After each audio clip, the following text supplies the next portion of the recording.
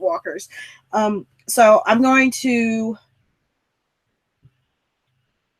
mute. No one's here, so I don't have to be responsible or accountable to anyone. I'm going to mute, and when I return, we will talk Dim Thrones. I think I'm going to try to find some image of the Song of Ice and Fire just to put up.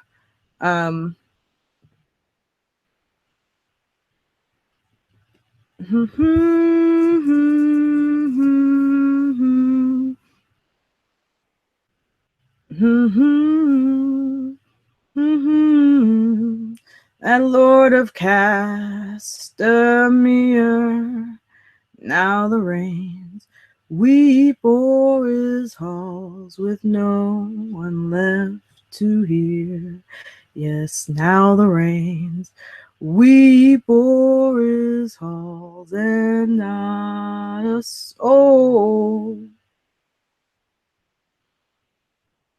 And they say only a cat of a different coat. It's all the truth I know. A coat of gold and a coat of red.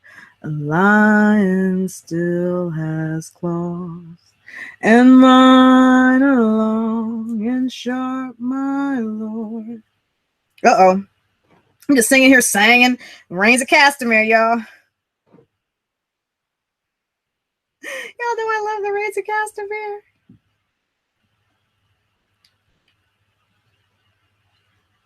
What's up?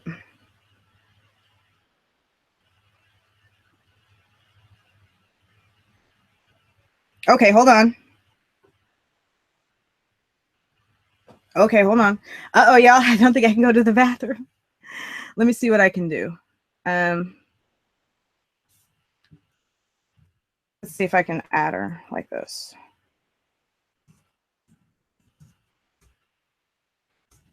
I saw. Okay, hold on.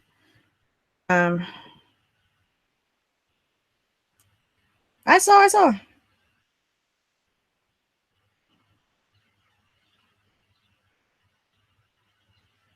Ah! Dr. Winters can see me. Oh my God, I'm flipping out. Okay, Dr. Winters, I'm working on it. Gosh darn it. It goes to the video call, but not to the Hangout. Okay. Let's see what we can do about this. I can try to, let's see. Here's what I'm going to do. I'm going to add you on GooglePlus, and I'm going to see if I can add you that way. Okay, GooglePlus. I don't know if it'll sign into that version of GooglePlus. Okay. It's like Dr. Winters, I have to communicate with Dr. Winters via the Hangout and stuff. Okay, hold on. Click on person to and copy paste the link. Click on, ooh. Okay, will do. All right. Oh, I think I exited that Facebook window. Hold on. I have to sign back into Facebook. I'm just going to sing the Rains of Castamere. And who are you? The proud Lord said that I must bow so low. Only a cat of a different coat. It's all the truth I know. A coat of gold and a coat of red. A lion still has claws, but mine are long and sharp, my lord, as long and sharp as yours. Okay, where are we?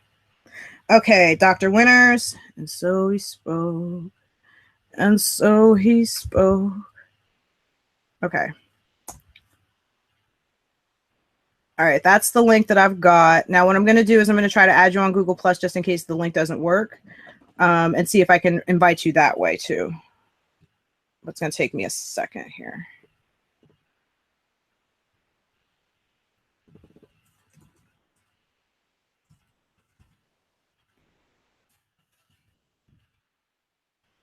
Where we go? Uh-oh.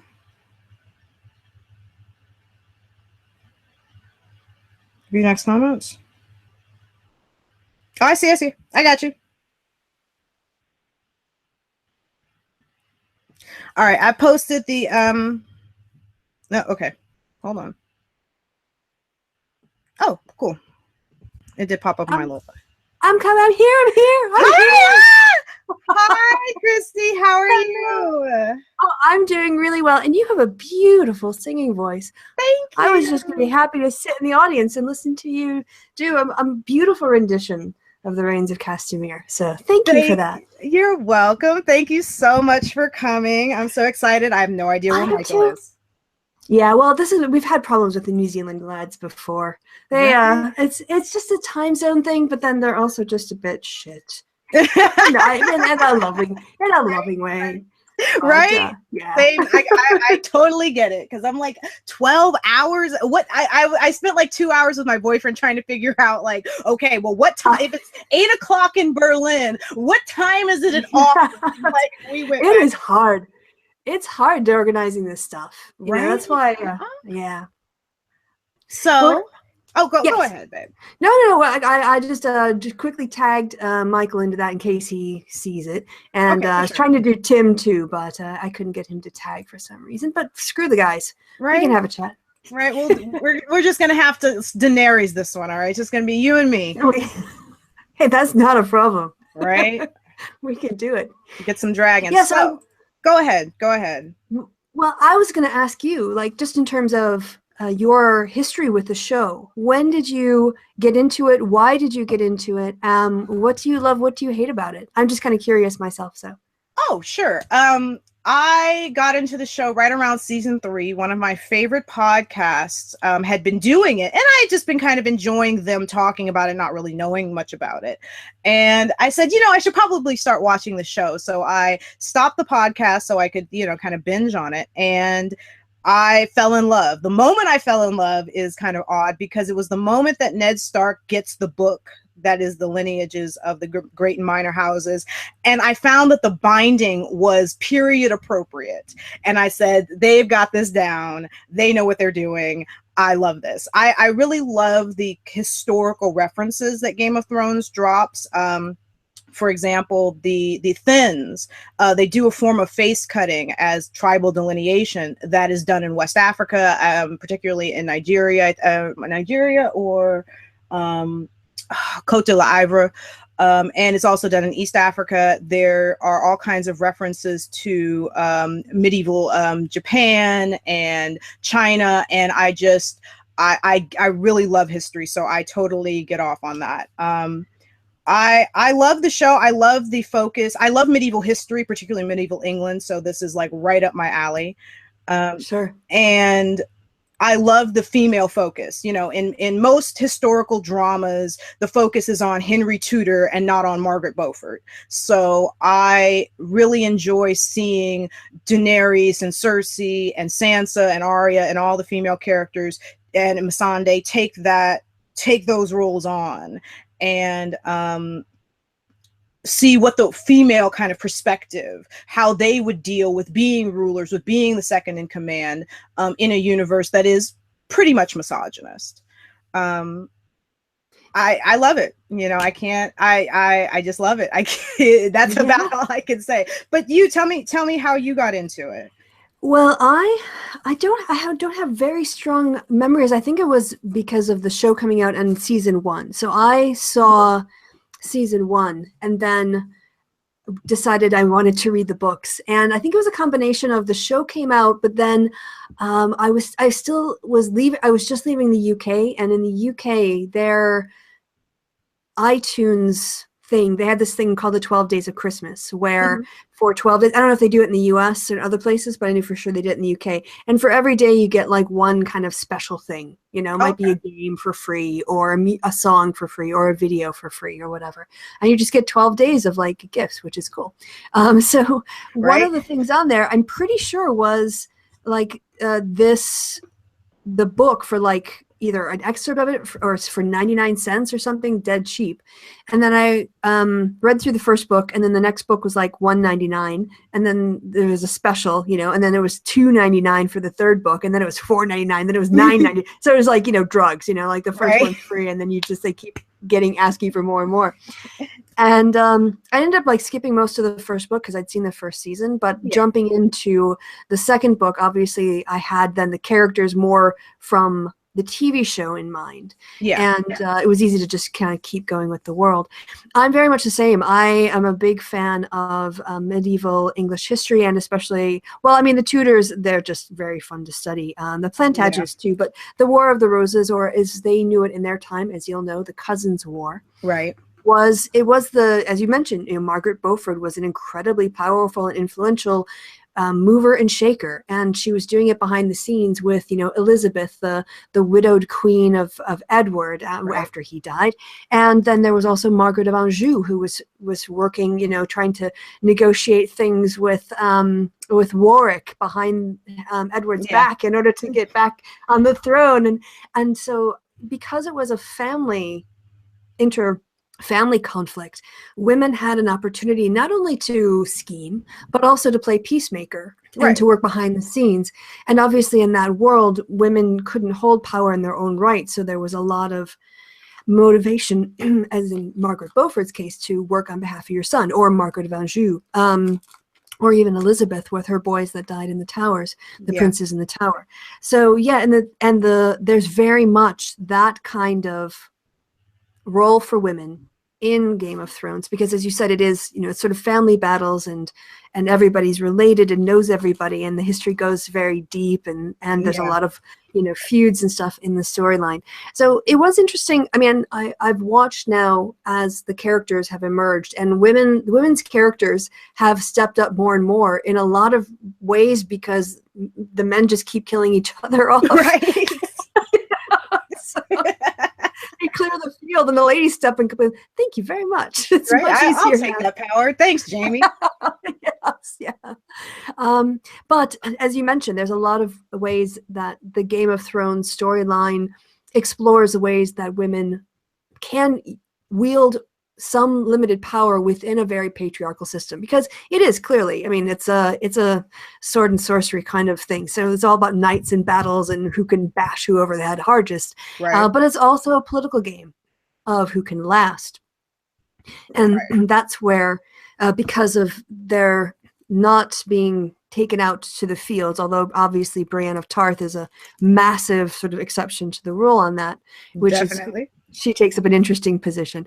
Women are increasingly now, as we're coming toward what we call the end of the story, Sansa stepping up, Cersei stepping up, Daenerys is stepping up, Melisandre is stepping up. And so it is very interesting to kind of see he who laughs last laughs best. I agree. I totally agree. I think that what I find the most interesting is kind of Cersei and the way that she attempts to wield power, and Daenerys. Part of me really loves Cersei because she's really, she totally hates the system that she has to work within, but she kind of concedes that she's not quite smart enough to subvert that system. Right. In the same way, Daenerys sort of has to give up the traditional realms of power when she loses her child and is kind of unable to have other children. So she's not able to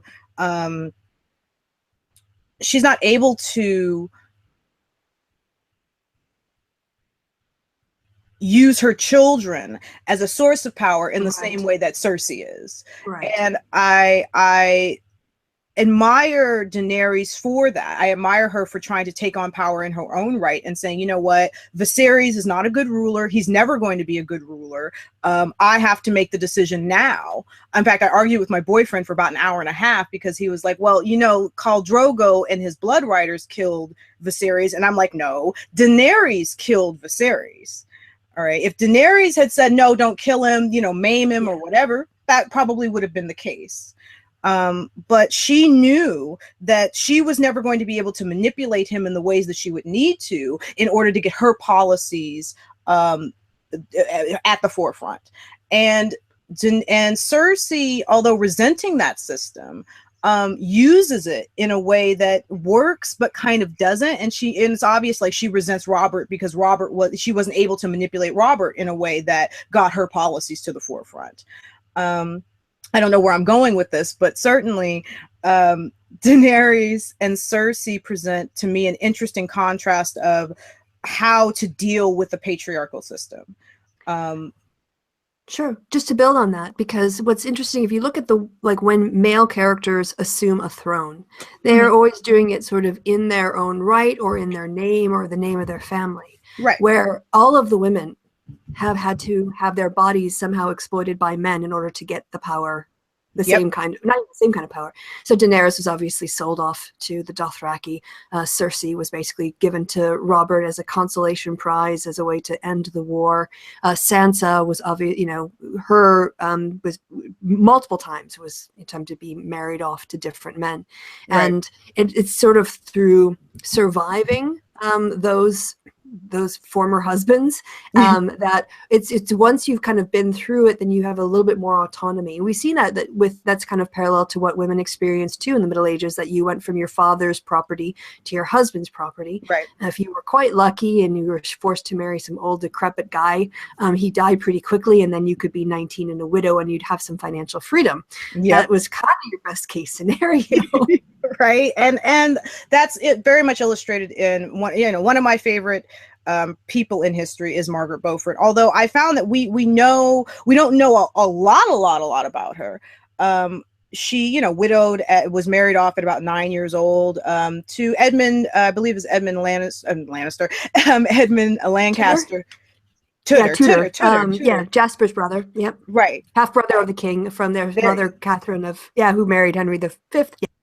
See, Dr. Winters. No, that's why Dr. Winters is here to keep me in line, guys. I've literally just been listening to the history of the Tudors on audiobook in the last 2 weeks. Otherwise, I would not be that quick off the draw. Oh, only because I barely even have had time to look at anything Tudor related. I was supposed to go back and I'm going to read some Game of Thrones. I'm going to go and I'm going to read some of my, histories on the Tudors. And I was like, but I want to read Herman Melville first. And then I got lost in fascism and it's just been crazy. But there's never enough time for all the books we want to read. Right. And I feel like that Twilight Zone episode where I've lost my glasses and now I have to the light gas. And now I have to sit here amongst all these books, but I can't read them. I think we're on Margaret Beaufort.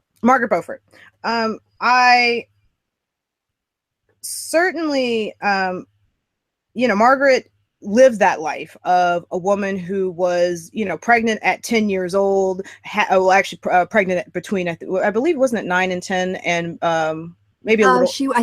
Was married at 12 because that was the minimum age of consent. Yeah, and they normally wouldn't, even in that day, they wouldn't get a girl pregnant that early because they knew the health risks. But because Edmund was going off to war and they wanted to make sure that they could claim her property, he basically, statutory rape or raped, whatever you want to call it. However, it basically was sexual assault because she was underage, even though she was married. Anyway, she delivered when she was 13. Right. It was, she lived that life, and in her story is the culmination of kind of the best case scenario, right?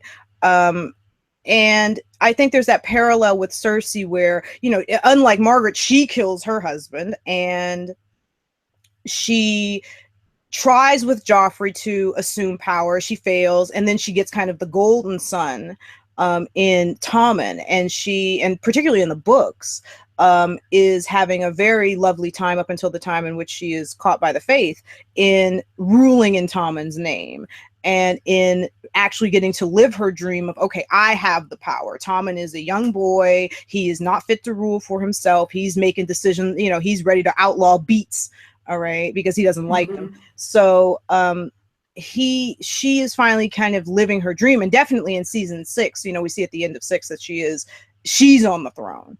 And damn, is she fierce. Right? Sorry, I was like, wow, she puts on this dress. I was like, she's getting ready for something. I knew, right? When the episode 10 opens and she is in that dress, I was like, she's not going to that freaking trial. There is no way she looks that good, and she's going to this trial. No, honey. It's a war costume. She's going into battle. And I'll admit, I said this on Twitter, and I admit it to you and anyone else who wants to know, I oftentimes will stand by my bedroom window with a glass of fruit juice, because I don't drink like that. Cold fruit juice in a wine glass, stirring it around, thinking about bearing in them, just sipping back, and okay, what can we do, right? I'm Game of Thronesing in real life. That's the sad part. If only I had dragon fire, right? If I had a dragon, it would be. If I had a dragon, that's when the world would stop. A world economy would just be. Everyone would just be in silence, waiting for the day that I flew over with my Valyrian steel sword, and this time it's you. But ultimately, I guess my point is that Cersei's traditionalist path, in the books, and I think it'll happen in the books and certainly in the show, has led her to a more feminist path where she now has to be the ruler. She has to have the agency. She has to make the decisions, and she's no longer in a position of, well, the king says, or the king would like you to do. She is now the authority, and I'm eager to see how she handles that, because she has so been trained to, manipulate men to say that the king wants X, or the queen, the king wants X, or the king is going to do X. I'd like to see how she deals with having the power and that responsibility herself against Daenerys, who for a long time in both the series and the books has had that autonomy, has had that power for herself, and has had to take the responsibility of her decision, of it being her decisions that are criticized and questioned and dealt with, as opposed to her having to play the puppeteer behind a king or some man. Yeah. On the Cersei topic, she's basically had her whole life where she's had her blonde, beautiful brother, right, that she's banging, who is always, her the apple of her father's eye. And then even before even being like a second child, I think that Tyrion is the youngest. He's still a male. Yeah. So even if he's a dwarf, he's still a male. So he still gets precedence before her. And you're right. Now, she is at the point where her father's dead. Her brother is physically maimed. And her younger, and Tyrion is out of the country and an accused murderer, and that's what it took for her to be. And she's lost two boys, running the throne, and all of that had to happen for her to get to her point, because her sex has been holding her back her entire life. Yeah, and in the books, it's really, what I found most interesting was that in the books, she and Jaime used to switch places all the time. And so she had learned from his master at arms. She had kind of learned how to fight and the value of that. And what bothers me kind of about the Game of Thrones universe, particularly with women, is, we learned from medieval history that kidnapping a woman is standard practice. That's standard operating procedure. If you are in a situation where you can kidnap a woman, you should, right? Particularly if she's of the blood royal. If you can hold a woman hostage, you should. If she's, because she has some value to her family. And what I never liked about Eddard Stark, and kind of one of the reasons I rooted for his death, was his own sister had been quote unquote kidnapped by Rhaegar, yet he didn't find the value in teaching his daughters how to fight. Right. And I didn't understand that. I still don't understand that. You have to learn to fight to kind of ward off things like that. And Lord Eddard was just like, nah, my own sister only got kidnapped. Lady of a manor. Right. You can give them a lady of a manor. Yeah, and the wildlings are a complete opposite, right? If you want to look at a contrasting social setup, they're like, if you want to have sex with a woman, you kind of like gotta beat her, not like physically beat her, but you have to show because if you can't overpower her, that's like a criterion, like swipe to the left. Right. Right. So, that kind of option would have been open, but, with the whole emphasis on chivalry, that idea of chivalry requires women to be infantilized in order for men to protect them. But yeah, it's a good point that the Starks are far more bound up. And of course, you know, with Caitlyn, she's got Catelyn, sorry. You know, she's the real almost epitome of that. You know, she gave up her family, went to live in the north, and never really felt accepted, and gave birth to all these children, and watched her husband die, and then watched her children die, and then watched her children's children die in front of her. Right. She was just a completely tragic character, a woman who did everything right, and yet everything went wrong. Yeah. And one thing about Catelyn Tully is that, you know, she is this. I love Jaime's line about, you know, comparing her with Cersei in 6 when he's talking to Edmure. She is a woman who upholds the medieval order. She's a woman who totally, you know, who teaches Sansa how to be a young woman to the extent that she can, and how to deal with the social order of the day. And she does everything right. She negotiates with Renly. She attempts to reconcile Renly and Stannis. She tries to give her son the best counsel she can. But at the end of the day, she is unable to resurrect her family, to keep her family from falling apart. And it's tragic to a certain extent. I mean, I've certainly had arguments with people about how I feel about Catelyn Tully. And as part of me, you know, feels for her, and part of me is just like, there are so many other things you could have done. Yeah. But ultimately, she too kind of I always call it the old way or the old order. She too is of the old order of things, where women have a particular role, they play out that role. And I almost view it kind of from Tywin's perspective of, if you're going to win the Game of Thrones, you have to bend the rules. And that means changing up how you view your role, changing up how you do things. I mean, the Red Wedding is the epitome of that. The Red Wedding completely changes the rules about guest right and how you are to handle certain situations. And in that moment, Tywin wins the Game of Thrones, right? He eliminates a major enemy in one foul swoop without really having to take credit for it.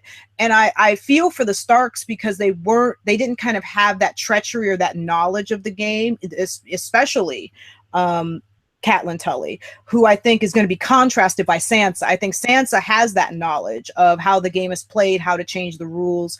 And I think that Sansa's journey is going to be one that is going to be interesting to contrast with her mother's. Definitely. Yeah. Sorry, I didn't mean to cut you off. Oh, no. Honey, cut me off. No. Right? Well, just to reinforce that. Yeah, because Sansa is really what you would call the archetypal princess character. Right? The eldest daughter, she's going to be married to a prince. And she's probably had the least amount of agency of anybody in the stories. And as you were talking before, I was reminded of that line by Tyrion, that I have a soft spot for cripples, bastards, and broken things. And that's kind of who is winning by the end of season 6. It's the people who are not the traditional story heroes. You do have, you've got Tyrion, you've got Bran, who is physically a cripple. You have, Jon, who's a bastard. Daenerys, who's an orphan. And Arya, there's a lot of orphan kids. But it's never, if you think of the traditional storybook stories like, Shrek or any of the Disney stuff, nobody who's competing in the closing season of Game of Thrones looks like any of those characters we're used to seeing. And that's what I think Martin does the best. I mean, he's coming from a male perspective, and he's going to, there's things he probably puts in things like brothels and women as sex workers without too much thought, because it's a bit of world building. Yeah. But he does, to his credit, he writes really interesting female characters. And because they are acting outside of the normal bounds, we don't know what to expect, and not knowing what to expect makes it more exciting.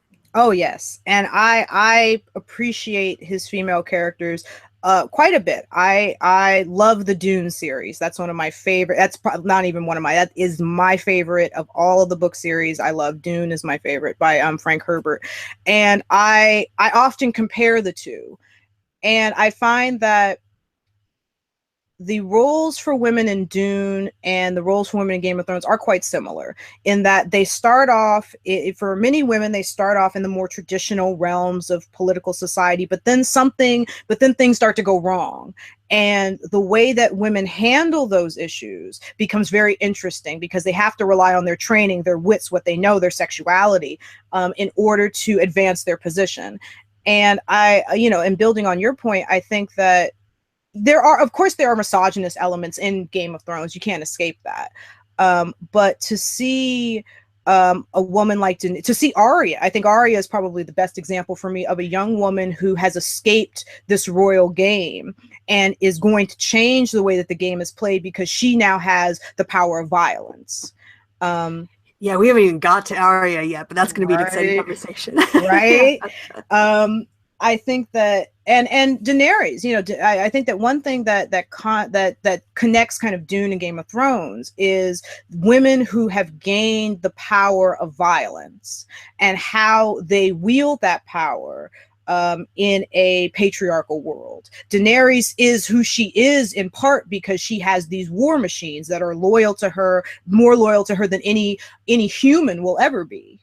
And she herself is a war machine. She herself escaped from a fire, and of course in season 6, she starts the fire, right? Arguably one of my favorite scenes in television history is when she walks out of that temple and it's like, yes.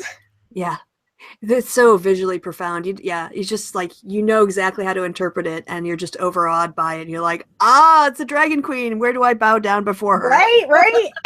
and I love that, I was so ready for one of the dragons to come and swoop in and, and save her life or burn down the calls or whatever. What I loved about it was this was Daenerys's power. This was her own ability. She wasn't relying on anyone. This was about her.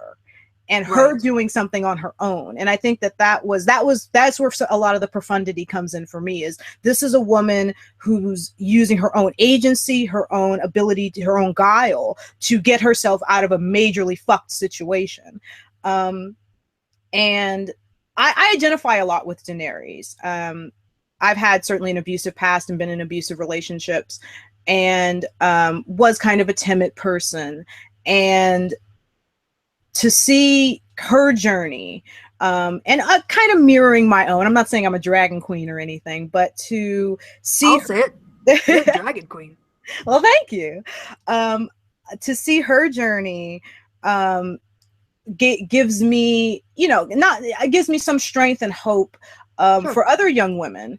That they'll see, Game of Thrones and they'll understand the kind of underlying message of you can escape these relationships, not necessarily by killing your spouse or by killing, your abusive partner, but you can escape and you can still have a life that's fruitful and have agency and autonomy and be a happy person and have authority and do what you want to do with your life.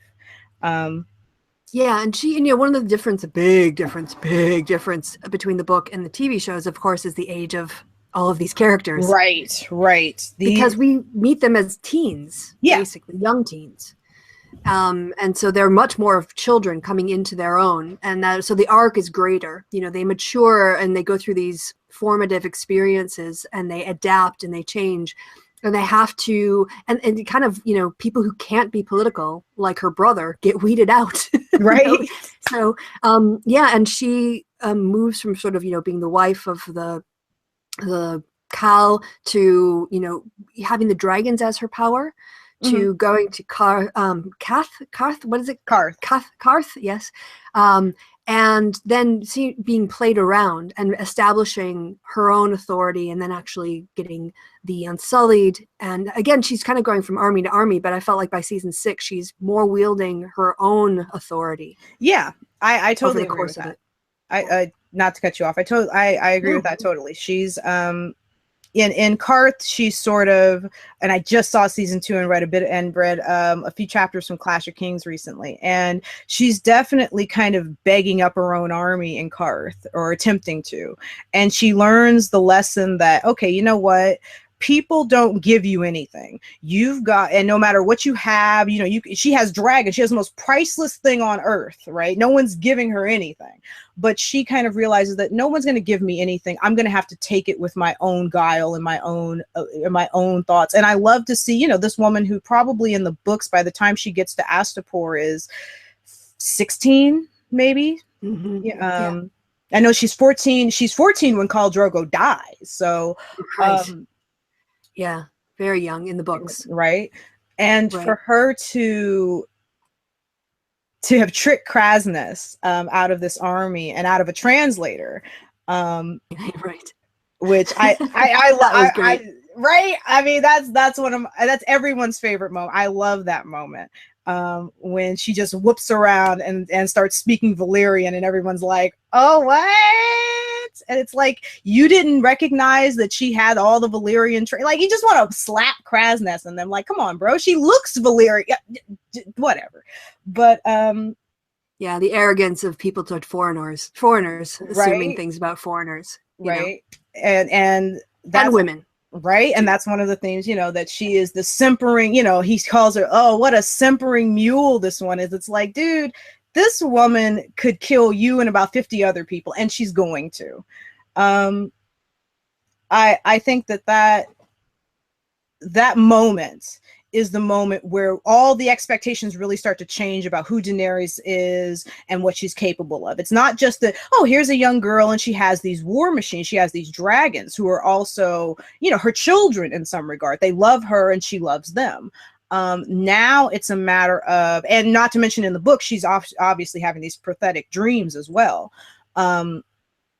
This is now a woman who is a military leader and obviously a tactician, smart enough to have done something that I don't think that Tywin or especially Tywin. I don't think that Tywin could have pulled off what Daenerys pulled off in Astapor, because Daenerys has grown up basically her entire life as a poor kid living on the streets. She learned how to eat and how to survive in a world where she was a beggar, and her brother, you know, lived on the streets for many years in the free cities. And I don't think that Tywin Lannister, who had lived his whole life as a wealthy man, could have made the same kind of tactical decision that Daenerys made when she decided, okay, I'm going to give you this dragon. Not. Psych. Right. I don't know if do you know the Game of Thrones? No, what is that? Oh my gosh, you have to watch it. They start usually, I think they start about season 3, unfortunately, or about halfway through 2. But it's a guy who's a hairdresser out in LA, and he brings in a client. He's like, oh my God, did you see the last Game of Thrones? And then he talks you through the episode, and they show little clips. But he's got nicknames for everyone.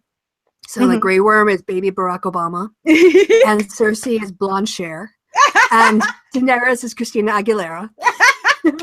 And in the scene where she's negotiating, you know, for the Unsullied, and she just has the dragon, you know, and then she stands there with the whip, and then you just want to hear Whitney Houston going, "I'm every woman," and then they put the music on to Daenerys, you know, like the flames going up in the background, and yeah. So after this, go check out the Game of Thrones. It's delightful, and it's a great sort of recap and reinterpretation of the episodes. So lots and lots of fun. Awesome. I cannot wait. The one person I have to talk about who is my favorite character is Melisandre. Okay, because she's why is she your favorite character? I'm interested in that. She is my favorite character because all the female characters effectively come from a position of power. Even Daenerys, who is an orphan, whose family is out of power, she's still a Targaryen. Melisandre, for me, is the only person who comes from absolutely nothing, who comes from the bottom caste, and that is she was a slave prior to being sold to the church.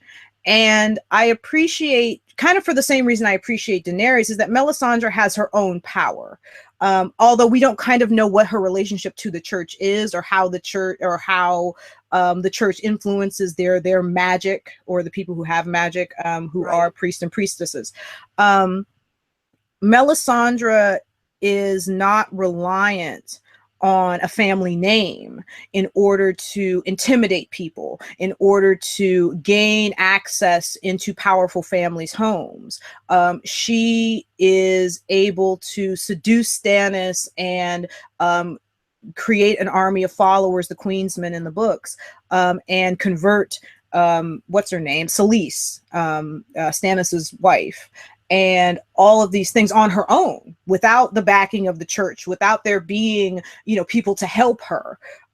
She makes these incredible feats. It is directing policy for Stannis on her own, right? Without dragons, without any external force helping her. And I find that, and as a person kind of the descendant of slaves, I sort of feel like, yeah, this is a woman who came from the bottom caste and is now at the highest caste, partially because of the church, but partially because of her own power. And I appreciate that about her. I appreciate that she doesn't feel a loyalty to House Baratheon or to House Lannister or to any of the particular houses. Her only loyalty is to her God, is to her church. And I definitely appreciate that about her. Right. I know that she's wrong. There's a lot of moral, in terms of who Melisandre is and how she deals with moral situations, she's immoral to hell. Like, she's practically evil. But I appreciate that everything that she does because she has faith in her God that has given her this life, that has helped her to live these several centuries and what have you. I don't know if that's a good reason or not, but I love her. It's subjective, it's art. So, I don't think there's a right and wrong. I just think there are different takes, and I think different takes are interesting. Because for me, it's definitely Arya. Oh, well, Arya's... like her chapters are the ones I savor. And I think it's because what I appreciate about Arya's character so much is that from a very early age, she knows that she's not been born to the right position in life. Mm-hmm. If you think about the TV show and she's still with her dad, and Ed says, someday you'll be a lady of a house and you'll have sons and daughters. And she goes, that's not me. Yeah. From a very early age, she knew there was a truth to her that she was willing to listen to. And the way that she's had to scrape and scrap and fight and also make alliances and friends and to be very political. Like when she's with the Mountain, not the Mountain, sorry, the Hound. Yeah, when she's with the Hound. Sorry, it's been a while since I've watched them, so it's fine. But you heard what I meant. Yeah, and feel free to correct me always. But they end up forming a kind of grudging bond, and she works that for as long as it's advantageous, and then when it's no longer advantageous, she moves on. She's learning how to live in that world at that time, which is survival. So yeah, and of course, her whole experience in the House of House of Black and White, right? Is there a store in the States called like the Black and White Market or the Black Market or something? Because they make reference to that shop or something in the Game of Thrones. But anyway, and I have no idea. Okay, and anyway, it's quite funny, no matter I think whether you get it or not, because it just sounds like a place like Pier 1. Sort of crate and barrel place. Anyway, and so she throws away her she keeps Needle, but she sort of sheds a lot of what it meant to be a Stark and the privilege of that, and tries to make it on her own merit. And then of course, she's also discovering her own code and her own morality. So like Melisandre, she's been doing some pretty not moral stuff. She's on a vengeance, war path. She's out to kill people. I was talking to my mom because I got my mom addicted to Game of Thrones. No, I can bond over that. Like right? Chat about. And she was like, "Well, I don't know how I feel about Arya killing Walder Frey," and I was like, "Listen, you put me in that circumstance, and this is a man who killed my mother and my brother and potentially my, cousin or nephew or niece. And people that I know and love. Yeah, I'm a want revenge, Mom. I love Arya. I love Arya because of course, because she is a woman who very much early on, you know, from the first episode really, where Bran and the boys are shooting arrows and she's sitting there sewing and is pissed off about it and doesn't sew very well. And she hits that mark and she is like, yeah, that's me, boys. This is what I do. Drop the mic. Yeah, I'm walking away now. Right? Drop the bow and arrow like the mic. Boom. Yeah. That's how you from that moment, we know Arya is going to be a woman who defies the social order, who doesn't care about being a lady, who doesn't care about, you know, we don't know that she doesn't care about holding on to a holdfast. But because when she's talking to Ned, she says, well, can I be Lord of a holdfast? Because she wants that power for herself. I love the moments. In fact, this is my backup channel. And one of the things I named myself was Lummy, after one of the characters that travels with her and Gendry and Hot Pie. That relationship that she has with Lummy and Gendry and Hot Pie is, to me, endearing, but is also a sign of who she is. She's a woman who not only can attempt to politic with the big hobnobs, but she's a young lady, I should say, who can inspire the people, the downtrodden, the boys who are being sold off to the Night's Watch. She can forge alliances with them. And I think in a world where, you know, society is so stratified between the very wealthy and the very poor, her crossing that boundary to me is interesting, in a way that nobody else really does. Yeah, and your point about basically, you know, her family almost being wiped out. To her, I guess she knows, you know, Sansa is still alive, but I don't think she knows that anybody else is alive. You know, that anyone who's experienced death, you know, one way people can process it is by making you hard and emotionally distant. And I think you see the cumulative effect of loss on Arya. She becomes harder and harder. You know, she becomes more and more ruthless, as a sort of a coping mechanism to deal with the amount of grief. And I think she's an interesting contrast to another woman who had I think a very deep sense of herself, and that's of course Brienne of Tarth. Yes.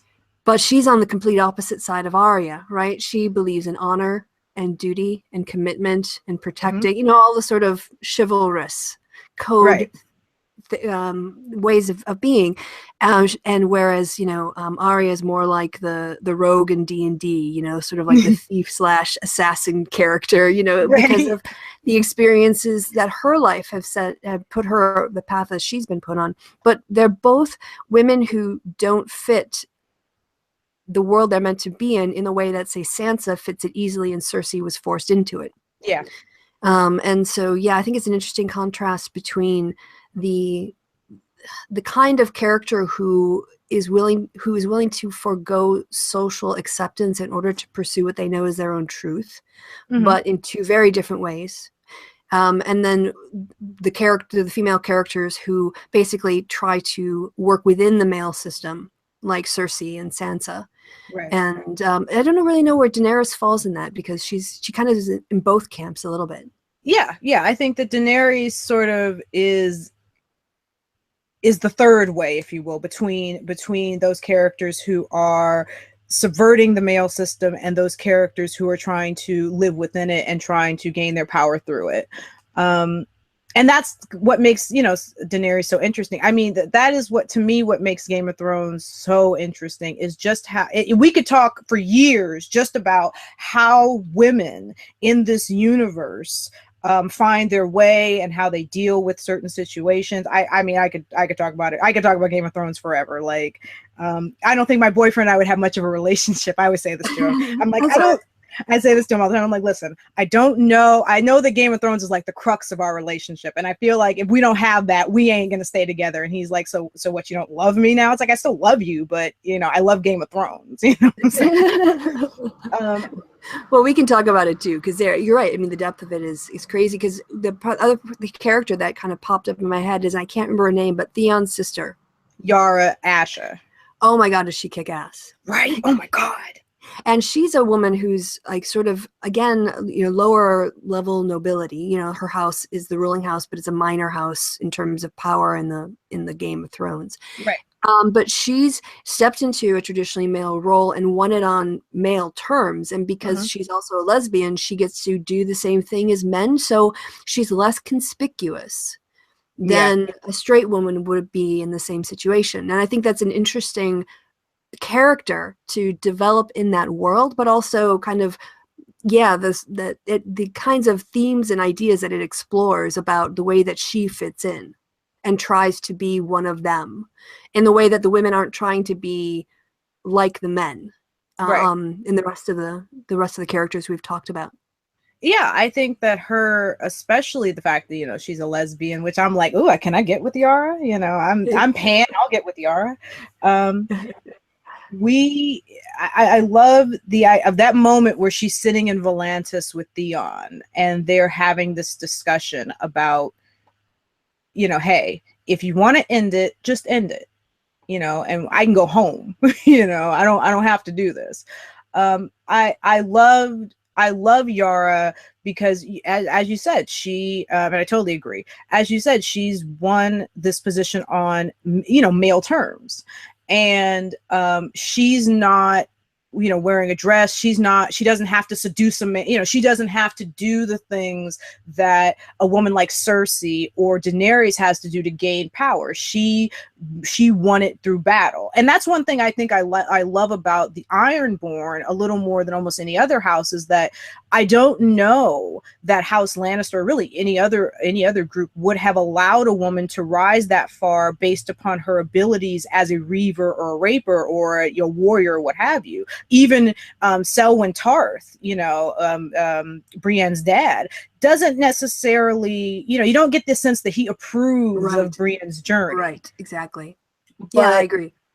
But you know that Balon is like, yeah, this is, her brothers are dead. It's her job to assume their role. And I think there's something interesting and almost feminist going on with the Ironborn, but we have to take that different track with Euron.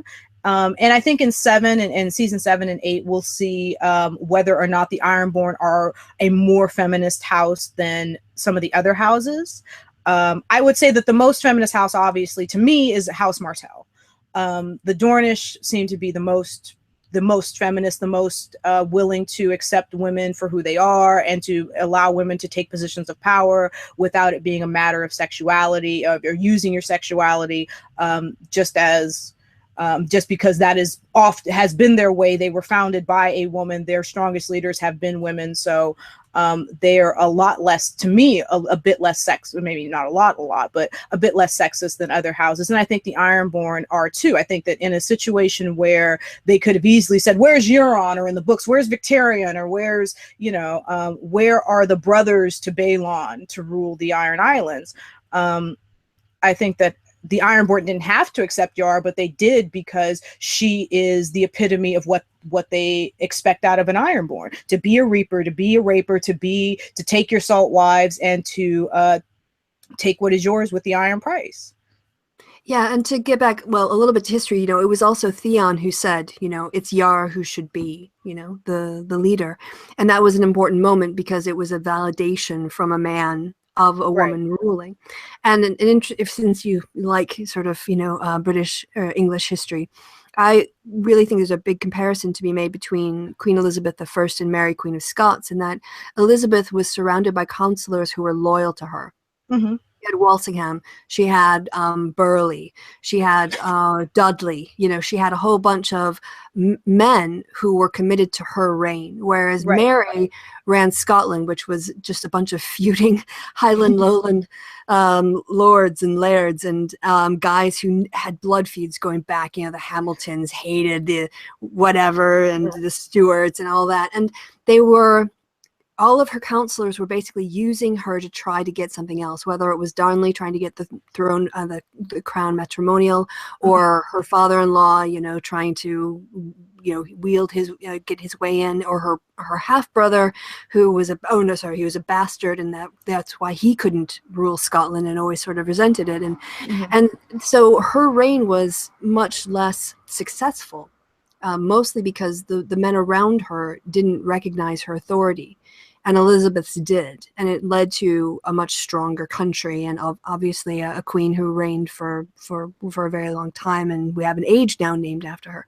Mm-hmm. So, you know, with the Yara thing, compared to like what Cersei's trying to do in blah blah blah blah, what's the name, King's Landing?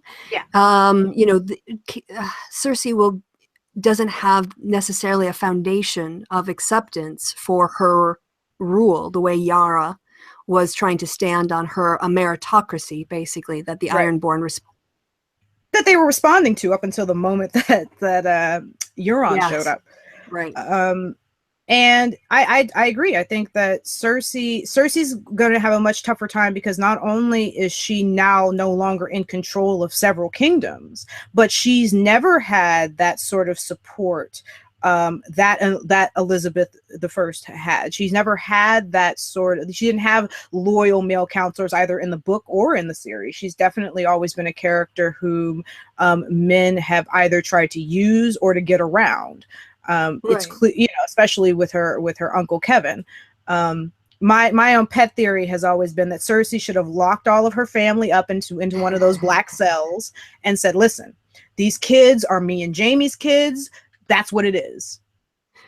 Oh yeah, that would have been an interesting power play. Oh yeah, tell Tywin. I think Tywin. Yeah. I always thought Tywin kind of knew, but we'll save that for our theory talk. Yeah, but yeah, I guess you could compare Daenerys and her loyal advisors, the Elizabeth, to Cersei's Mary, Queen of Scots, and that, you know, now she's got Tyrion, she's got Lord Friendzone. That's the name that's from Game of Thrones, Lord Friendzone. No, it wasn't. It was from not CinemaSins, but the other one, Screen Junkies. I think their box set review of Game of Thrones. Yeah. And you know, Grey Worm and her translator and all these people, and the Spider now too is on her side. Yeah. So she's got all of the loyal counselors around her, united, going into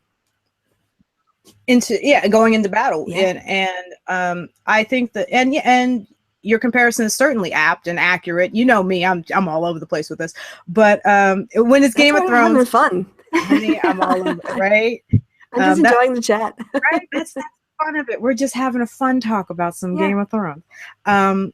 But when it comes to Cersei, and we all know how much I love her, she, at this moment, Cersei's only two loyal counselors are Jaime, whom we don't know actually where his allegiance lies, and Qyburn, who has always been just obsequious and not necessarily a clear thinking person. You know, he's a person who's always wants to serve Cersei, and we don't know that his counsel is right, because he is blinded by his kind of brown nosing.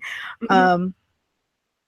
I think that, you know, kind of a prediction for 7 is that Cersei is going to have a really hard time getting, you know, even though she is the queen, and I will give it to her, in my mind, legally, quote unquote, there's no one else of the blood royal, if you will, to rule, right? Jaime is in a lot of ways been emasculated by him losing his sword hand. Right. And no one, you know, because of the kind of reaction that people had when he killed the Mad King, nobody really is going to take Jaime for their king. And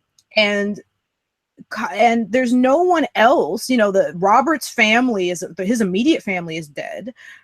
So there really isn't anyone else of the line to take over but her, and she's the firstborn child of Tywin Lannister. Yeah, and I guess the former queen and the mother of 2 kings. So kind of, but yeah, it's kind of a weird basis of claiming power. But I don't know what they'll have for precedent or history there, or she'll just do it by conquest. Well, and by conk, she blew up this damn sept. She should. I mean, I'm sorry, if you make that type of that type of terrorism is something that, and it was an act of terrorism. I've seen a lot of like videos about it, certainly, because I just love seeing her blow up that sept. And one person we haven't actually gotten into was Marjorie. Yeah, I was also thinking that, but yeah, we can talk about Marjorie too. Yeah, but getting back to Cersei and blowing up the Sept and her terrorism. Her terrorism. To me, that is a Tywin-esque move. It's messy, and it doesn't have the compact neatness that Tywin had with his, political terrorism via the Red Wedding, or that Littlefinger and Olenna had via the Purple Wedding. But it shows, not just to me a level of viciousness that Cersei obviously had, but a level of cunning that we didn't think Cersei kind of possessed. Right. Cersei's always been chided as having low cunning, or of being of kind of average intelligence, even though Tyrion tries to say, well, I think you have above average intelligence. People often treat her like she's got average intelligence. So here's a moment where you might not agree, you might be angry with her, but you can't deny that in this act of terrorism, she has committed probably one of the greatest acts of terrorism in the entire history of of the King's Landing of the Seven Kingdoms, because in one foul swoop, she eliminated all of her political enemies, basically, except Olenna. And she neatly sewed up this package that she had unleashed on the planet. She'd unleashed the Faith Militant, and she neatly kind of sews that all up along with the Tyrells and Kevin Lannister and anyone who was standing in her way, and is able to take the throne via conquest. And it's something that I don't know that other people would have thought of, or that, and I kind of compare, the way that some people rule or don't rule. I don't think it's necessarily something that Sansa would have done, or even Arya would have done. I think this is one of the only acts where you can say, okay, this is the demonstration of how intelligent and how cunning Cersei actually can be when she's backed up against the wall, when she doesn't have the power, when it's just Cersei, when she's not, doesn't have the power of Jaime or Tyrion. This is what she's capable of. And I was proud in that moment. Although I love Marjorie, I was proud. She. Oh, I know. It was so sad to see Marjorie die. Right, because I mean, yeah. Go ahead. Well, I was just going to say, before on the Cersei thing, before we get to Marjorie, because we want to do her justice. When you were talking about what Cersei was doing, the image I had in my mind was, her and the High Sparrow playing chess, and the High Sparrow thinking that he was winning at a game of chess, and then Cersei just standing up and knocking the board off the table and kill him. He's like, what? But I was about to take your queen. and it's like, no, yeah. Dracarys. Yes. All right. But yeah, so Marjorie, what a great character, a really great actress as well. Right? Yeah. She's Natalie Dormer. Yeah, she's in Elementary. She's in a lot of things. What was I just watching lately? Captain America. She's got a little, the first Captain America movie. She's got a little scene in there where she basically makes out with Captain America. So again, she gets to kiss a lot of good-looking men. I'm just saying, she really does. But Marjorie's character, yes, she comes along and you learn slowly how thoughtful and devious and political she is, that she is going into situations with her eyes wide open, that she knows the world, she has no illusions, she's the anti-Sansa, basically. Right?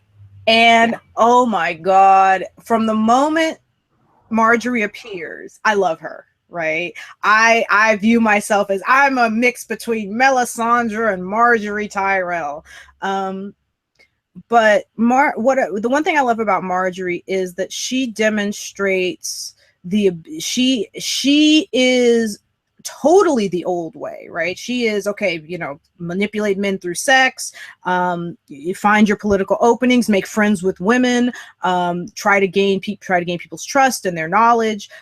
Everything you can do as a political adept in their society, she can do. And I appreciate that about her. But I think that she represents the idea that, okay, phone, hush up. I think she represents the idea that in their universe, no matter how well you can adapt the old way, no matter how well you can use the traditional political elements, no matter how smart you are or thoughtful, if you can't upturn the board, or change the rules, you're still in a very dangerous position. And that moment, for me, one of my favorite moments is when Cersei kind of grabs her by her hand. You know, they're walking together, and she tries to pull that, "We're going to be sisters, you and I." And Cersei says, "If you ever call me sister again, I'll have you strangled in your sleep." And that moment, that look on her face where she's like, okay, this woman obviously hates me, and I'm going to have her killed. I love Marjorie, and I appreciate her. I appreciated her presence. I love to see Cersei have to, you know, deal with her and try to convince people that she was a problem. But my only critique of Marjorie is that moment where she should have not kind of chided Cersei. She was talking to Cersei right after the wedding, and she sort of says to her, "How do I address you now? As queen or dowager queen, or as queen mother?" I'm like, don't take those shots at her. You know, Cersei has got an ego like the size of Texas. Just calm down. You know, I didn't like her prodding at Cersei, because she knew Cersei was vicious, and you don't prod at people like that. You smile and you say, "How are you?" And you could try to, you know, give them as much, you know, love and affection as possible, but you don't fuck with them. Well, I think that so I worked a while in politics before I went into campaigning. Well, basically it was kind of with like campaigning politics and then in legislative offices.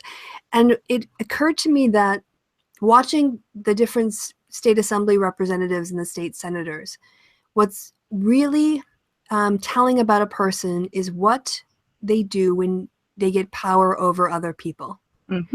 And people who take advantage of that to, you know, mock others, or, you know, make people do basic things for them that they could do for themselves. I'm just thinking of the senators basically here, because they can, because you're their employee and you can't say no.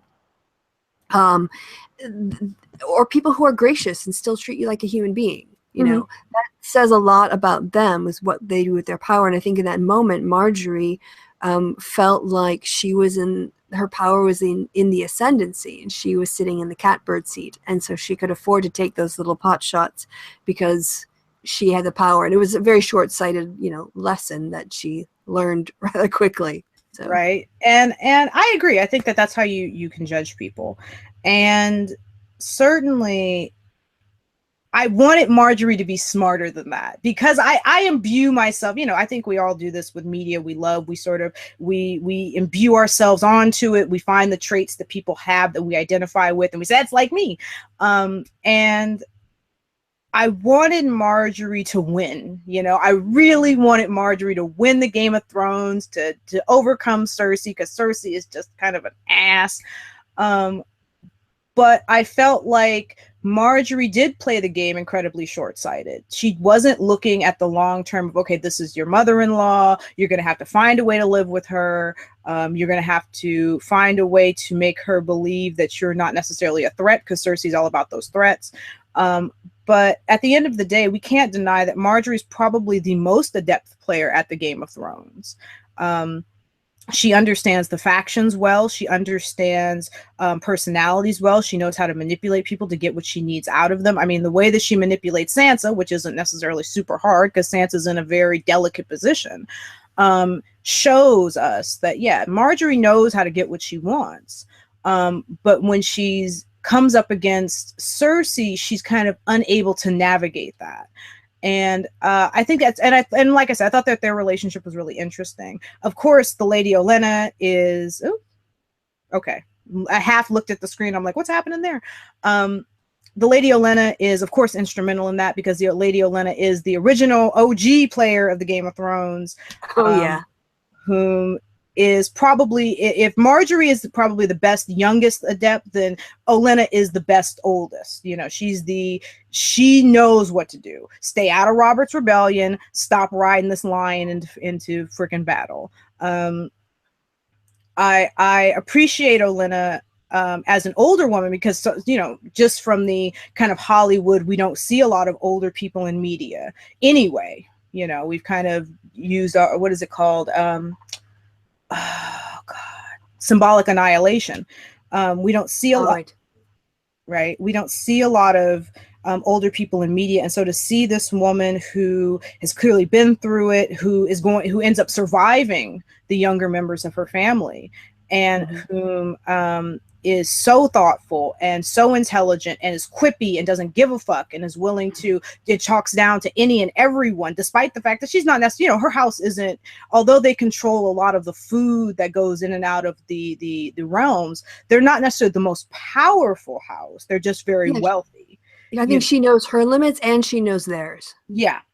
And she, just her ability to just tear you down in about 3 sentences is something that, of course, everyone loves, and I love to pieces about Olenna. I think that to me, that ability, that wit, to me, the wit that sort of Olenna and Tyrion possess, and even at times Littlefinger, are more powerful weapons in some ways than Marjorie's political adept or Cersei's viciousness. Yeah, with her, I mean, and the actress Diana Riggs, who plays her, it just embodies that. It's so believable.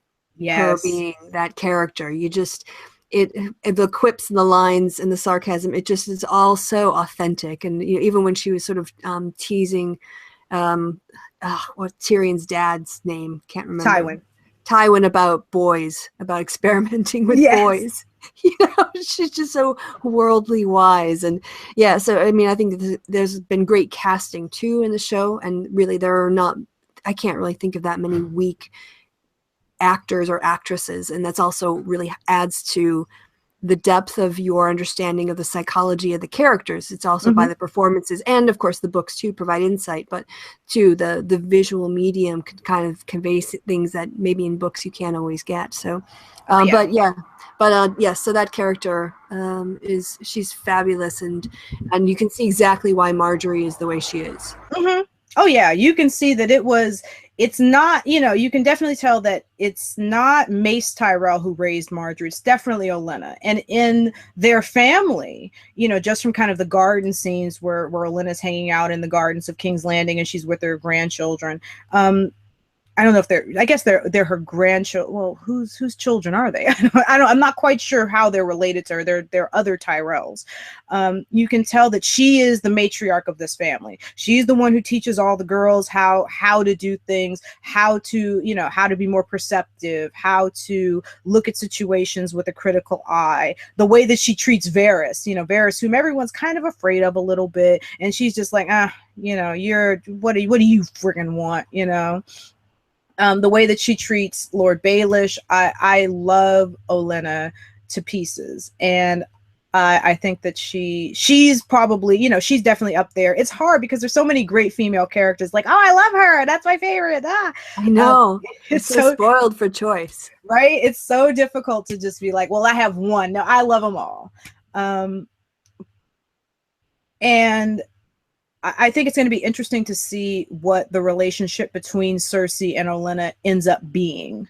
And I think it was interesting, and one thing I will say, kind of to go back to Marjorie for a second, is that Marjorie's decision to join up with the Faith as opposed to resisting them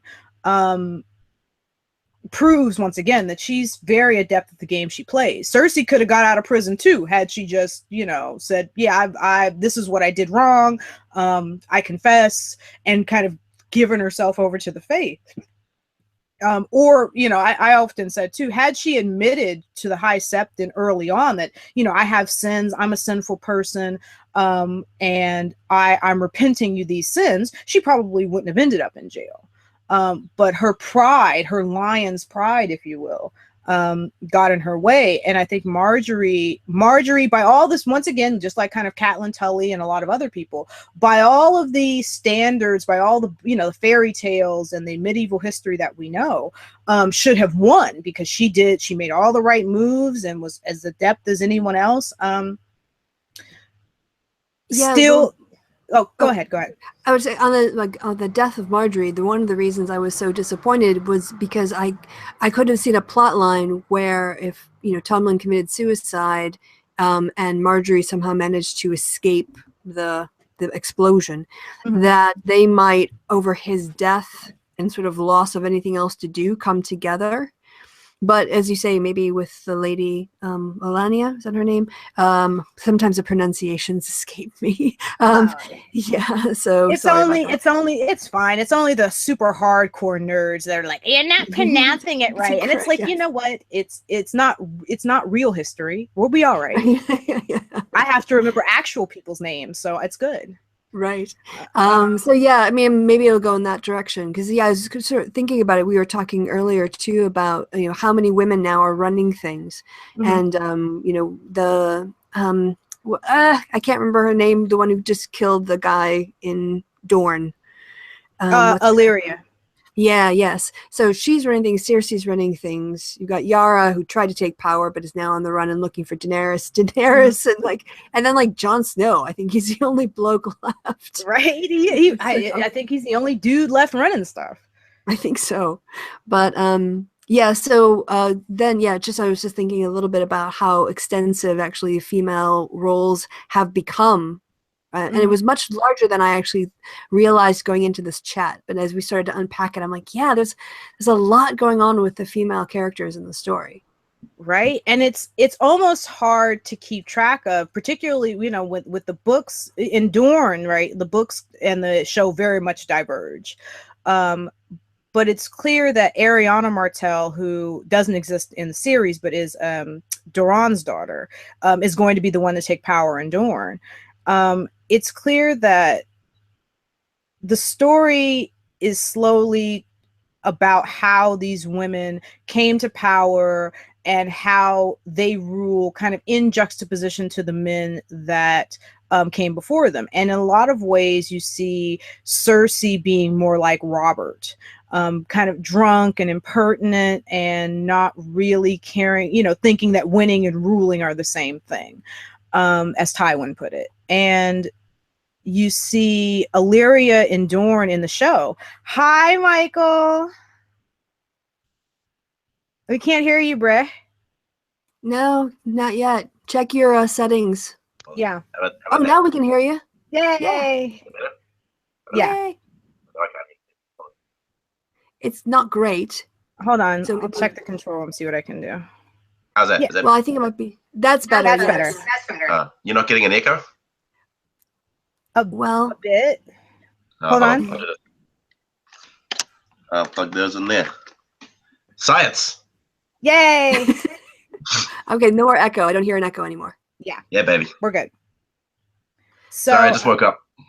It's fine. Good morning. Morning. Do you have your coffee? Mm-hmm. Damn straight I do. Hell yes. I have lost track of what I was talking about, but back to the beat. We're talking about just the extensiveness of women in the Game of Thrones universe now, kind of as people like Robert and Doran Martell and other people have sort of died. We're Rob, talking Ed, Stark. Right, like all the Starks mostly. Basically all the Stark men. We forgot there is one young boy still in power. It's Robin Arryn in the Vale. Yeah. Oh right, yes, the puppet of Littlefinger. Mm-hmm. Mm-hmm. Mm-hmm. Who was the puppet of his mother too? Yes. Yeah. And I think that. That's right. Okay. And then Jon Snow, and that's it really that I can think of. What about the Boltons? Who? The Boltons. Oh, the Boltons. Well, is their house extinct now? Oh, what? At what time part are we talking about now? Because we're not. Remember, Michael's here now, so we're not allowed to talk about 6 anymore. Oh, okay. So we have to stop at the end of 5. Right. So remind me what happened at the end of 5, so I know where to stop. House Bolton. Go ahead, Michael. Oh shit! I know that Cersei had taken that walk of shame. Jon had been stabbed in the back. Shit, what else happened? Daenerys had gone off on a dragon somewhere. Right. I think I'm trying to remember. It's been years since I read the last book. Fuck. You see if you can. Okay. Yeah, okay. No. I know where to stop then. We'll just work. Okay. So basically, the end of season 5.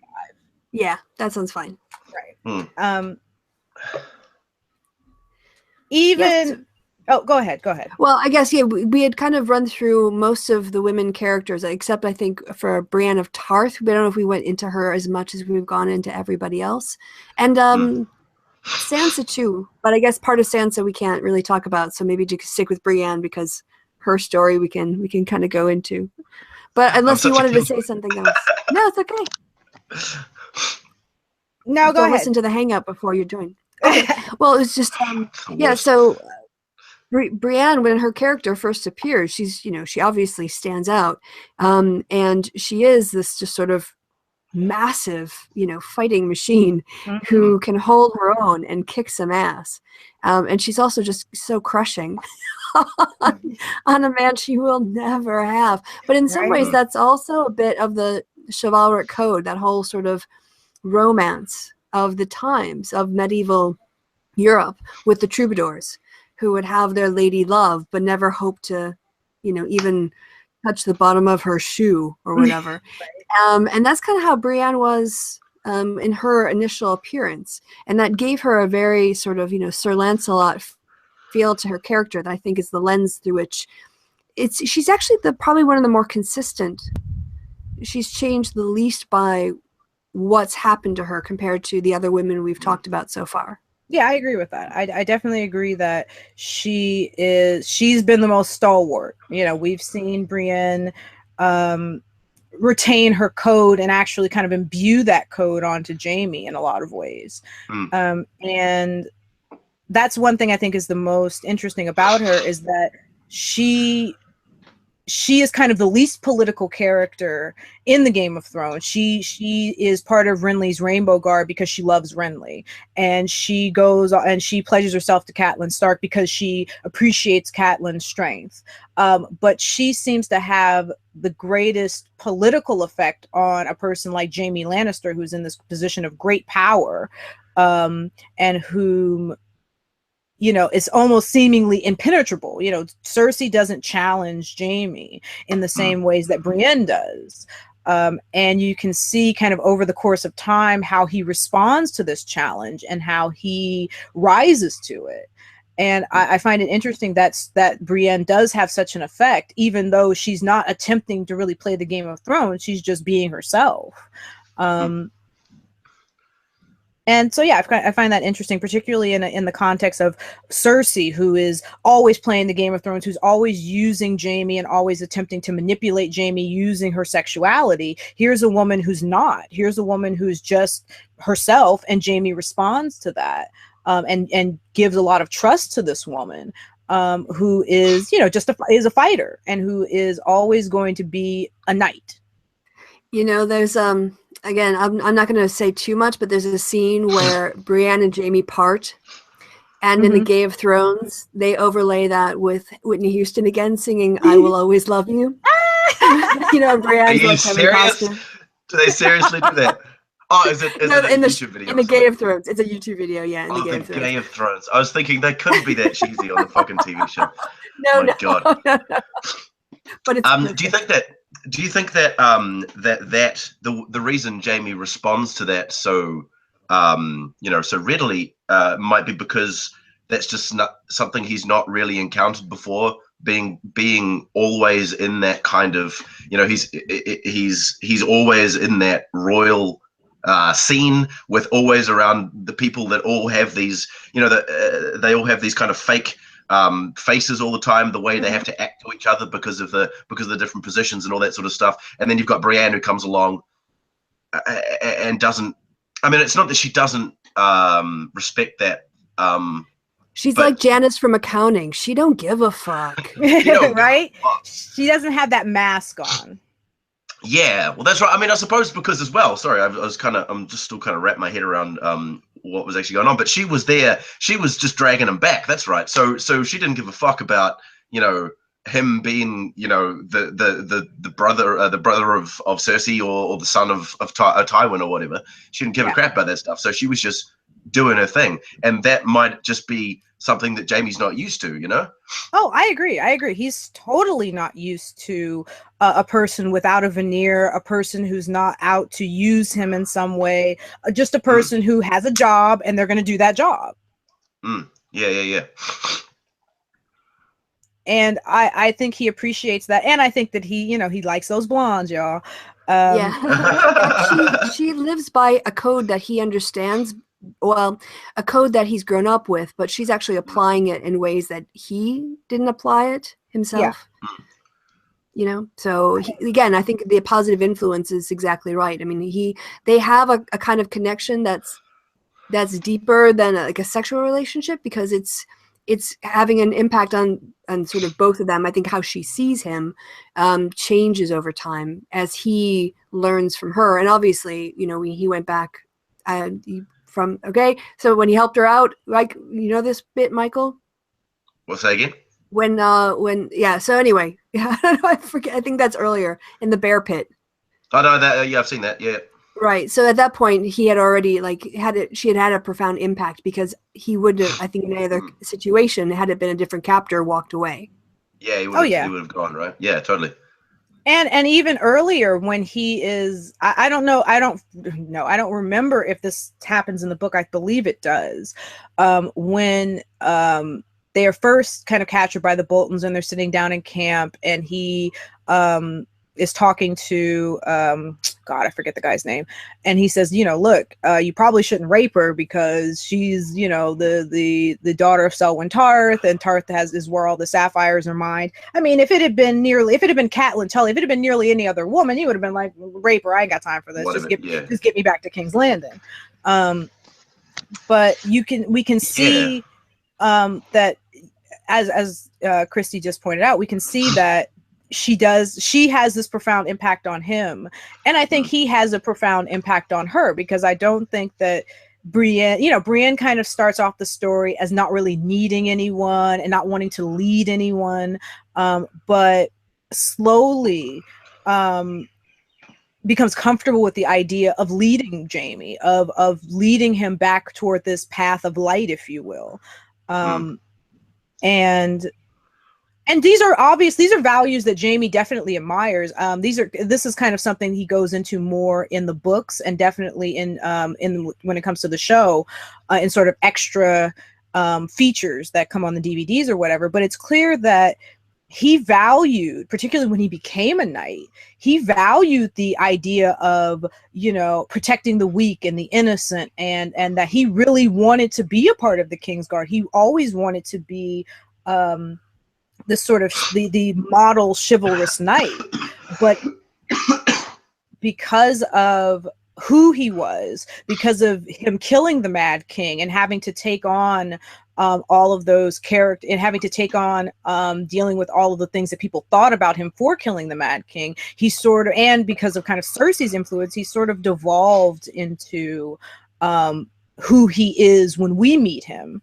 And Brienne's influence in a lot of ways reminds him, and I think this is definitely a lot clearer in the books, reminds him of the knights of old whom he admired, who made him part of the Kingsguard, whose values are ones that he always wanted to adopt.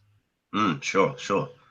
I always found it quite interesting, the way that George wrote, because when you first meet Jaime in the books, you know, you don't have it from his perspective, right? You just see him through Catelyn's eyes, and maybe Robb, and maybe Tyrion, maybe. So you see him from other people's perspectives, right? You know, you hear about him beforehand. You you know, when the Lannisters are coming to Winterfell. I've forgotten the damn names. When the Lannisters are coming, so you're not the only one. It's been, like I say, it's been years since I've read the damn things, but I adore the books. They're great. And so you get this kind of proceeding, you know, the way that obviously everyone thinks about Jaime and the way they perceive him to begin with. And then I don't think it's until the second book, maybe, that you actually get stuff from Jaime's perspective. It could have been earlier than that. I think let me check, because I kind of may have had the books open a little bit, because I was going to cheat during this, but that's okay. See, I don't think there are any Jaime chapters in the first book. No, there aren't. As far as I know. I so didn't. It's not till.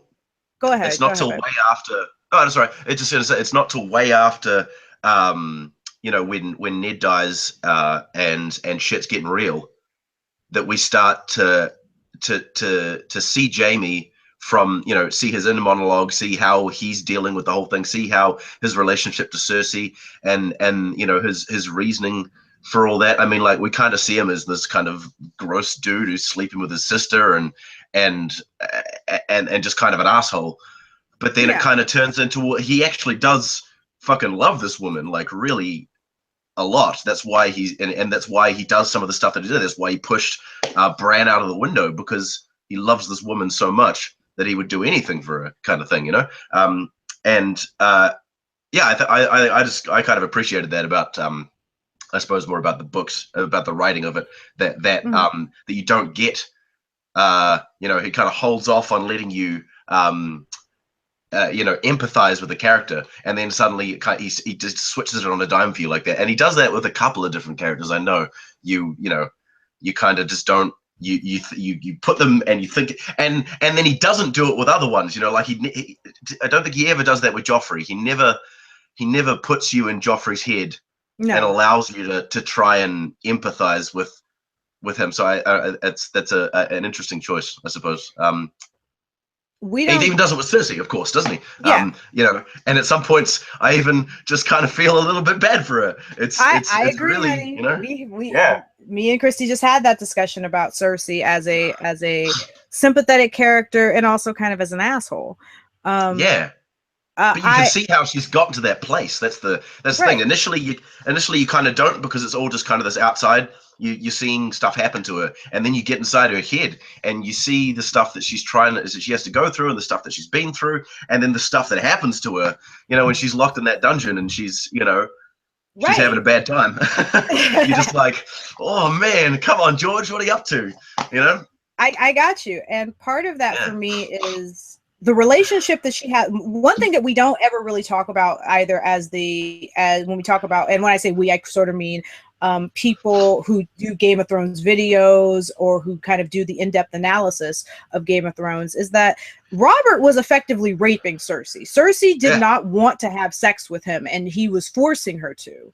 Their relationship is one wrought with hurting each other and with not getting along and with arguing and fighting. And we sort of see, you know, we sort of perceive it as, oh, look at this woman. She is insane. She's sleeping with her brother. She's cheating on her husband to sleep with her brother. You know, he's the king.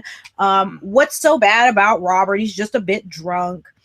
And when you get those chapters in the Storm of Swords, because I think that's when we see both Jaime and Cersei's point of view chapters, when you start to really get into Cersei's head, you realize that this woman has been abused by her husband. She's been, you know, sexually and physically abused by her husband. She has been treated, and me and Kristi were talking about this earlier, she's been treated as basically a imperial breeder. Where, you know, she's sold to Robert Baratheon and then given away to the Tyrell, you know, and then later given away to the Tyrells. She's treated as if she has no agency, even though she's a person of relative intelligence. And you just see, you know, but in Storm of Swords and, oh, did I pause? Okay. In Storm of Swords and, you know, later on, you really see how all of these things affect Cersei. And then to boot, to be put into this, you know, put in the Sept dungeons, and to have all of your crimes sort of laid bare, even though we could argue that she was almost justified in killing Robert. Yeah, and it didn't like, because she was kind of, it was supposed to be Lyanna Stark that was marrying Robert, right? And then that went south, and then so Cersei was kind of pushed into that, right? That's what happened? Yeah, originally too, she was supposed to marry Rhaegar, the Mad King's son. Yeah. That plan fell through, partially because of the deteriorating relationship between Tywin and the Mad King. And so Cersei, because Rhaegar was with Lyanna, right? No, because he was married to what's her ass Martell. Remember, he's married. Go ahead, babe. Where did Lyanna come? Because Lyanna was, because she was kind of the linchpin of the whole war. Like Robert went to war to try and save Lyanna Stark, right? Right. Remember that Rhaegar is married to, I forget the girl's name, the sister to Oberyn Martell. Yeah. Rhaegar develops, I don't know what kind of relationship with Lyanna, but at the Great Tourney at Harrenhal, he gives her, instead of his wife, the blue crown of winter roses and crowns her the Queen of Love and Beauty. Right. After the tourney, he kidnaps her and they go and to the tower, or kidnaps in quotations, and they go to the Tower of Joy where Lyanna, dies, and I don't want to spoil anything, where Lyanna dies, and Rhaegar goes back to battle, where he is killed by Robert. Robert wants Rhaegar dead because he kidnapped his betrothed. Yeah. Okay. Yeah, that's cool. I remember all that stuff. And then after that, you've got Tywin going in, and so because this is around the same time that the Mad King dies. Is that right as well? This is Jaime does this thing about then as well, right? And then Tywin sends in the Mountain to kill the kids. Is that right? Yeah, pretty much. Jaime kills the Mad King, and then that's when Tywin and effectively okay, so actually I think he kills the Mad King kind of during the siege of King's Landing, because the Mad King's already opened the gates. But that's all around the same time, though, right? Yeah. I mean, that's definitely the same time. That's within the same, month and week, if you will. Yeah. Cool. Okay, sorry, I'm just trying to wrap my head, remember all that stuff. That's cool. So Cersei was in that situation. She was betrothed to who? Nobody. And so, but then she was just like, so she was kind of just offered up, right, as a consolation prize. And that's exactly what Dr. Winters said, that she's a consolation prize. Kristi's fine. Kristi's What's fine. that? Just Kristi is okay. Okay. It's nice. Oh no, Kristi, sorry, Kristi, listen. If I tell people all the time, because I'm like, Dr. Winters, I saw her video talking to my boyfriend, and he's like, and I'm like, listen, if I had a doctorate, I'd be calling people, you have to call me Dr. Anderson all the time, because I'm unable. But so Kristi, definitely Kristi. But but Cersei is, she's just basically a prize, and she definitely resents that. She's not, and this is kind of reiterating what we were talking about earlier. She is a person who very much understands the gender roles of her society and does not agree with them. Sure. And so she kind of within that framework has to work within that framework, obviously, but she does her best to try and manipulate that framework so that she is the one kind of doing things, right? Right. And she definitely is working. She's definitely working within the society she's definitely working within the role society has given her, which is, you're a woman, so you rule through your children. You manipulate. If you can't manipulate your husband to get the policy that you want put forth, you manipulate your children. Yeah.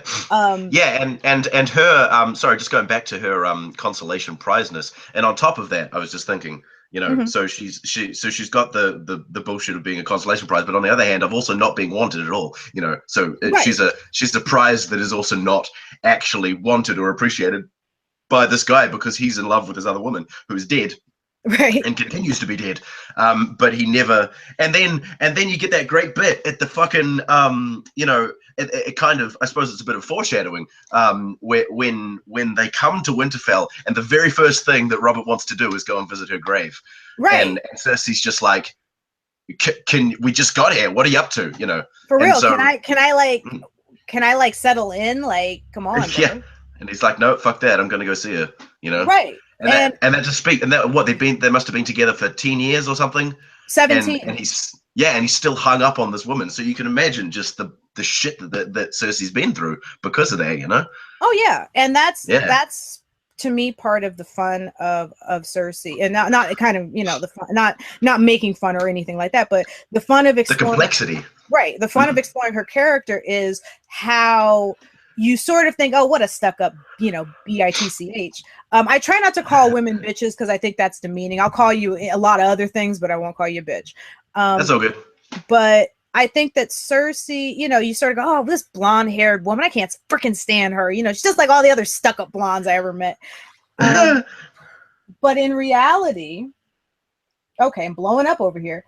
But in reality, Cersei is a person who's gone through a lot, whose journey is probably comparable to Daenerys' journey, but seems to be, but very has taken it quite differently, you know. Yeah, very much. Daenerys. Have you guys talked about Daenerys? Oh yeah. Yeah, but we can explore the kind of crossovers between characters. There's still more to discuss. Oh yeah, we got years and years of work to do here, guys. I mean, we can friggin', you know, analyze Game of Thrones until we're all like skeletons, and we'll just pass this on to our grandkids. Like, yes, grandbaby, you're gonna be doing this hangout. Pass on the relay. Go for it. Right, we'll have all of our kids here. Like, oh look, guys, this is my new baby. You know, and that's gonna be awkward because that means I'm gonna have to be banging on camera. You know, well, just turn the cam off. All right, turn it off. Don't go that way. Don't go that way. Keep the sound on because we want to keep people entertained. Oh jeez. Yeah, 2 minutes Daenerys in heaven is better than 1 minute in heaven. That's Flight of the Conchords reference. I like that. 2 minutes in heaven is better than 1 minute in heaven. Excuse me for a second, guys. Go for it. So what did you guys kind of discuss about Daenerys and Cersei? Well, we were going to get your thoughts, but like the one, if we wanted to talk about a female character we haven't discussed yet, it would be you know nothing, Jon Snow. Yeah. Oh, see, I got some things to say about her because mostly my frustration with how she was dealt with in the TV show, because and how Jon was now I've got to kind of remember, because the way that things were kind of dealt with, I didn't like. My thoughts on this are going to be very sparse because it's been a long time, but I didn't like when Jon is taking her, he's dragging her around and whatnot, and then he you know, he's supposed to because he's been told that he needs to off her, right? He needs to kill her or something like that. Right, that's right. Now in the book, no, in the TV show, I'm pretty sure that she gets the upper hand, and that's fine. I thought, you know, so thinking about it, it's not necessarily maybe it's just giving her a bit more character or whatever, but she kind of gets the upper hand on Jon and runs away or whatever. But in the book, he misses on purpose and then she runs away, you know. So I felt that was like a really quite a different change of what's the word, of tone of their relationship as well, you know, that was one of the defining parts of their relationship, I felt, where he purposefully, you know, hits the rock instead of her and says, get out of here, and then she runs rather than her like kicking his leg or whatever and then him chasing after her and being like, oh shit, I fucked it up, you know. I didn't like that. That was, what else did I think about that? Like I say, well, my memory of the TV show is that he tries and he can't do it, and then she realizes that he can't do it, and then I think she kicks him or something and runs off. Yeah. And in the way that you remembered it, he missed on purpose, and then so he was more like giving her a chance, and so that established a closer bond between them. Is that what you were? That's what I kind of thought. I thought that, you know, it seemed more. Him missing on purpose either meant that he was just, you know, just because he's a decent human being. I think, because it kind of speaks more to Jon's character. I felt that he's the kind of person who does not want to kill an innocent person like that, you know. So it didn't necessarily mean that he was in love with her or whatever at that point, but it definitely meant as a character, Jon is yeah, that's right. I mean, because I kind of felt I only got to about halfway through season 3, but I felt like John's character in the books, in the shows was more kind of just like a grumpy teenager, and he would kind of lash out and do stupid stuff. But in the book, I felt like he had more, like in that sense, a more moral framework where he would, he wouldn't kill an innocent person like that, because that's just not the sort of person he was. So in that case, he missed on purpose and then kicked her away and off she went, kind of thing. And there was another instance where that kind of happened along that journey, where before he got to where the Wildkin kind of are, and I can't remember. It was something to do with that guy who wears the bone mask, but I can't for the life of me remember. So that was more to do with John than her. Sorry. No, that's okay. Well, one of the things that we were doing before was sort of talking about the societies that the characters grew up in, and that how that impacted the kinds of person that they could be. Yeah, and so true. The wildlings are like the most. If I wanted to know what society would be like under anarchism, I think you'd look at the wildlings because they don't have naturally any leadership, and it's a lot of competition and just people working together because they want to. There's no organized government. There are no lords. They don't bend the knee. Yeah. And so the kind of woman that she can be compared to the kind of women that John has experienced that are very, very different cultural experiences. So. Yeah. And that kind of breaks him after a while, doesn't it? That experience, that differing, it tests his resolve as a knight of the, what do you call it? See, I'm forgetting all the damn names. The Night's Watch, yeah. The Night's Watch, yeah, a warrior of the Night's Watch, and obviously, eventually, he sleeps with her again and again and again. He goes back for more. Yeah, obviously feels pretty bad about it. I mean, who wouldn't? Ginger, jeez. We're amazing. But little advertising there for the ladies. Yeah. Ladies, what up? Yeah, that's right, ladies. Ginger, go for it. I'm a Game of Thrones nerd, and and I'm a ginger. What more could you want? Yeah. So I suppose, do you think what do you think has the most impact on John's resolve in that sense? Do you think it's like, if she wasn't there, would that society have and its framework and stuff had as much impact on John? Do you reckon? I don't think so. I think the fact that she took his V card. That's huge. Well, he was only 16, wasn't he? In the books, yeah, he was. Of course, they were all much. A lot of the characters were much younger. But yeah, that's sort of that prime age for it. But it's not just like the physical attraction. I think that she challenges him. Yeah. She stands up to him. She knows more things than he does. And that's a position where I don't think his character would have ever been before. And so he has to sort of rely on her to protect him and speak up for him and kind of teach him how to adapt to the society and how to be free. Yeah. And she's so I suppose, yeah. I was just going to say, I suppose like that the way that society is and the way that it's run was forced upon him more by her because they were so intimate, because they had that connection. So he probably one would be more open to how it is because of his affection towards her, but also because what was I going to say? Something else. Yeah, just in a way that like if he was just kind of living there, that he wouldn't have kind of had if it wasn't for this having this deeper connection with the person, right. that kind of requires him to take on those ideals, I suppose, right? Right, because if you think about it, his integration into that society, if it had been only men that he was interacting with, it would only be like the kind of public sphere of their lives. But because he had Ygritte, then he had someone who was saying, hey, you need to come home to me. You need to stay alive. You need to not go, you need to not betray me or I'll cut your balls off.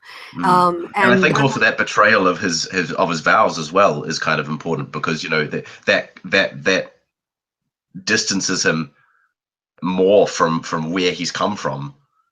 I can't remember whether that's a, you know, whether that's like a looming thing, like him thinking I can't go back to that now because I've broken my vows, so I need to. Is that like a thing, or? I don't know. I mean, I guess I was sort of thinking of it more from the story point of view, that when he broke his vows to the Night's Watch, you know, he was doing it to sort of a group of allies and friends and fellow soldiers. But when he went back to the Night's Watch, he betrayed her. Yeah. Not That's really right. the wildlings so much. I mean, obviously there was the, you know, he got, you know, he did betray them too, but it was really, that was the one that made him feel the worst, I think. Sorry, continue. I talked over. No, that was it. I just don't know where Sweets went here. She's on mute. That's all right. Well, we could talk. She said, "Give me a minute." She went off. Okay. We could talk about Daenerys. I'd like to. I was trying to think about the connection between her and kind of Cersei's journey, because so Daenerys has grown up with her brother, who has always been so she's always just kind of been so she's kind of always just been subservient to that all of her life, right? Right. And to when we first meet her, and so she's always kind of driven, just kind of pushed in different directions by all the men that are a part of her life, right? Right. Either her brother, who basically planned to sell her off at some point, or the people who were taking care of them, who wanted to get something out of both of them if they ever got back into power. Which is kind of similar, like we were just saying, to Cersei's kind of thing, right? But I suppose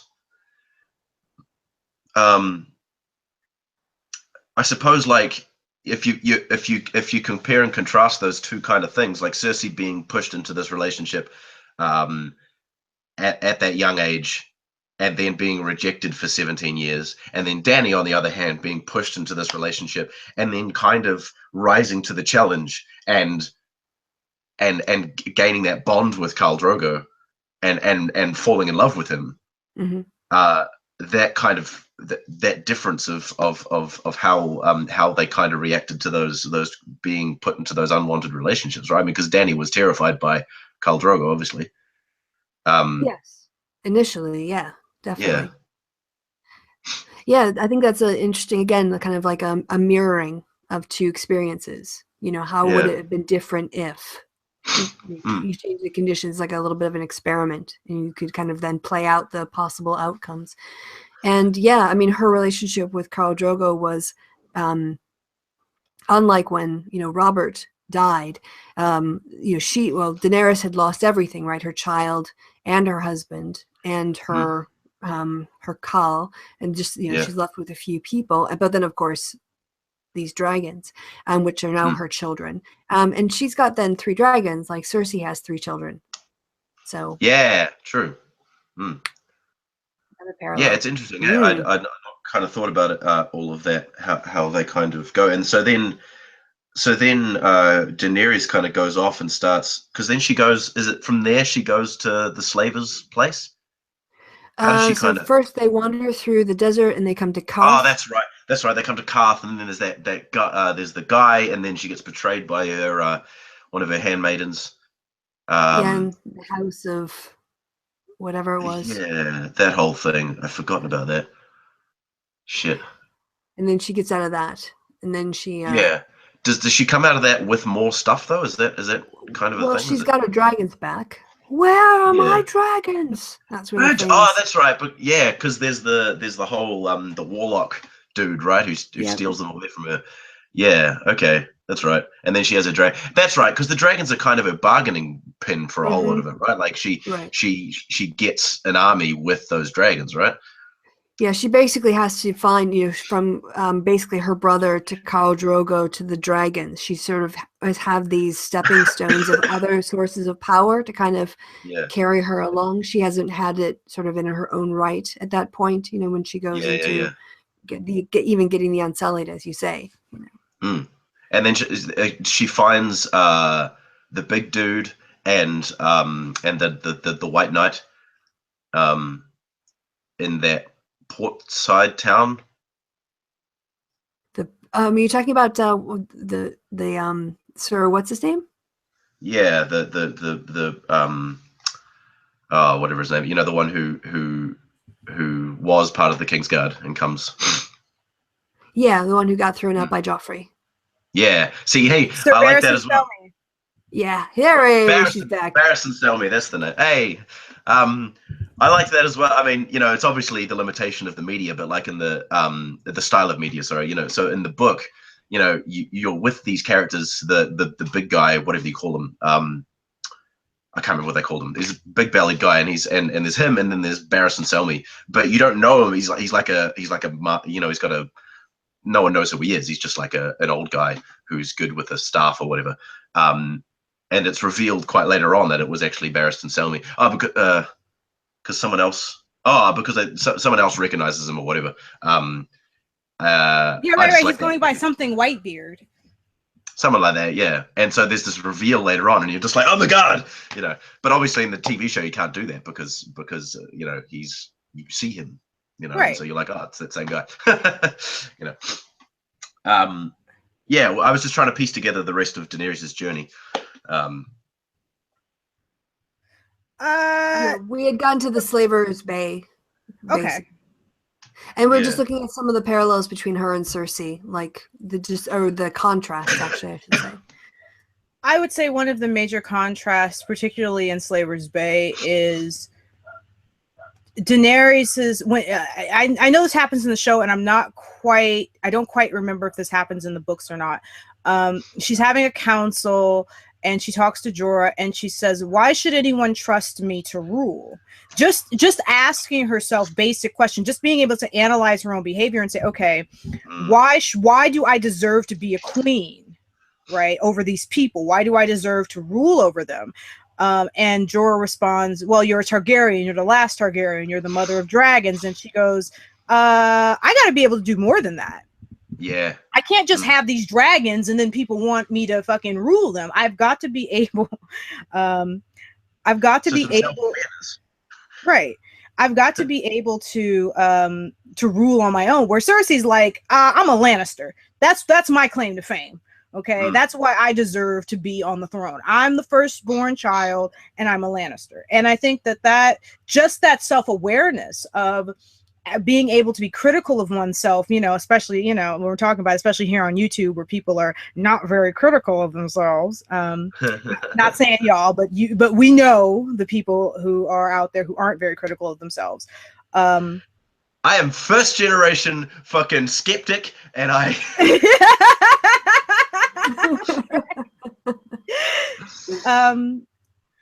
just they have the ability to look at one's own decisions critically, is a big separator between Cersei and Daenerys. Cersei, who cannot bear criticism, who does not like anyone, even herself, questioning her own decisions. Do you think that's also a product of those differing societies? You know, like Daenerys is out there in this kind of more raw, you know, not so structured society where, you know, like in Westeros, it is, you know, that just the name of a person definitely does wield power, and especially for the commoners and all that sort of stuff, it's going to wield some power, but that not so much out in Essos, or whatever you call it. So Daenerys kind of has to, you know, have something else. You know, she's kind of definitely forced to. Well, I would argue that Daenerys is ruling in a society that is definitely, I would say, just as stratified, although in a different way, because the societies of Slavers Bay are stratified by slavery and by social class. I mean, it's not just slavery. Obviously, you know, poor people are not going to have the same privileges as wealthy people because they don't have that sort of. Yeah, they actually do. They have this sort of royal house, you know, of the blood royal kind of society, and they certainly have a feudal society in that they do identify by ancient houses, but I would say that Daenerys, I think, is more critical because she has seen what happens to a person like Viserys, right, who is a lot like Cersei, is uncritical of his decisions, who thinks that he should rule because he is the heir of his father and doesn't have that sort of critical eye. I think that, yeah, she has learned from the people around her that if she's going to be a good ruler, she's got to be willing to look at her own decisions and assess them, as opposed to a person like Viserys who is obviously losing his mind. Me and my boyfriend actually just had this discussion about kind of how responsible is Viserys for his actions, but we'll have to save that for another discussion for all of us. But I think that Daenerys has had a different experience, and certainly her different experience has led her to be a different kind of ruler. But I think that Cersei, even though, you could argue Cersei's got way more life experience. She's 40. Daenerys is, in her 20s in the show. And I think that she's more like 30. I think Cersei's more like 35, 36 in the books, and Daenerys is like 14, 15. I think that regardless, Cersei, even though Cersei has all this life experience, she's still she is so entrenched in kind of Westerosi politics and in her own mind and with the prophecies that she's received and all these other things, that she is very that she is mired in all this and can't be critical of herself, right? Because I think partially because she thinks, hey, I'm gonna die, my children are gonna die, and there's nothing I can do about it. And so she's not critical, but I think that's part of it, right? Not the whole kit and caboodle. Yeah. And Cersei's definitely not definitely not as crazy as Viserys was. But it's interesting that parallel as well. The the reliance on the name and on the power that name wields, right? I mean, because that was Viserys' whole thing. I'm Viserys, last of the Targaryens, and in the end, Khal Drogo didn't give a fuck about that shit, Right. And so, and so, I mean, all that kind of has to happen to Cersei, I suppose, is for her to come up against someone, and it does happen, that doesn't give a fuck about her name. And she gets thrown in them dungeons, and her name can't help her there. Can it? Right. And then so and like you say, then all of her sins kind of come back to roost, like the way that she's treated all the people and stuff. I mean, I suppose with Daenerys, like if she she goes about ruling in a way where she's actually people respect her and rather than just respecting the name and doing stuff because of the name, if Daenerys was put in that situation, that might be people might go to war for that rather than just leaving her, right. And I think that, and I agree that's kind of the parallel between Viserys and Cersei. I will say that the one thing that you can compare in terms of Cersei and Daenerys is, I thought I had a point there, but I really don't. We were just saying before the parallel that I kind of thought of was how they had both been thrust into these unwanted relationships, so Cersei with Robert and right. Daenerys with Khal Drogo, and the ways they both dealt with that. So Daenerys kind of rose to the occasion and eventually falls in love with Khal Drogo, and he in turn back with her. But with Cersei, it obviously doesn't go that way, and she's so stuck in this relationship for unloving relationship for 17 years where she's abused and raped and all this other business, right. And Cersei does love, I mean, initially before, she kind of has the same infatuation with Robert that she had with Rhaegar, which, he was this, beautiful, fierce black beauty, but then all of her illusions are shattered the moment they have their wedding night. I think that too, it's the experience. Cersei had lived all of her life as we kind of talked about this with Tywin too, had lived all of her life as a very wealthy woman whom had all of her whims taken care of, who was never really in any physical danger for the most part. Where Daenerys and Viserys, for a great bulk of their lives, lived on the streets of the free cities. They were beggars. and kind of going from person to person and hoping that they could have a place to sleep because they were of the House Targaryen. And I think for Daenerys, because of that situation, she is, you know, Vyas Dothrak is like, hey, here's a stable place where I can sleep, where people respect me, where I don't have to worry about people taking from me or her harming me. And so she's, hell yeah, you know, I'll live in friggin' Vyas Dothrak. And of course, you know, in the books, it's like he's got a 190 room manse in Vyas Dothrak and what have you, but Khal Drogo does. But I think that Daenerys' situation has made her more adaptable to changing circumstances where Cersei's has not. And I think that's sort of the lesson of Game of Thrones. One of the big lessons is that the more that you have, the less that you can maneuver, right? The less that you have, the more that you can adapt to changing circumstances, which is, you know, hey, evolution is, if you can't adapt, you're a dead end. Yeah. True story. And I suppose that's kind of what like Tyrion's like that, right? He's like the lowest of the rung in that family, and so he's got kind of the least to kind of go on, and so he ends up having to deal. You know, he kind of just has to go with the flow of things, and eventually he's kind of thrust out into nothing. But he can kind of deal with that because that's kind of what he's been dealing with his whole life, right?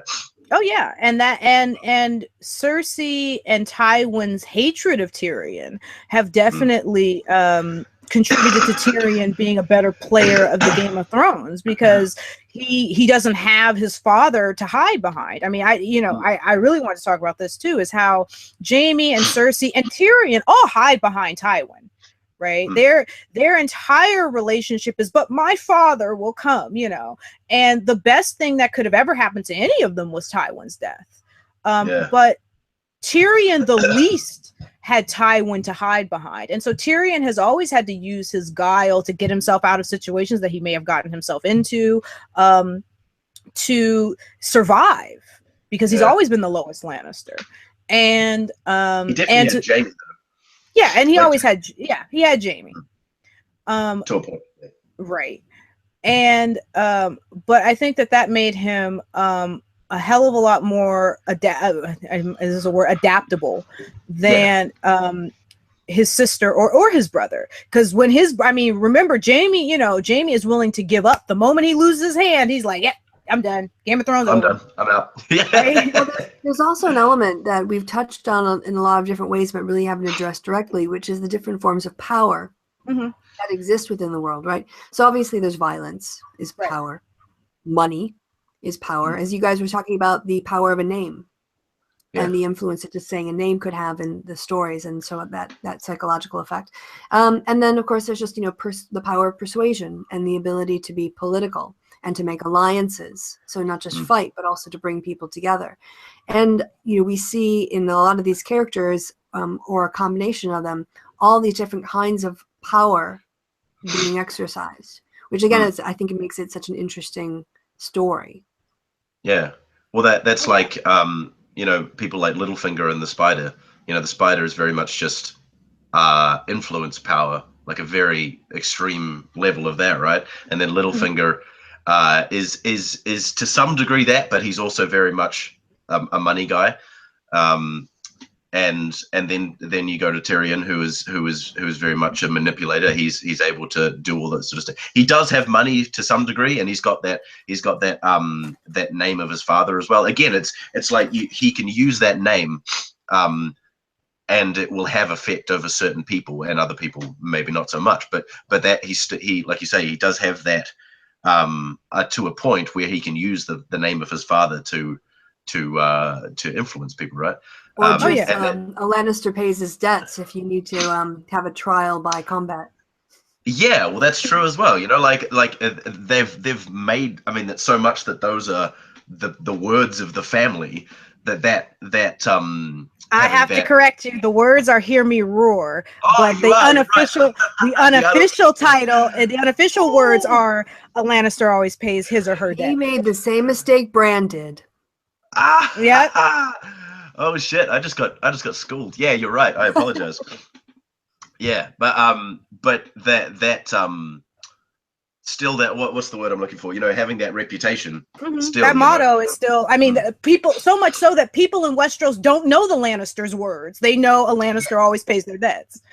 Yeah, true story. Yeah, so it's like, you know, and I mean that one of the main reasons they're so powerful is because they are on top of that gold mine, basically, right? They've got so much gold, the gold from land, whatever place you call it. Yeah. Is it cast? Well, I just say the gold Castle. from the Westerlands because I don't know specifically where they mine it because I got to know real stuff. But yeah, I think that, and to Kristi's point, yeah, I think that one thing that's interesting to analyze are the conglomerations of power, how each person reflects a certain type of power. You know, Sansa, for example, Sansa is sort of has the power of beauty, right? Of being, and that's kind of when I don't think we've talked about, it's not necessarily the power of sexuality, because she's not really, people see her in a sexual light, but she herself is not yet sexual, particularly in the books. She, just the fact that she is named Stark and is a great beauty draws people in, makes people want to abduct her, makes people want to be like her or to know her or to scorn her. And right now, you know, in both the series and the books, you sort of see Sansa trying to decide what other type of power she can wield. Can she wield the power of influence, or can she wield the power of being a Stark, or can she be like Littlefinger and attempt to use guile and manipulation? And I think that that's going to be an interesting road for her. In terms of what type of power is going to be best for her to wield to get what she wants out of the Game of Thrones, which is still unknown. We don't really, you know, of all the people we know their motivations or can guess at their motivations, we just don't know what Sansa wants. Yeah, she's very much, you know, passive for quite a lot of the story so far, right? She kind of, you know, she I mean, she changes quite a lot when she goes to that place, the Eyrie. The Eyrie, yeah. She changes quite a lot there. Obviously she has to, but you know, she's still very kind of, you can't really see what she wants, and maybe, you know, she's still quite an immature character. You know, she's very reactive, not proactive. She's not like Arya. Yeah. Yeah, that's right. Yeah, and you see that right from the beginning, right? The difference of those characters. You know, Arya very much a you know, a rebellious character, and Sansa just kind of doing what needs to be done, being, you know, learning her words and doing the sewing and all that sort of shit. You know, she's like the perfect female archetype for what a woman should be in that time and place. Right? Sewing and beautiful and passive and receptive. And that's all she wants as well, right? Like at the beginning, she's just like, "This is all I want: to marry a prince and have babies." You know? Yeah.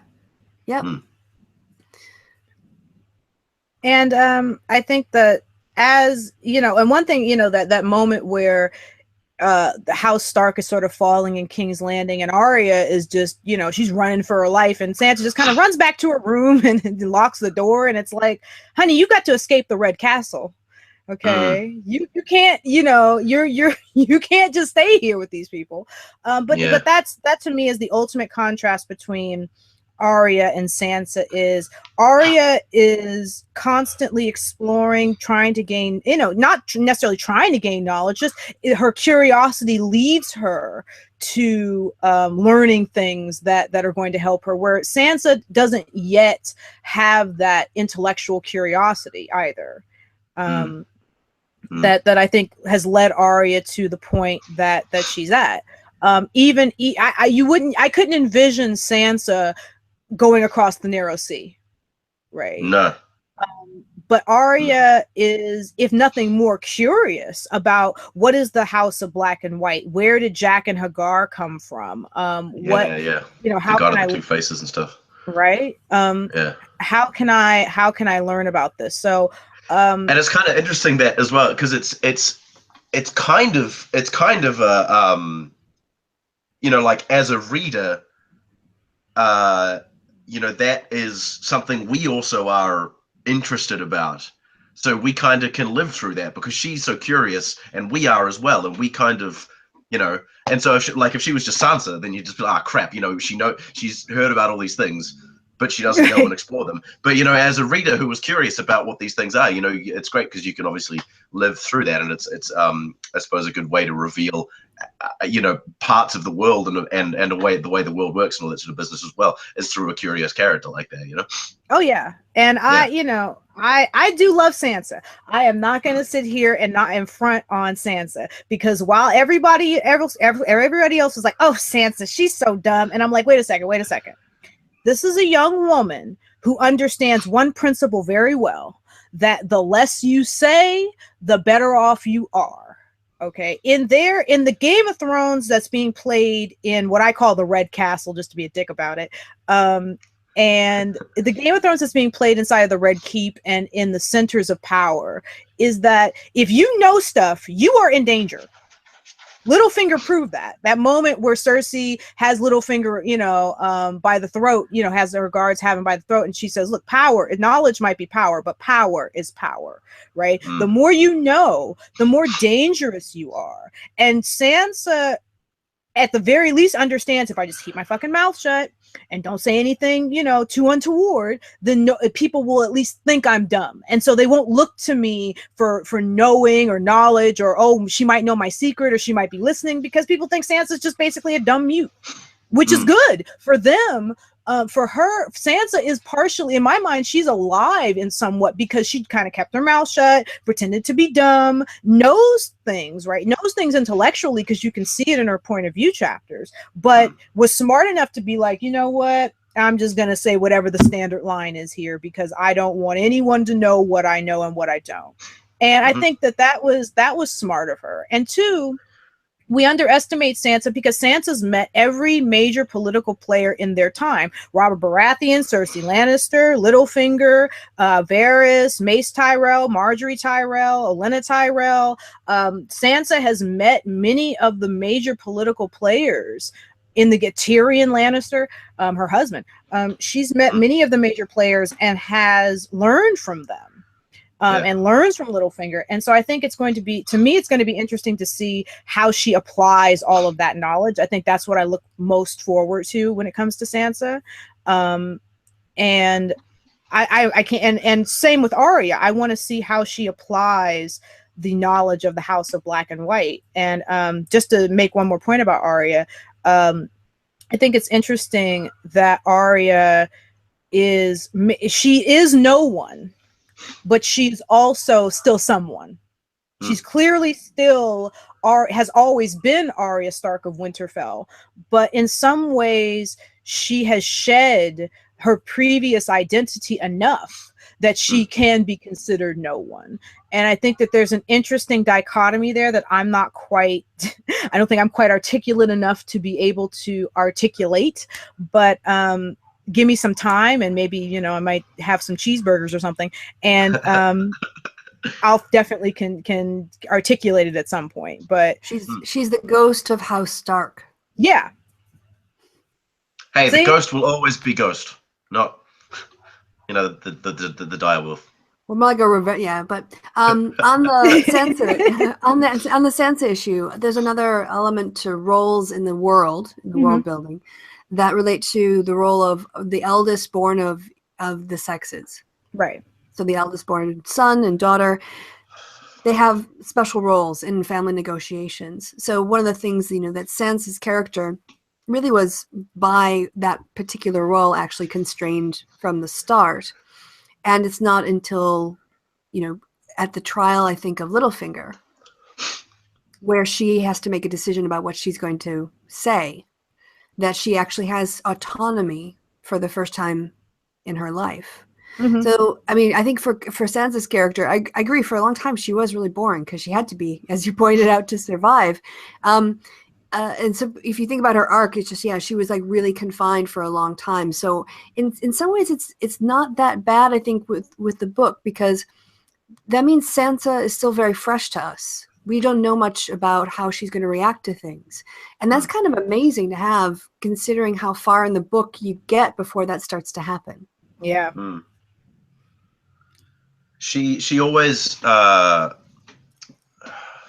think, yeah, whenever you have a Sansa chapter, it always comes across as very innocent, very, very, you know, immature, well, you know, immature in not a negative way, but just, you know, and very kind of passive, like you say. And yeah, I suppose that's something to do with that, how she's just kind of riding through, and she,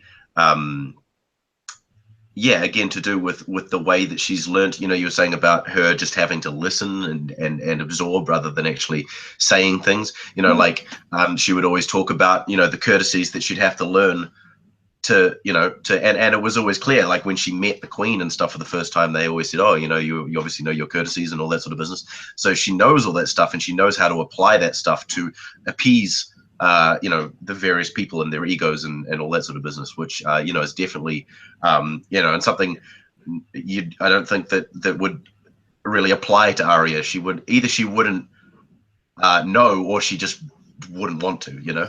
Yeah, and I agree with you. I think that Arya doesn't care, you know. And I suppose that's why she ran, as opposed to Sansa would, you know, stay. She you know, it's that different of choice. One of them would bend the knee, and one of them would run. Right. And in a lot of ways, you know, I know that this comparison is made a lot in the books, that Arya is more, in some ways, she's more northern, right? That the implication is that Arya is much more of the north, is much more like a because she's got the brown hair as well, you know. Right. That she's got the brown hair stuff. Right. She looks more like Ned. And she's and she has much more of the attitude of a person who's like the free folk than, because I don't like to call them wildlings, because I love them. I was like, wildlings, you make my heart sing.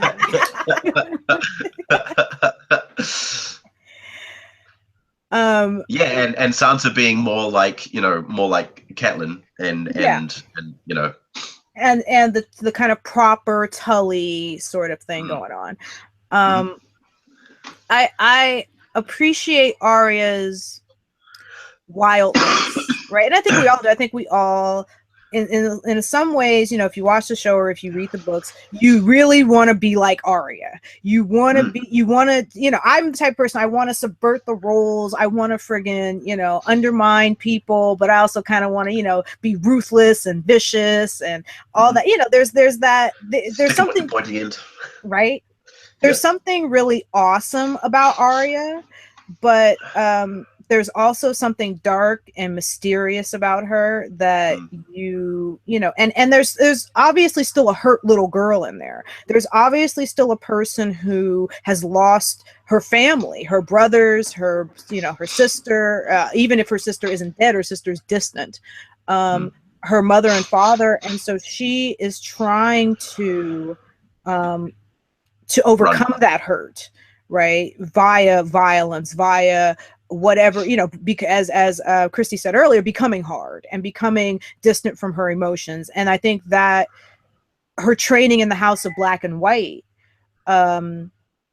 is sort of a coping mechanism, right? Becoming no one means detaching yourself from all of those family ties and all of those things that somebody rang it. Ring ring. No, not me. Oh, it's Michael. Okay, I think he muted himself. Continue. Okay. I think that the House of Black and White is for her a good coping mechanism, because it detaches her from those family ties. It detaches her from all of the emotions that came along with losing her sister and her brothers and everyone else, and allowed her to focus on Arya, who is no one, Arya, who is a singular person, not a member of House Stark, not a child, you know, of winter or of summer, but just Arya. And I think that allowed her to refocus in a way that ultimately is going to be positive for her. Maybe not positive in the way that we would judge it, right? Because, you know, we live in a society that is built upon, you know, surpassed the values of medieval society in a lot of ways. But in a way that for her society and her time is pretty healthy, I would say. Yeah, and also she's coming to a very different understanding of death. Yeah. Than anybody she's grown up with. Yeah. You know, so that's another thing that's kind of sets her apart in terms of her character development, is her time there, and the things that happen to her and the things she sees and does. Definitely. Yeah. Agreed. Well, the whole you know, shedding of oneself and distancing from the family and all that sort of business is kind of what a lot of the Stark kids have kind of had to go through, right? I mean, you know, Jon obviously has to lose his name to become part of the Night's Watch. Bran, Bran is becoming this other thing. You know, he's obviously had to you know, from that as well. That they've all lost the power. I mean, they probably all lost the power of that name when Ned was offed. You know, initially. Oh, to some degree because then obviously Robb took over from that. But then, you know, Robb's gone as well. So you know, but that diminishing of power from the name, they've had to. They obviously have to try and find different ways of gaining some power, right? Is it, and I think that's kind of obviously what they're doing, you know. Oh yeah, I think that you know, and Sansa, almost, you know, there's almost a parallel there between not necessarily the method by which it happens, but Arya and Sansa both having to distance themselves from this identity. Arya becoming airy, you know. And rolling around with Hot Pie and Lummy and Gendry, right? And Sansa becoming the disgraced daughter of Lord Eddard Stark and having to distance herself from the Stark name and even before that, you know, she has to distance herself from her Starkness when her wolf is killed. Yeah. And so I think that their journeys are parallel in that way. And you're right. You know, it's all of them. Even Robb has to distance himself from his own father's legacy in a lot of ways, because his father wasn't king and nobody who had been a Stark for the last 300 years had been a king. And so he's got to take on a new wing he's a new wing. He's got to take on a kind of a new identity as a Stark who is also a king. And that means distancing himself from kind of the humble honesty of his father. Which ultimately he doesn't do enough, you know. Yeah, he relies too much on weapons and not enough on guile. True. And he's also very, very, you know, honorable, like his dad. Still, you know, like that. I mean, that's the downfall of Ned, and that's kind of the downfall of Robb as well. He was thinking with his dick. Yeah, but he in the recap in the Game of Thrones, she's laying on the bed with bare ass, and he's like, "I've got all this bed, and all this bed, and all this ass." Like, come on, you're gonna write a letter. You're gonna come over here. So yeah, but still, but in the end, he did the honorable thing, which was to go and you know, wed the Frey chick, right? Oh no, sorry, no. To get his uncle or whatever to, you know. Well, but that was too little. Yeah, but it was, I think at that point, yeah, it was too little, too late. That was why he fell down on the guile. He didn't realize that as a king, you don't get to choose. You know, Edward IV of England made a radical choice by marrying the Woodvilles, and it ended up creating quite a lot of problems for everybody. Kings aren't free to make those kinds of choices, and he made the mistake of thinking he was still free. Yeah, but so he should, instead of trying to appease and be, and I mean, I suppose he probably had the pressure of needing the phrase as well, right? So it was needing the phrase and also trying to do an honorable thing at the end. But he had given his word, and he broke his word. Yeah. So, but he could have taken a different, you know, he didn't have to go and, you know, break bread with him and all that sort of shit. Couldn't he have just been like, "Fuck you, I'm gonna," you know? Well, I think Robb was ultimately a tragic character, wasn't he?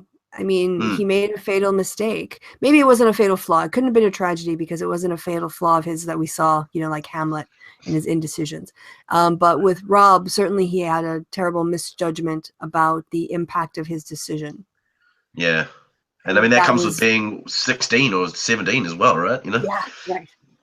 Yeah. It's interesting as well, like, you know, that both Jon explains the hormones even more. Had he been like Yeah, 50 or something, it wouldn't have been such a big deal. difference, right? Yeah. Well, I mean, I mean, the same sort of thing has just both happened to Rob and to John, and they obviously, it's dealt with. It pans out in different ways. They both break their oaths, Right? Yeah. by banging some chick, you know. And yeah, that's true. That's an interesting parallel. Yeah. Yeah.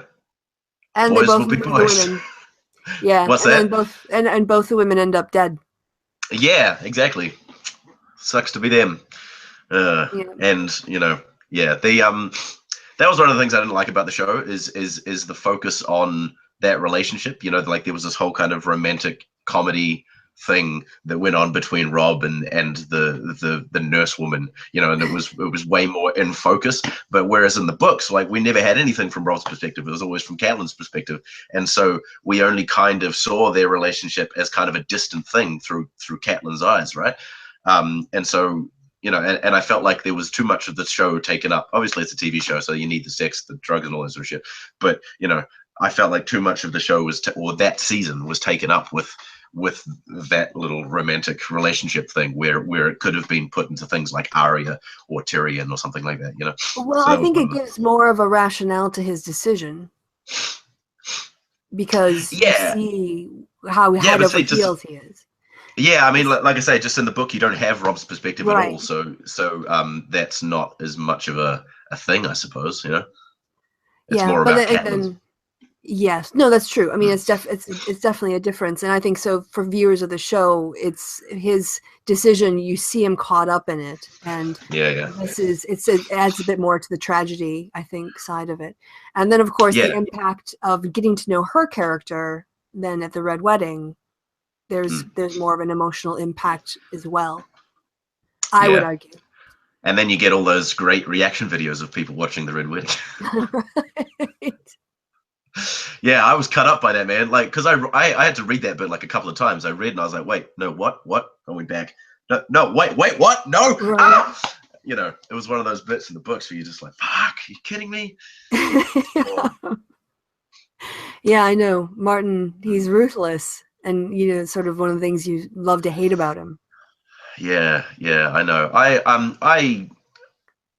I take qualms with the he just kills off all your favorite characters kind of thing. I mean, I know it's kind of a trope at this point, but I don't know. I feel like it's just a real world, you know. That's kind of what the world is. It's a real world with real people, and real stuff happens, and people die. You know, that I don't feel like he's.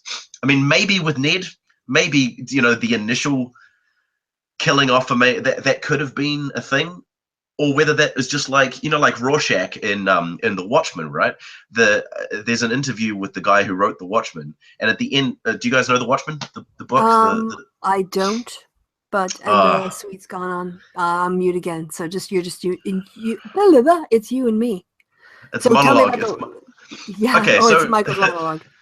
Yeah, so in The Watchmen, there's a character called Rorschach who is this kind of rebellious character, I suppose. He's very disillusioned with the world and the stuff that's going on, and he, in the end, I don't want to ruin the whole thing for you, but basically he dies in the end. And what the writer of the story said was, because of what Rorschach's character was, there was no way that he could think of otherwise than having the character killed, because he, as the character, was compelled by his convictions to go and do. He would have had to go and do these other things, and so, which would lead him to have to be killed. And I wonder whether that is playing a part in the same thing with Ned. I mean, like, he was driven by his convictions to that situation, and there's not necessarily a way out of that other than to have him killed, you know. So I don't know. I feel like this cry of, oh, he just wants to kill off everyone is just kind of a cop out, you know. Yeah, so my thoughts on it come a little bit more abstractly, like from what I've read about the writing process and what other people who read a lot more books than me say about it. A good friend of mine basically was not at all surprised at Ned's death, because it's quite often the case that if you have a story that centers around the children, a parent has to die in order to kind of get out of the way, in order for other things to happen. So on the one hand, yeah, Ned was a tragic character in that he had these sort of like almost, he was honorable to a fault or to a fatality in this case. You know, he confronted Cersei and basically showed his hand, not realizing that she had way more power than he realized. Yeah. And was willing to act in ways that he would not consider. She was a surprising enemy. And so in that sense, he might have been, in that way, his character, it was a natural ending, right? Insofar as he, you know, tried to be an honorable man all the way to the end. But for the rest of the books, without his death, then Robb doesn't develop, Bran doesn't develop, you know, the Sansa and Arya don't go on their way. So sometimes when a character gets killed off, the question is, what hole is that creating then for other things to happen to characters that will fill that vacuum? And I think it's probably a very deliberate process on the writer's part as to when to kill off a character, because you have to think about the storyline implications of that and where you would take it next. And well, next yeah, you see, you couldn't just kill off characters willy-nilly, because I mean, like this is a very developed world. Like, it's got a huge history and a huge, you know, all the stuff inside it, and killing off a character wouldn't just have no effect. It's gonna have a huge effect on the rest of the world, right? And you know, you see even the loss of Jaime's hand, the effect that has on so much stuff, you know. So having those, you know, it's those putting characters, you know, if you just had characters going along their merry way, being comfortable the whole time, you wouldn't have a story. It would just be a boring, you know, Cersei and Jaime sitting down to a cup of tea and talking about the weather. You know, it's that would not be an interesting story. So you have to have those tragedies which really rip the character and push them in different directions and get them to you know, test themselves as a character and see what they would do, you know. Exactly. And like you say, you wouldn't have Arya going off over the narrow sea if Ned hadn't died. You wouldn't have you wouldn't have Robb stepping up, all this kind of stuff, you know. Yeah, and there's also, you know, if you want to take a step higher, what family did we enter the book through? The Starks, yeah. You know, and at some point, that's kind of your anchor, you know. So you see, I think, at least for me, my experience was I sympathize with the family very much. But the fact is, by the third and fourth books, if you really are going to experience them, you need to have a wider sympathy. You know, so by taking out Robb and Caitlin, just, you know, reducing it down to not so much the Starks as individual Starks, then you've got more space for opening up, you know, like the Iron Islands and seeing other characters and picking up other storylines, because you're not kind of always looking for the Stark storyline. Yeah, that's right. Yeah, no, totally. Because there's definitely, I mean, you pick up characters, you know, when you go to Dawn and you start learning about the stuff down there, and you catch up with the.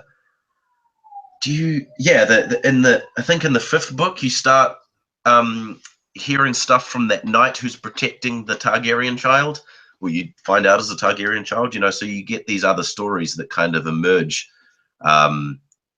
as time goes along, and then it kind of reveals more about the world, because that's another thing, is the world is a character in itself, right? You have this.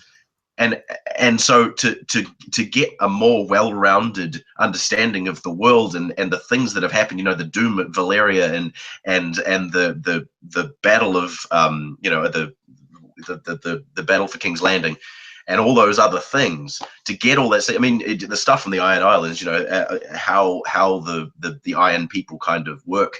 And all that stuff, you can't, and all the stuff that's happening up north, you can't have all that stuff unless you have perspectives from those characters. And I mean, I suppose you could just get more characters in, but then I suppose it gets kind of bogged down and stuff. But yeah, you get that world development, that character of the world really developing when you see those things, which is important, obviously, you know. Right. And then it just, as you said, it mirrors the violent nature of the story of the world itself. The fact that people do die, and people die young and for no good reason, and it leaves a loss in your experience of that book. Now, that's also happening to the characters in the book. Oh, hey y'all, sorry about that. My computer went all wonky. Oh, weird. That's all right. We just kept talking. We can see up your nose. You just kept talking and talking. Hey, nice to see you. Right? We're just talking about how the trope of George R. R. Martin just killing everyone off as a character, and how I feel. Well, I was saying I feel like that's a bit of a cop out to say, and the actual purpose of character and how that affects other characters and how the loss of a character affects the world and other characters and the character of the world itself. Yeah, I don't necessarily think that it's a cop out. I think that it's obviously, part of it is he's trying to defy the kind of Tolkien trope of, the good guys win and the bad guys lose. And that's, that's not even Tolkien. That's just all, that's just a lot of a trope amongst a lot of fiction, and particularly like fairy tales. I think what it does is it creates, the death of Eddard Stark. When I first saw Game of Thrones, even though I kind of knew it was coming, the death of Eddard Stark was a shock. It's her, and it wasn't just a shock for me as a reader or as a watcher. It was a shock for them as a society. He wasn't supposed to die, and I think that his death in particular is emblematic of the way George R. R. Martin uses death in his stories, to not just shock the reader, but to shock the political circumstances in the book, and I find it refreshing. I enjoy, I don't want to say I enjoy their deaths, but certainly I enjoy the repercussions, reading about or watching watching the fallout from their loss. Right. If it's Arya and sort of how she ends up dealing with her father's death by trying to regain some semblance of her life as a Stark, and then ending up saying, you know what, to hell with it. I'm just going to go to Bravos because that's kind of where my journey is taking me. Or whether it's Cersei having to deal with the political fallout of her son killing a person that he clearly should not have killed. Either way, the way that the characters interact with death and deal with death, the way Cersei deals with her father's death or her brother, the way she deals with her father's death in the books is like amazing. For people out there in the audience, she, spoiler, they discover that he was with Shay. And so she's like, her first reaction is to tell them, you didn't see a whore here. There wasn't a whore here. The way that she's still trying to uphold her father's image, so much so that she says, burn the Tower of the Hand to the ground. Even though you could have just removed her body, you could have done all these other things, but the shock of this man that she loved being killed by a person that she was always distrustful of and always thought was going to be the downfall of her family, is so interesting, and it adds to the complexity of her character. So I can't say that it's a cop-out. I think that for the most part. When I say cop-out, I was referring to people saying, George R. R. Martin just kills a bunch of characters off that I love. I think that is a cop-out. I think that there's a deeper reason, which adds a lot more meaning to the story, which I think you've outlined pretty well. Another way to look at this would be as you were saying, the deaths are not just sort of random. They have massive plot, and especially they have usually in the plot political elements. I was kind of thinking while you guys were talking, and there was, what's the name of Robert's brother who tried to rebel? Renly? Not the Stannis. Renly. Yeah. Renly. When he died, of course, we saw the power of the woman in red. Yeah. Right. And then there were, there was Ned's death, which was huge, Joffrey's death, which was huge. I mean, so the death of Rob's death had a profound political impact. So, go back and look back on who he's killed off. What you should be looking at is what was the impact of that person's death on the story. That's how you should judge the deaths. Definitely, I agree with that wholeheartedly. From everybody from John, we don't even know John Aaron, right? He's Oh, an yeah. ancillary. We only ever hear about him. He's an ancillary character, really. Kicks it all off. Yeah. Right. But that his death is the thing that kicks off the story, and in a lot of ways, you could argue is the catalyst for all of Game of Thrones, the book, and really all the events of Game of Thrones. Yeah, well, it's got that. It's running that whole thing is kind of running through the first book, and quite a lot of other, the mystery of his death. The people starting to. I mean, that's that. Excuse me. That's one of the things that Ned, discovers that Right. he was actually, so that's a huge part, and that's a huge part of why Ned then died, is because of John Aaron's death. And then so it's quite interesting that a character we've never even met. That's cool. I like that. Yeah, and I in a lot of ways it's runs parallel to the way that Rhaegar, Rhaegar is not. Oops, oh God, what's happening here? Echo. In a lot of ways, Rhaegar is similar. We never see him. We never talk. We don't. We only ever hear about Rhaegar, but we see that Rhaegar's death has a profound impact on the story from a character we've never really heard from or seen or heard even dealt with. So I agree with Kristi, wholeheartedly. As I said before, the deaths in the Song of Ice and Fire and in Game of Thrones are more about people's reactions to them and less about the person dying of themselves. Well, it's challenging things that happen to characters, right? I mean, so like even Bran being pushed from the tower. I mean, he doesn't die, but he loses the use of his legs. It's a bit of a tongue twister. Yeah, that is that, which obviously has a big impact on his life. But then that also has such a huge impact on the relationship between the Lannisters and the Starks. Like Lady Stark capturing Tyrion, which has that whole thing going on. So that all because of what happened with Bran, and then it coming to light later. It was because then the guy they got the dagger. That's the whole thing. Yeah, that's right. Because there was the dagger, and then she realized that it was Tyrion's, and then all this sort of business. So and so that kicks off like Catelyn's sort of journey that way. And so that whole relationship between the Lannisters and the Starks, which gets blown out of proportion because of Catelyn capturing Tyrion, all that sort of business, and all of that, but just because Cersei and Jaime were getting it on in the tower, Right, and they couldn't find a nice, sequestered spot to do it. I always was like, guys, it's the frickin' North. I mean, for God, just take some horses and ride out, and you'll find a place,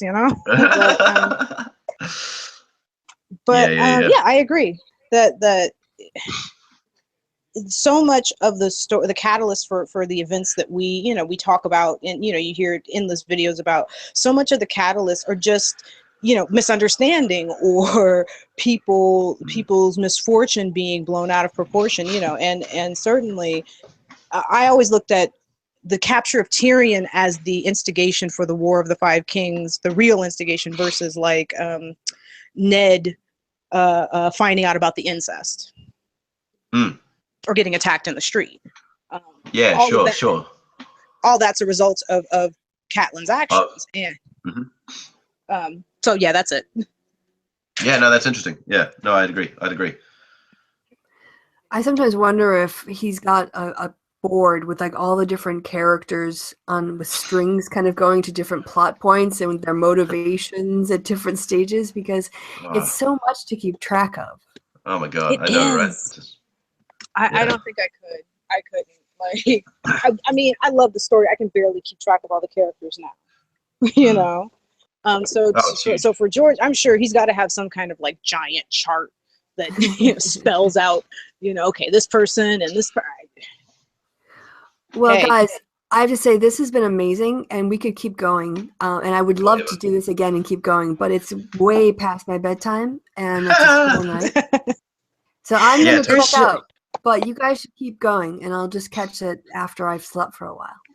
Okay, for sure. Thank you so much, Kristi, for coming. I really appreciate it. Fun. And I know we basically for the first hour and a half, or 2 hours, talked about women, but so we should do another one where we talk about men, the male characters. Yes, too. Definitely. So we're gonna make this. Yes, exactly. What about the men? Right. Okay. Thank you so much for coming. Yeah, have a good one. Get some rest. Okay. Bye. See you, Kristi. Bye, Michael. Bye. And what are we going to talk about down now? To 2. Yeah, and then there were 2. Oh man, there's just so much to talk about. Right, like I mean, God. Okay, so you weren't here when I talked about Melisandre as my favorite character, right? So no, hit me. Okay, I used to date a girl who looked like Melisandre. Oh, hey, that's what I'm about. Mel. I love Mel because I feel like Mel is the type of person who has gained her own power. She's from the lowest social class. She was a slave. And so she has, through her own, guile, wit, and her ability to move through the church, has become her own person with her own powers and is able to wield those powers. She doesn't intimidate people with dragons, she's just intimidating on her own. And I find that very interesting when you juxtapose like her position as a woman who's come from slavery to a woman like Daenerys or like Sansa, whom, regardless of kind of their own individual powers, still can always rely on the fact that her name is Daenerys Targaryen or her name is Sansa Stark. Yeah. Well, that kind of gets ripped away from Dany at the end of the first book, right? She definitely. I mean, she's got the dragons, like we said, that the dragons are the things that are kind of her bargaining chip, right? That she can use. But she definitely gets to a kind of down to a place where she's kind of got nothing, like when she loses, Carl and all of her Khalasar and all that sort of business, So she definitely gets down to it. But still not, I suppose, as low as a slave. I suppose it's kind of interesting as well because you hear about her reputation precedes her in the book, right? Like when you're hearing about her, because you hear about Stannis and this red woman, and you kind of get that sort of thing, which is really interesting. And then because there's also the legend of the knight with the fiery sword, right? Who turns out to be who turns out to he has that little sect that he moves around the place and revives people, right? Thoros of Myr and Bareth Dondarrion. Yeah, that's the guy. Man, you got some knowledge, girl. You know what? I have pushed out so much real knowledge for Game of Thrones knowledge. I'm ashamed. It's cool, man. It's really cool. I wish I could retain that much. Maybe if I went through and read them again. I've read the first book a couple of times, and I think I got maybe into the second one a second time, but I only read the other ones once each. It just took a long time. So I've only read the series like once all the way through, but I've seen the show so many times all the way through. It's like, Sure. Yeah, I'm always like quoting it too. I'm always like, we all must choose, young or old, man or woman. Like I'm always doing that. I've gotten so deep into it at this point. I've started like learning Dothraki. Oh wow, seriously? Yeah, and so I've had to like hold. Right, well, I've had to hold myself. I see something about there being like a course now, like at a university where you can take a Dothraki course. Oh yeah, you can take Dothraki. You can take it online. I forget the website. I'll send it to you when I find it. But you can take it online. You can learn it from the scripts. Is that something that George developed in the because like with Tolkien, right? He like wrote languages. That was one of his things. He created languages. Is that something that George did, or is that something that kind of developed after the fact when they had to put them into the show and stuff? It's interesting. God, I wish my boyfriend was here. He would be. We had this argument like 2 weeks ago. George, he created certain words, Khalasar, call, just some of the kind of smaller language pieces. And then when the show came about, they actually got a language expert to come in and to fill in and to create the grammar for, and George was a part of that. So he has always been intimately involved, but I would argue not quite as involved as like Tolkien was in the creation of the languages. Sure. But no, your That's boy, cool. yeah. So it's kind anyway, of hard. Back to the beat. Melisandre. Back to Mel. Right. That's my girl. Back to my girl Mel. Back to my Mel. girl. Right. Mel. So when we first meet Mel, we see her through Master Cressen's eye. Is it Crescent? No, God damn it. What's his name? Crescent. Right. We see her through Cressen's eyes, which is the Maester. And she's this kind of beautiful and evil and all of these, wonderful things that, all these terrible things, but, and both kind of wonderful and terrible. But then when we get her point of view chapter, you sort of see a softer side of her. You sort of see this person who is struggling with something. You don't quite know. That tends to be how it be, right? How it always is in the book, like I said about with Jaime and with Cersei and stuff. You see them from other people's perspective and the way that they are, and then you get inside their head, and it messes with you. You're like, damn it, I wanted to hate you so much, Right. Yeah. That's how I feel about Cersei. I wanted to hate Cersei so bad, and it's like, but she's such a sympathetic person. Like, she needs my help. Yeah. I just want to help her. I want to give her a cuddle. I do. I just want to be like, Cersei, I'm gonna help you do this, baby, because you don't know what you're doing. Come on. Let's be real. Let's do real talk. Yeah. See, I one of the things that just come into my head that one of the things about the world in general as well is this presence of magic that is kind of dying out. I suppose it's kind of similar to like Lord of the Rings, because in Lord of the Rings, magic has been kind of thousands of years has been forgotten about, the ring and the Sauron and all that sort of stuff. Magic has kind of faded away, and the elves are moving away, and magic has kind of slowly been drained from the world. And it seems kind of like what this is happening in Game of Thrones now, and we see little snippets of magic and stuff happening. So there definitely is a magic that is happening in the world, and people do manipulate it, like the Red Lady. And the Church of the Light as well tends to, and it's interesting because it makes you, all of the people in the world tend to believe in sort of higher beings and all that sort of stuff. There's the nine or the seven. I can't remember the seven. The seven.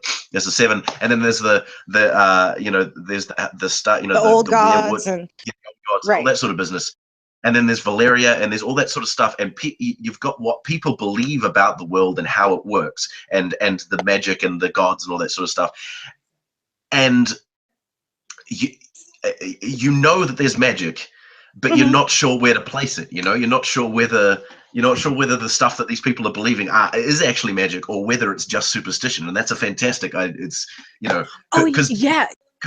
Definitely some of it is superstition, but there is also definitely magic, and it's like, which is the real stuff and which is the not, and which is, like the Doom of Valeria, there was obviously kind of a magical society, but the Doom just appears to be like a volcano that erupted, but it's got this whole mystical surrounding to it, right? And we don't know, and that's the one thing I love about is what we don't know. I always love mystery, and so the idea that you've got this society that's just wiped out, and nobody actually knows what happened to them. We just assume that it was just there are all kinds of assumptions. One, that their magic got away from them and they couldn't control the place that they lived anymore, or that it was just some natural occurrence. It kind of has that. And the comet as well. I forgot about the comet. There's this comet, and everyone's got their own superstitions about what the comet is, and then it kind of just goes away, and you're like, and you don't. But it's kind of lingering there the whole time. Yeah, and you don't, and what I love about it is it's there, and you're sort of like, what's up with the red comet? Who's, Daenerys is following it, like it means something. And the red woman as well, and she thinks it's a sign, and Osha even says, comet only means one thing, boys, dragons. To me, one of the best lines in the whole show, dragons, and you're like, dragons. Dragons, I love dragons. Right. And I don't even like dragons as like a literary like device. I don't like stories with dragons too much, but this is the one I think I like this one because you grow up with them, right? You're there from the moment that Rhaegal and Viserion and Drogon are born. And so you sort of grow with these dragons and you're like, oh, my babies are getting older. Yeah, and with the comet thing as well, again, it's how much of it is magical and how much of it is just superstition, because everyone has their own ideas about what it means and about what it is and their own superstitions about it. But whether, we see that there definitely is some magic involved with the Red Church, but whether that's related to the comet or not. Well, we don't even know. We don't even know because in Melisandre's point of view chapters, she talks about having all these pockets with powders and potions. We don't even know that the church has any magic. All their magic could be based on alchemist tricks, for all we know. Right. But she has that. She has that shadow baby, and they also. And that's where it gets confusing, right? Because she has the shadow baby, she has the vision, she can see, but. And the guy can heal people, with his but again, I suppose what you're saying is it's not necessarily tied to the church and therefore a god, right? You're saying that maybe it's other stuff.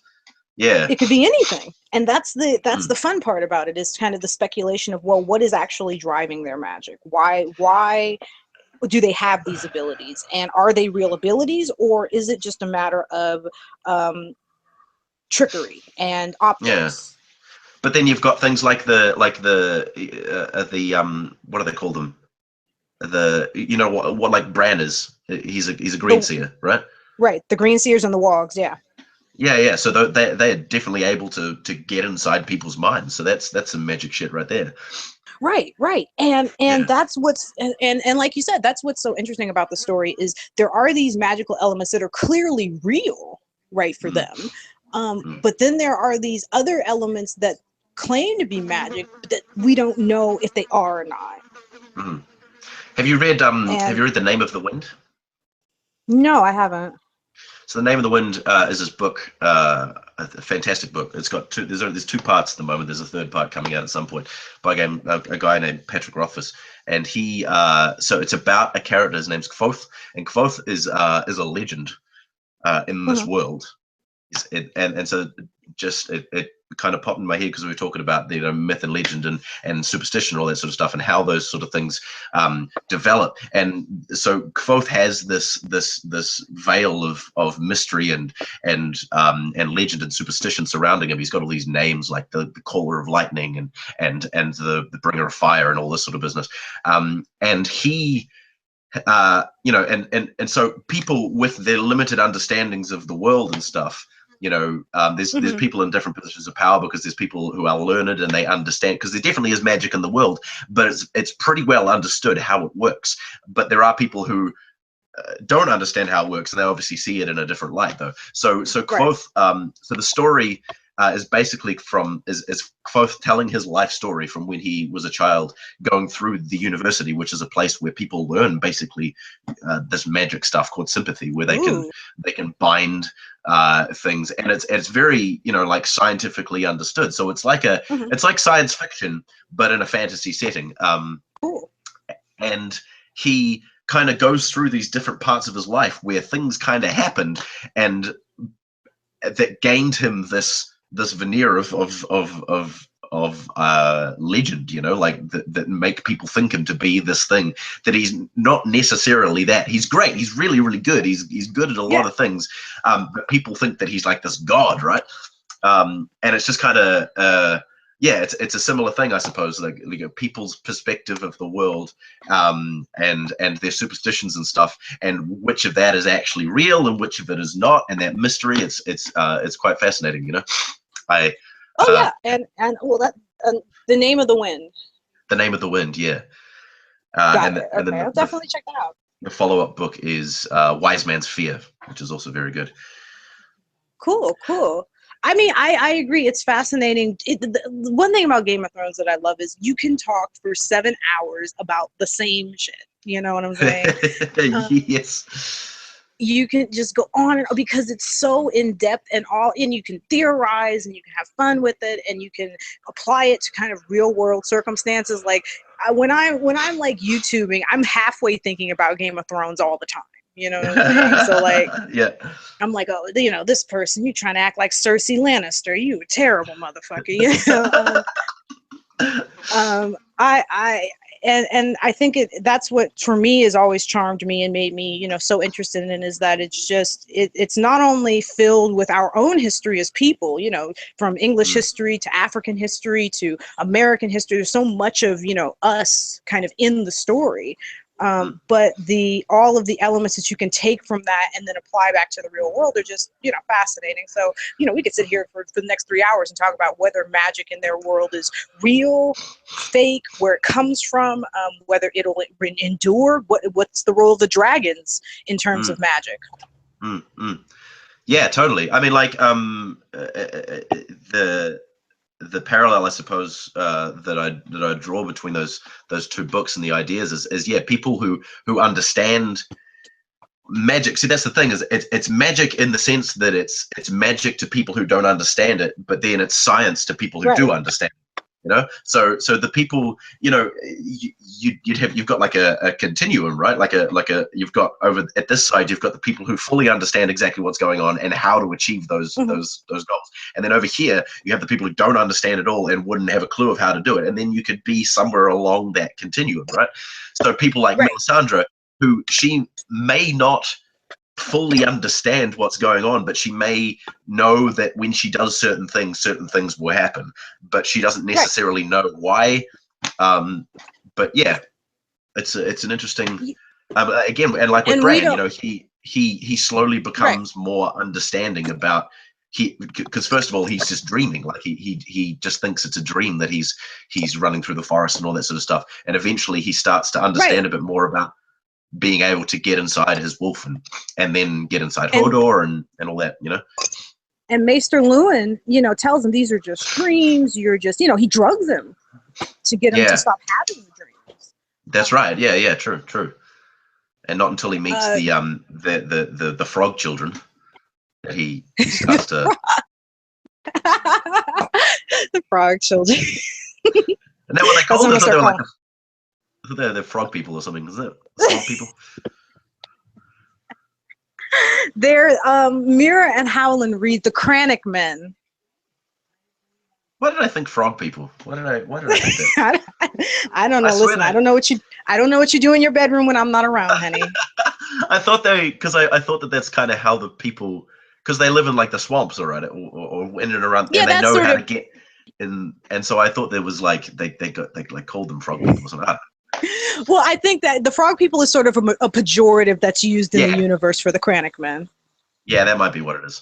Maybe I'm just making shit up. Oh, is this fish gonna fall? I'm halfway frying fish while I'm talking to you, and I'm like, is this fish gonna fall apart? I'm gonna have to Melisandre this fish. About. That's funny. Have a shadow baby and have it cook the fish for me. Yeah. But I would say that the dragons, whatever has happened in their universe, the dragons have reinvigorated magic, you know?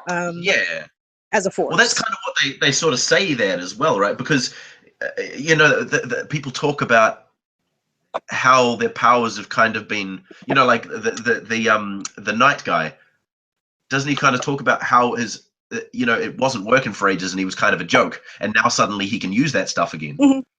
Yeah. So, Thoros does talk about, and so the dragons have kind of been a catalyst for that, maybe. And that's the other thing. It's a maybe. It's a maybe.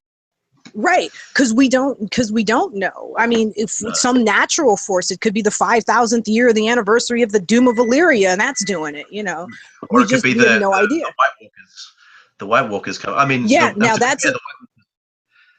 I don't know a lot about the White Walkers, so don't hit me too much, because I still don't. I mean, like at the end of the fifth I book, won't.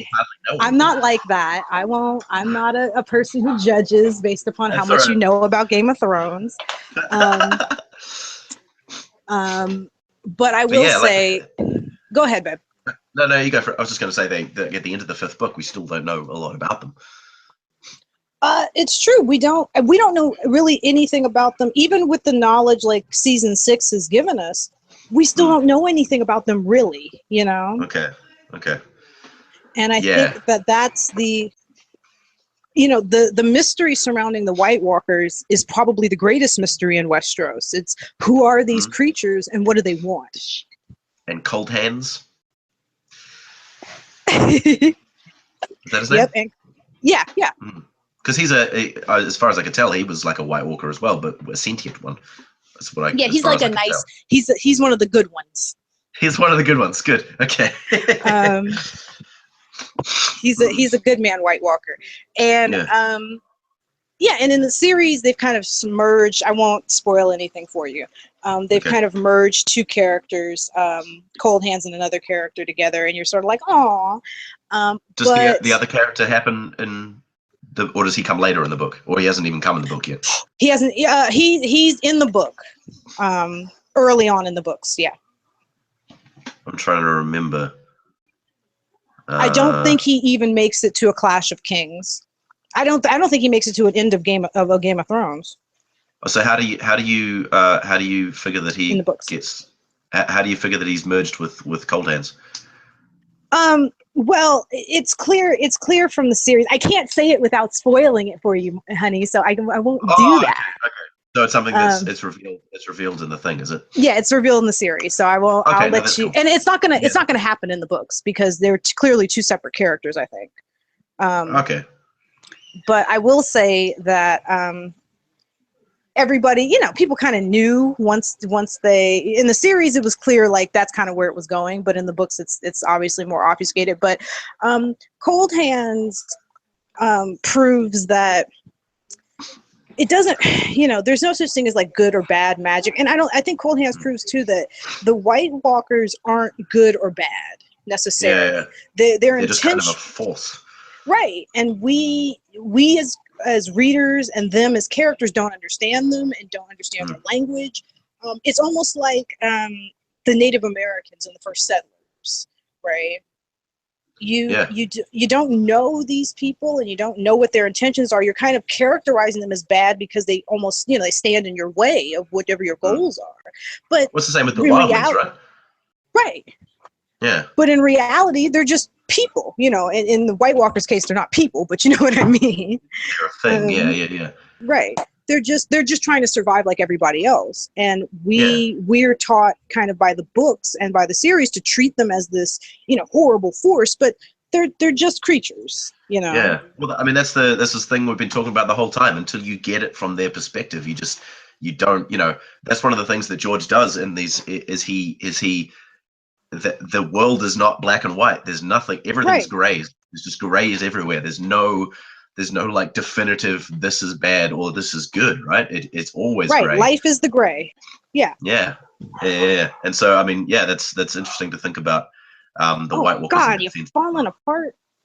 I'm turning my fish, and so my fish just fell apart. He's just like, nope. No, the fish is going. I should have got that shadow baby, right? Yeah, you should have got that shadow baby. That would have helped you out heaps, right?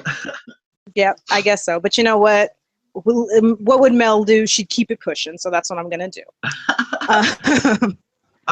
I reckon you could tell me who that character is, because I'm not too invested in the TV show. I'm just worried about spoilers for the books.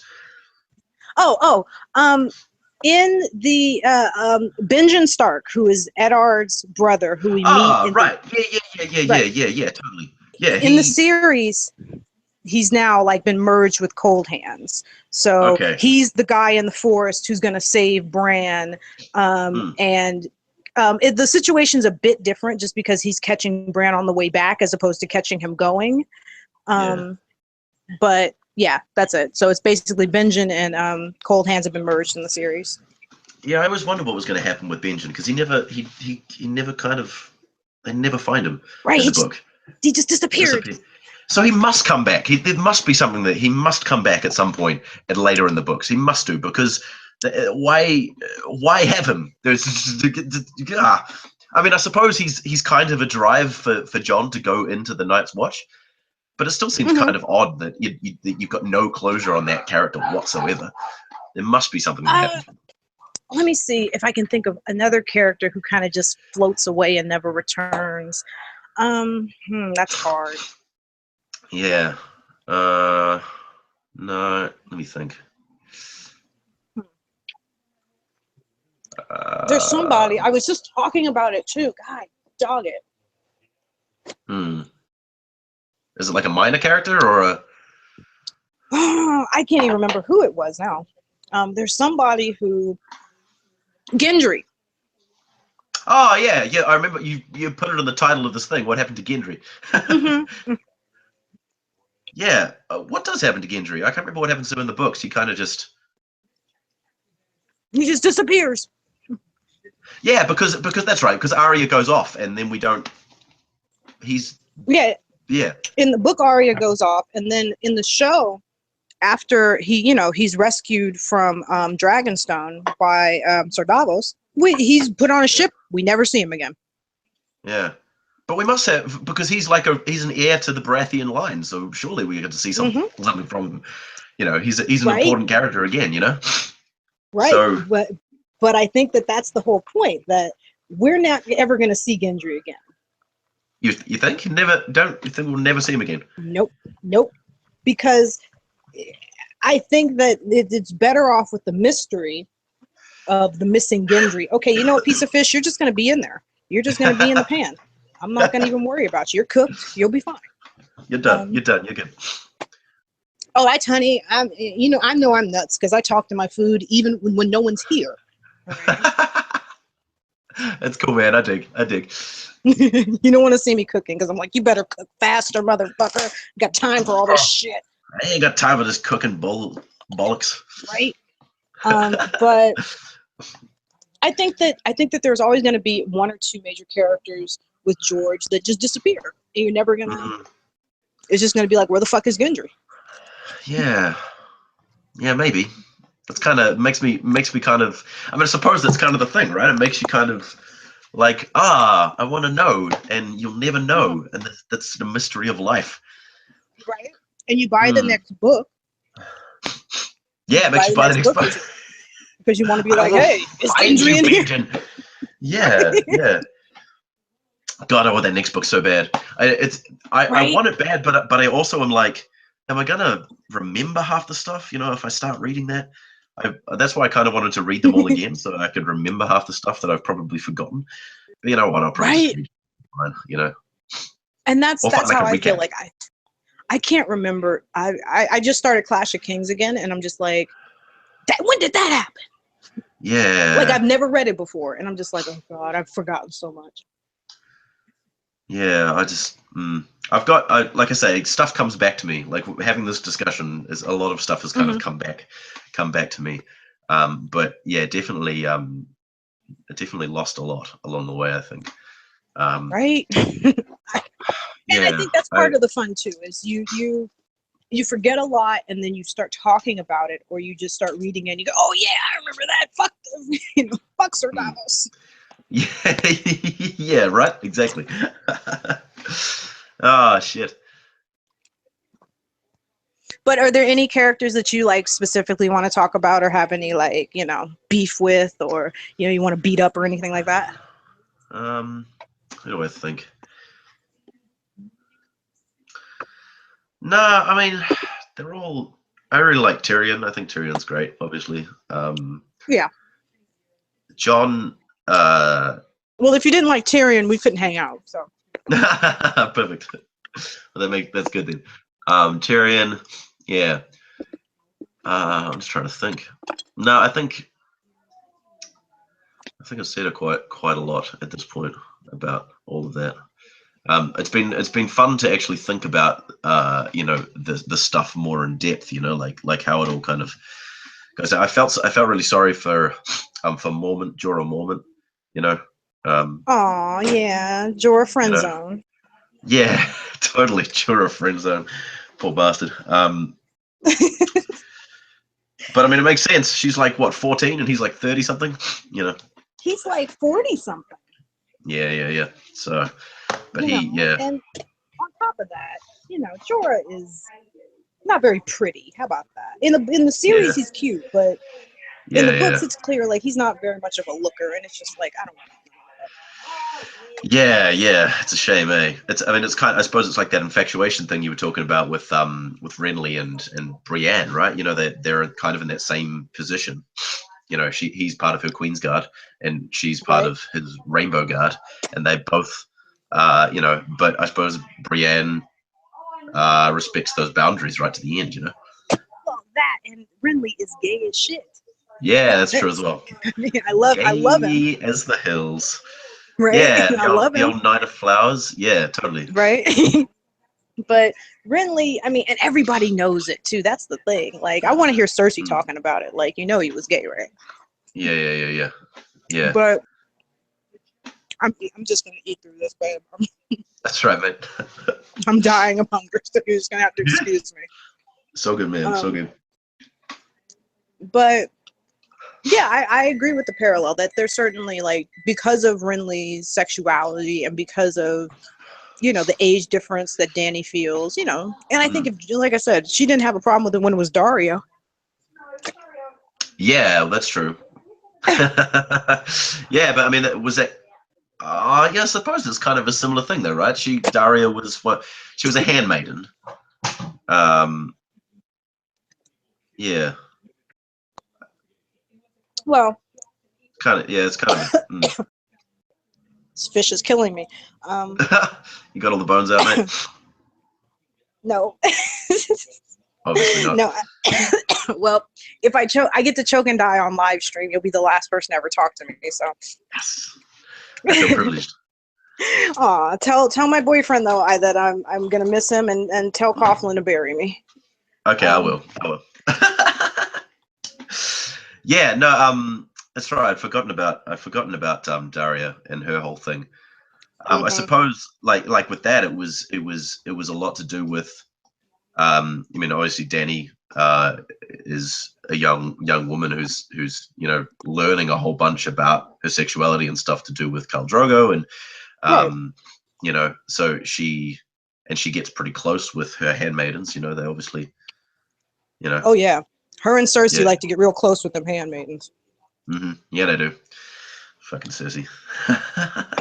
Getting a little bit on the side. Right?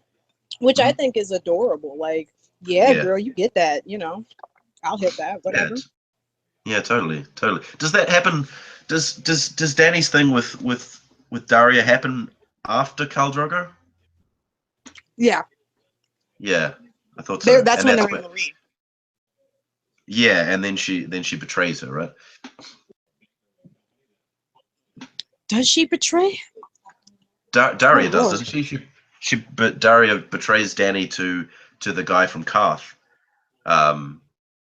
doesn't she? And that's and right. That's how the dragons get stolen. No. You're thinking of Zarazon or Doxus when they first reach Karth in the second season. Dario is, and that's Clash of Kings. Dario is like. Sorry, no, I'm thinking of the handmaiden, not Dario. Sorry, you said Dario, and I thought you meant What's the handmaiden's name? Daria. Daria. There you go. That was why I was confused. There's a very similar names. Well, George, he can't be naming everybody fancy. You know what I'm saying? Yeah, but no, because Dany kind of has a thing with Daria as well, right? Like they like sleep together, a bunch and whatnot, and she obviously is very close with her, and then she is betrayed, by her. Sorry, that's who I was talking. That's who I was talking about this whole time. I wasn't thinking of Dario at all. Well, hey, we made it back, babe. It's all good. We made it back. Yeah, but I mean, I suppose she doesn't have a problem with Dario at all. Obviously, because I suppose he's younger and flamboyant and Right. But at the same time, like I was saying, she rejects Jorah as a lover, but Dario is not much younger than frickin' Jorah, Yeah, I suppose that's true.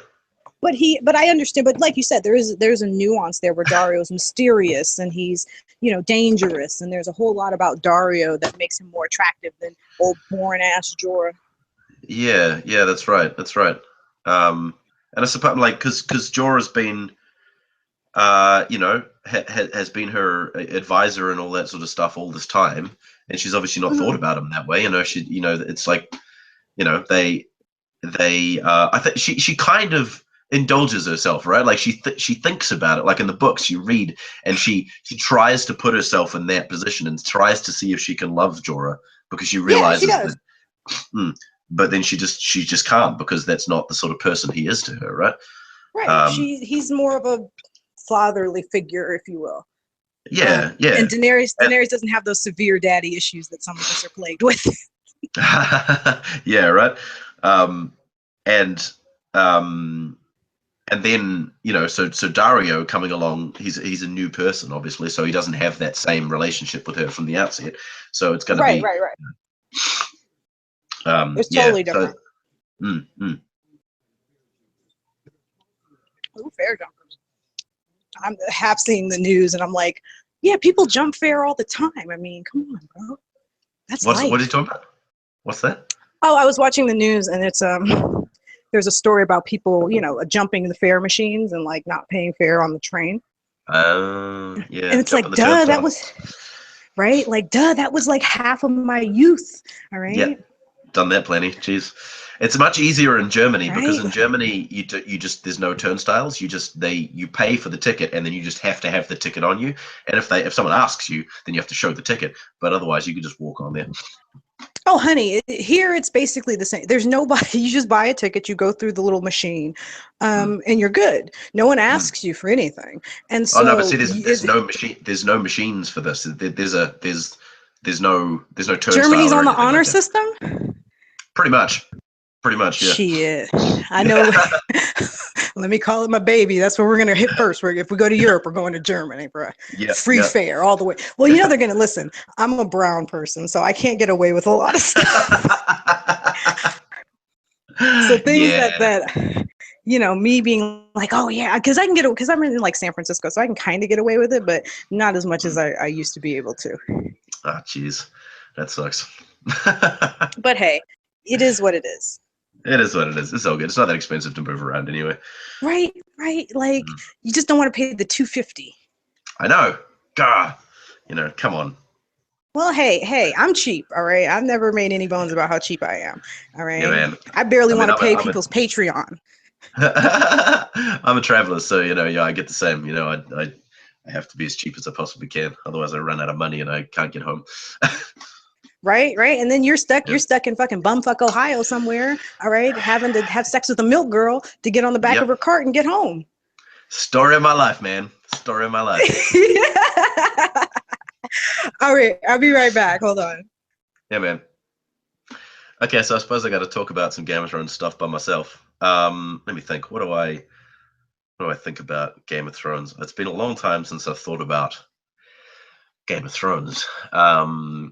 What's a good part? Yeah, the whole I was thinking about the whole Tyrion dagger thing, because you kind of get explained that a little bit later, and I suppose it kind of confused me because the Bran thing happens in the first book, and then I don't think you get it explained to you who it was or how it went down until like the third or fourth book, because someone confronts Cersei about it. Jaime? Yeah, because I think it's when Jaime comes back. Jaime comes back having, been away and having had his hand chopped off and all that. And then he came back with Brienne, I think. And then he gets back and he confronts Cersei about the Tyrion thing, because, obviously he was wrapped up in that with Tyrion and Catelyn and all that sort of business. And then he got caught by Catelyn and she confronted him about, trying to kill her son. And then, so Jaime confronts Cersei about it at some point. And she must say something, because she obviously doesn't know anything about it. She's like, and then they must sort of come to the conclusion that it was Joffrey, I suppose, that did it. And then because Joffrey had the had that the Tyrion's dagger after something. Yeah, because Joffrey lost it to Tyrion lost it to Littlefinger, and Littlefinger must have given it to Joffrey, maybe. I'm trying to remember. I have to wait till Lady gets back, and she'll probably know. But yeah, so that bit was all, I remember reading, and then that mystery being there, because he weaves all these mysteries in the first book which don't get answered for a long time, and it's kind of frustrating. But I suppose it's what keeps you reading, right? You have to keep reading to figure out what the friggin' hell's going on, and then there's mysteries on top of mysteries and shit, and all these things get intertwined. But yeah, because that is one of the things that drives quite a bit of the action in the first book, because Bran gets pushed out, and that leads Catelyn to go off and capture Tyrion. Why does she leave? She doesn't. She goes off to. That's right. No, because she's in Winterfell, and then it comes to light that maybe someone killed Jon Arryn, and that means that Ned's in trouble. And so she needs to go to King's Landing. Along the way, she runs into Tyrion, and she asks for the help of the locals to capture Tyrion, take him to the Eyrie, and where he'll serve trial. And that's when Tyrion calls upon his dude to be all dishonorable in battle and all that sort of business. And that's when Tyrion escapes. So yeah, and that by this point, there's been a whole bunch of shit that's gone down in King's Landing. So I suppose there's that as well. Is Ned's gone to King's Landing? I wonder what I'm trying to think what Joffrey's reason was for trying to kill Bran, because that is I'm not sure if that was related to Jon Arryn, because like we said earlier, I think the Jon Arryn thing was definitely a huge driver for a lot of stuff as well. I mean, it's a lot of the of what Ned's kind of problem solving, mystery, trying to solve the mystery of Jon Arryn's death, at the behest of some people, because I can't remember whether he suspects something. Oh, I think it might be because Catelyn comes. That's right. She gets to King's Landing, then on the way back, she finds Tyrion. And when she gets to King's Landing, she says that she tells Ned. I can't remember what it is that makes her suspect, though. That's the thing. But she tells Ned, and he, from then, starts to look into it more. And that's what gets him in a lot of trouble with the Lannisters and, all that sort of business.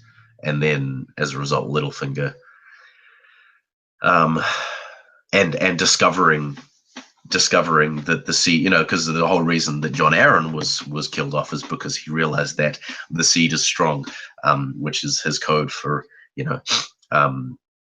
where he first thinks it's the seed is strong. He's talking about, Robert's bastards. So he goes off and that's when he finds Gendry. But then he realizes that it's to do with the Lannister kids and the fact that Jaime and Cersei are actually bumping uglies, and that those kids aren't. They're all actual bastards, and so Joffrey doesn't have a claim to the throne and all that sort of business. And so that's when he tells Cersei. He reveals his hand that he knows this. And that's when, because he thinks that he has Littlefinger on his side. He thinks he has the town guard on his side. And so he reveals to Cersei, because he's such an honorable man, that he knows this stuff, and that she should take her kids and leave because they will die otherwise. But unfortunately, he does not suspect that the others, that the others are actually going to turn on him, and that becomes his downfall. But yeah, that's all kind of driven by that initial death of Jon Arryn, because Jon Arryn discovered, well, I suppose the initial thing is that Cersei and Jaime were making babies, and which in turn is driven by Cersei and Robert's relationship. Maybe maybe she would have had kids with Robert had he not been in love with Lyanna and wanted to, and been so infatuated with her, that drove Cersei away from Robert, and so maybe they would have had kids, and the whole Jaime and her thing wouldn't have happened, and as a result, then it wouldn't have led to Jon Arryn dying, which would not have led to Ned dying, and we wouldn't have a very exciting story. I'm just rambling at this point because I don't really know what else to talk about. But yeah, it's interesting how that whole backstory kind of, all the stuff that happens, a whole bunch before, what did we say, 17 years or something before, that was when 17 years before the initial story started. The stuff that drives the story forward, even in the present. It's quite fascinating. He's built quite the amazing world for us, it seems. Yeah. So yeah. But yeah, that mystery of who killed Jon Arryn, was that? That must have been Cersei, I think. It must have been. What's up, kid? Hey, sorry, I've just been rambling. I've been slowly unraveling basically the first story in my mind, the Game of Thrones story of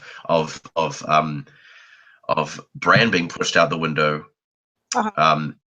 which led to the whole thing with Tyrion and whatnot. But then like the mystery of who actually went to try and kill Bran, after the fact. And I think we come to the conclusion that it's Joffrey because Jaime confronts Cersei about it, right? And she's like, I have no idea. How do we then discover that it was Joffrey? Well, from what I have surmised, I really surmised that it was Joffrey because Joffrey had wanted to impress his father, whom he had overheard talking about it.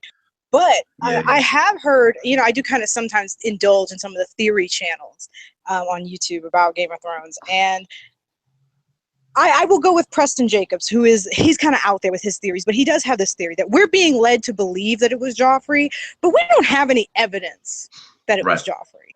Right. And so we're still kind of at the point where we don't know who it is, and Joffrey's the best answer. See, where did the whole dagger thing lead? Because as far as I know, because it was Tyrion's dagger and he lost it to Littlefinger, an attorney, and then what happened?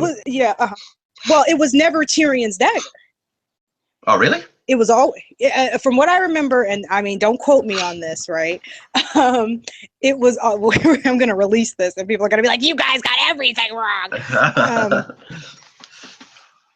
It was always Littlefinger's dagger. He made up that whole story about losing it to Tyrion Lannister and attorney, because Tyrion never bets against his brother.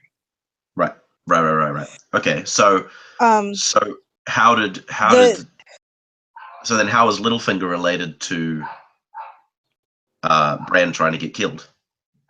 The assassination attempt. Well, we don't know how Littlefinger how the dagger came into the possession of whomever gave it to the cat's paw. Yeah. Okay. So that's what I'm confused. We're not too sure about. Okay. So we don't have necessarily any evidence, because how would Joffrey then have gotten the dagger to give to the cat's paw? Well, the leading theory that Tyrion comes up with is that Joffrey stole that the dagger was either a gift to Robert Baratheon from Littlefinger, or something of the sort, in which it came into Robert's possession. Right. And then Joffrey stole it from Robert. Right. Gotcha. Tyrion's line of thinking being, hey, Robert's got a million fucking daggers. He doesn't know what he owns. He's drunk all the time and fucking ladies. He doesn't know. Okay. But we definitely know that Jon Arryn was killed by Cersei. Is that right? No, Jon Arryn was killed by Lysa and Littlefinger. Ah. How did that happen? Lysa poisoned him. Why? Because, well, again, we're back into speculation. The leading thing is that Littlefinger poisoned Jon Arryn to start strife between Catelyn's family, Lysa and them, Jon Arryn's child, and the Lannisters. Okay. Because they would immediately pin it on the Lannisters. Okay. Gotcha. Lysa, one reason that we believe Lysa did it was because they were Tywin wanted to foster Littlefinger. Tywin wanted to foster the little baby, Jon Arryn. Yeah. Not Jon. God, what the fuck is the baby's name? Robin Arryn. Robin. And, and she would have rather, killed fucking 10 men than to see her son raised effectively by Tywin Lannister. Although probably would have been good for his little ass, but whatever. Yeah. So that's the kind of leading theory. Okay. And it sounds most correct to me. Yeah. I see. So my whole ramble just before was that Cersei had done it because of the whole Seed is Strong thing, but obviously that wasn't the case then. But that is what people would assume then, and so that's why it created some strife between the families. Right. And that's what Ned obviously thought was the case. Yeah. And Ned, Ned is not that fucking, he's a soldier. Surely and truly he's a soldier, but he's not that smart. Yeah. As evidenced by the fact that he should have had sex with Cersei in front of that weirwood tree. With Cersei? Yeah. Okay. The confrontation scene where he confronts Cersei about her incest with Jaime. They're in the Godswood at King's Landing, where the last kind of weirwood trees in the south are. And Cersei starts pushing up on him like, "Hey, my brother is 1,000 leagues away, so is your wife. What you trying to do?" That's right. Yeah.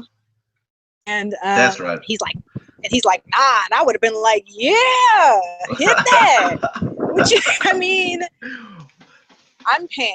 So everybody is fair game to me. All right.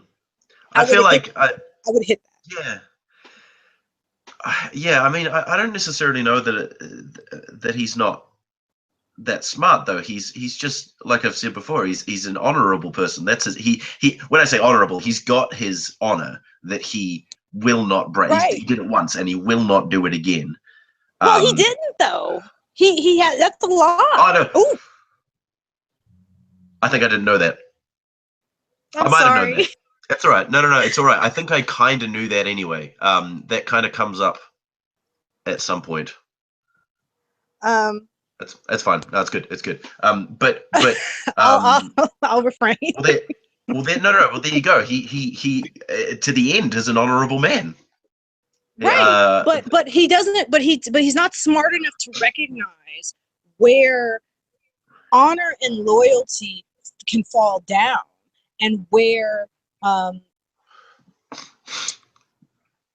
and loyalty can sort of fall down, and where you have to, when you're playing with these people, when you're trying to get, in effect, when you're trying to get your way, where you have to make an attempt, be deceptive. And to not let your intentions be known. And I think that, I don't mean not very smart in terms of, he's not Hodor or anything. Hodor is smart as shit. All right. But he's he doesn't kind of real, he said, go ahead. I was just going to say, it kind of feeds into that whole Stark North thing, like I was saying before about my qualms with how Jon was handled in the TV show as opposed to the books. Like when he has, what the hell's her name? The wildling chick. Ygritte, yeah. So he's got her, and he's been told that he needs to kill her, and she's tied up, and he goes to kill her. But in the books, he purposefully misses and then tells her to leave, right? In the show, it seemed to me that he accidentally missed, and she kicked him away, and then so he had to chase after her, kind of thing. But that's not how it happened in the book, and that kind of spoke to his character as a person who wouldn't kill an innocent person.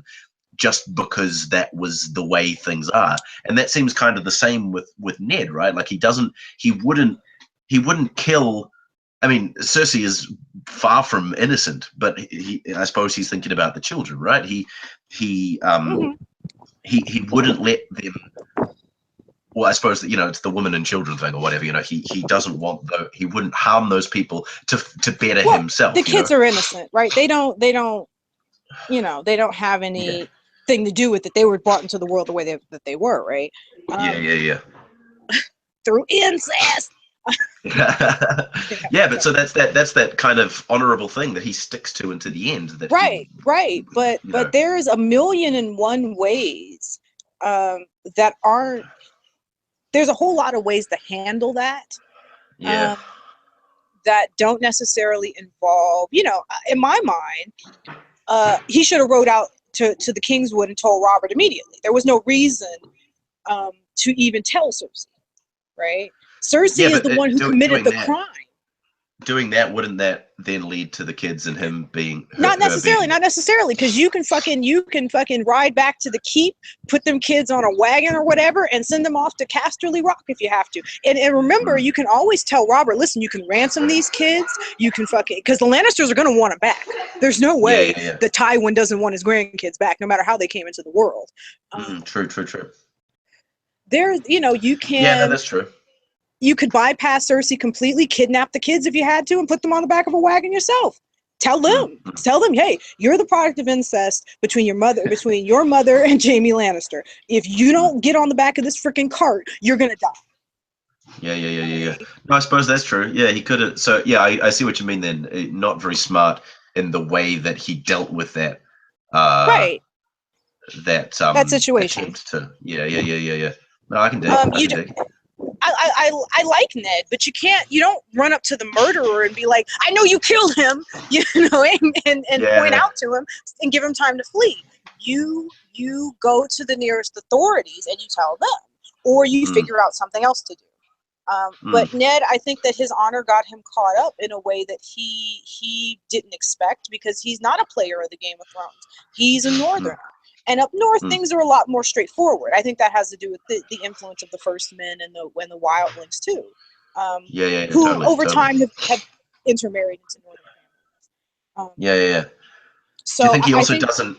Because he also thinks. He also thinks that Littlefinger's on his side as well, and the city guard is that too. Yeah. So And I think that too. He figures he's got that power. So And instead of, and he doesn't quite see, like he's blinded by Littlefinger's mask in some ways. And I don't blame Catelyn, because she grew up with him. To a certain extent, she kind of knows he loves her or whatever. So she's trying to use that to still keep a hold of Littlefinger. But at the end of the day, you don't need to ask very many people. He could have asked Varys. It's not like Varys didn't come to him in the course of this and try to help, try to help, try to hurt.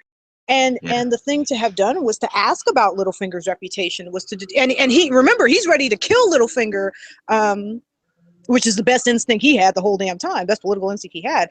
He's ready to kill Littlefinger for saying that his wife is in a brothel.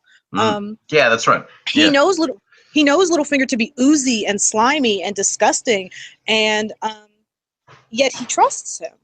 It's kind of weird, right? Right. And that's Ned being a trusting person too. That I don't know that I blame him for his character. I think he's just not. He's not encountered people like this. Who that's like you say. Up in the north, he just doesn't. He'd be. In Winterfell, just surrounded by people he can trust all the time. There's none of this intrigue and crazy shit that's going on, and then he's thrust into this position of the Hand of the King, where there's just all this, chess pieces being moved around and people trying to, manipulate everyone else left, right, and center. It's just a completely different thing to what he's used to. And King's Landing,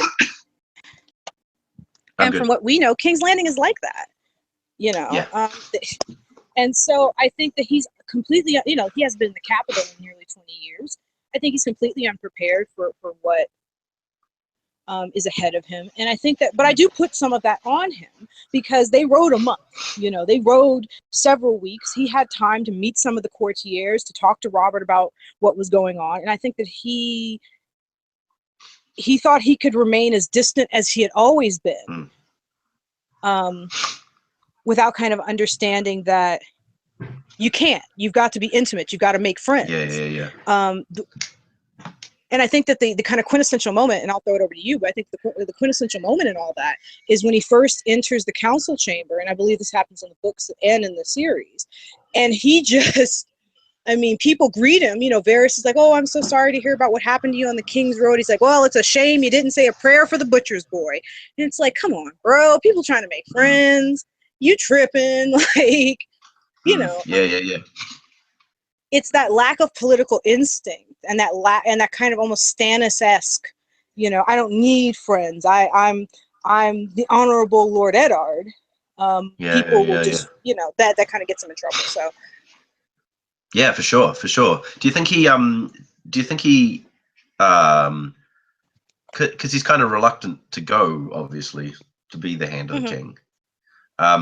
So do you think that plays into it as well? Maybe him feeling like the role is potentially kind of temporary, that he doesn't want to get too, he kind of wants to go there, do his thing, and then he can go back home, kind of thing.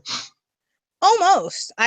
You get that feeling from him that he definitely doesn't think this is going to be a long haul.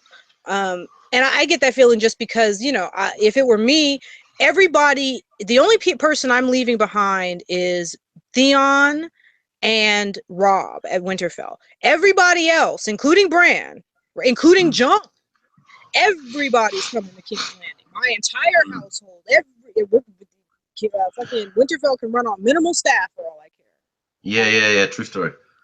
But see, I suppose that's what he did. He left everyone there under the assumption of, I'll be back kind of soon. Just chill on it, and And like I said, you can't really blame him because he had been out of the politics of it. And Robert was distant from the politics as well. But he was the king. And so he kind of had that prerogative where Ned was, it's Ned. Once he became hand of the king, it became Ned's job to understand all of the politics and to be the one who does the job of the king, effectively. Yeah, exactly. While Robert's off whoring and drinking. Right? Which I can't blame Robert for, because God, one thing that we don't take into account, kind of because of the books we only get glimpses of, are just the PTSD that these characters end up suffering from. These are two young men who at a young age were constantly faced with death, not just via, military means, but if they didn't kill the Mad King was going to kill them. Sure. And I think that Robert, power like that. For Robert, he again, I suppose, kind of like Ned. They're not rulers; they're warriors. But right, totally. Rob comes into this power, and what's he going to do? Right. And Robert is, like I said, honey, we could go. Literally, we're going to talk about this all day. Robert is the type of person whom, and we don't even know how, I won't say that. I say Robert's an excellent warrior because that's kind of the mythos that permeates their society. But Robert is running on pure fury.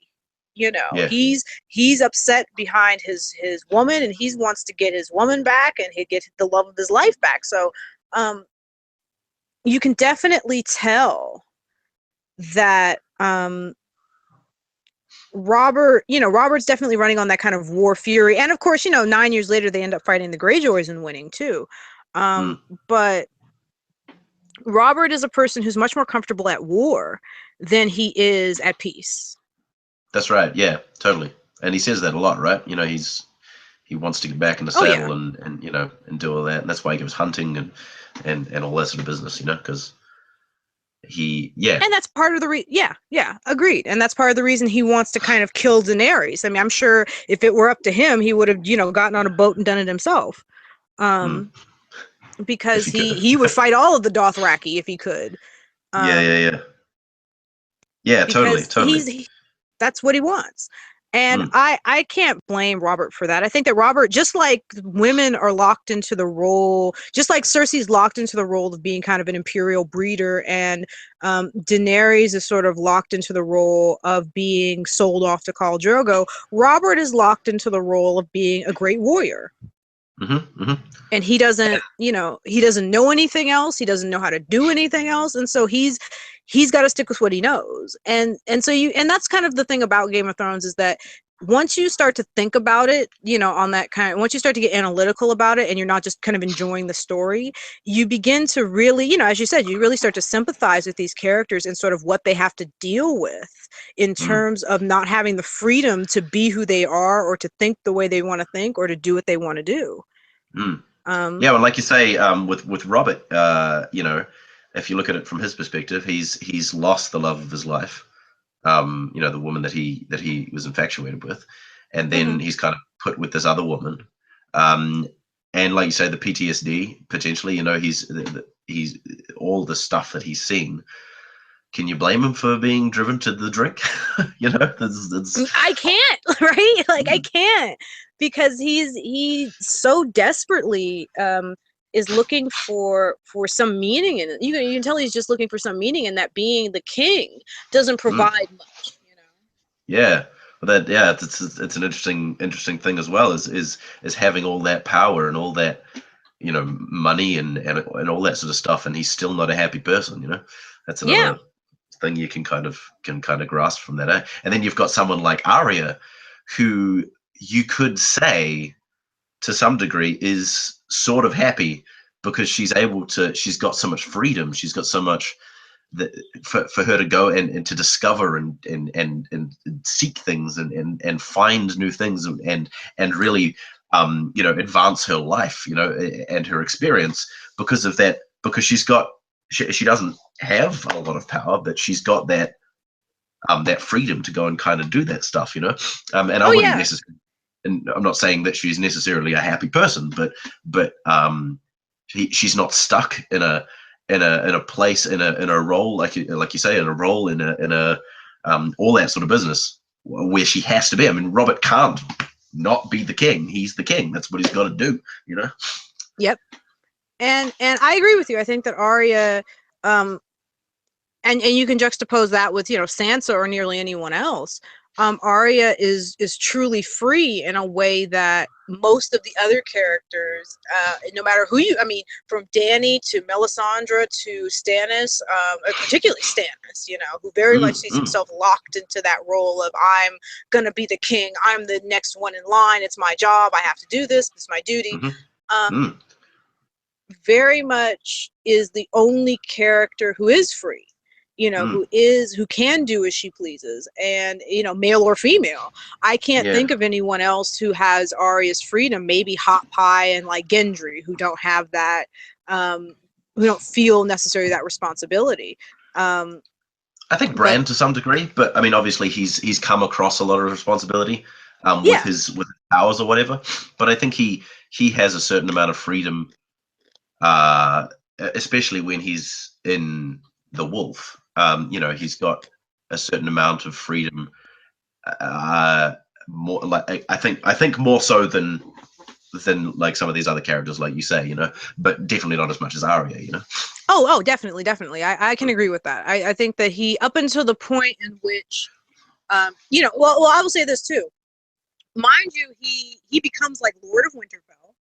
So he's not free to, sort of do anything outside. Yeah, there's that period where Theon sort of takes over, and they're on the run, where because his only thought is survival, similar to Arya's, he doesn't have to he no longer has to worry about being burdened by the responsibility of being a prince or a king or whatever, or a lord. He's able to sort of choose his own adventure, if you will. Yeah. And but yeah, before that, he like you say, he is the Lord of Winterfell for a certain period of time, where so he's very much locked into that. But he takes some. The only times he becomes free is when he's got those the wolf dreams, right? Right. When he And feels that's that freedom, and you can really feel that that's something that he wants to be. I mean, because of the restraints because he's got those two restraints. He's got the restraint of, of the role, but then the physical restraint of just not being able. He's got no legs. He can't use his legs. right. Hmm. I don't mean to laugh at that. It's just kind of the way you said it was kind of funny. No, that's all right. No, I mean, it's just that there's two kind of, there's the very physical can't move, and then there's the kind of the role can't move as well, so he's got those two restrictions, but that all sheds away when he jumps inside that wolf, and he can run for the hills. Oh yeah, and Arya similarly, when she's in the House of Black and White, and sort of that's the first time in a long time she's been restrained. She finds freedom in her wolf dreams. Yeah. And I think in some ways that there's something there that is just kind of hard to articulate, but you can viscerally sort of understand it. The idea that the moment that you can see through an animal's eyes is the moment that you're kind of truly free. The moment that you are, you shed the restrictions of being a human, and all the responsibilities that come along with just being alive as a human being. It doesn't matter who you are or what, what social strata you're from, is the moment that you are actually free.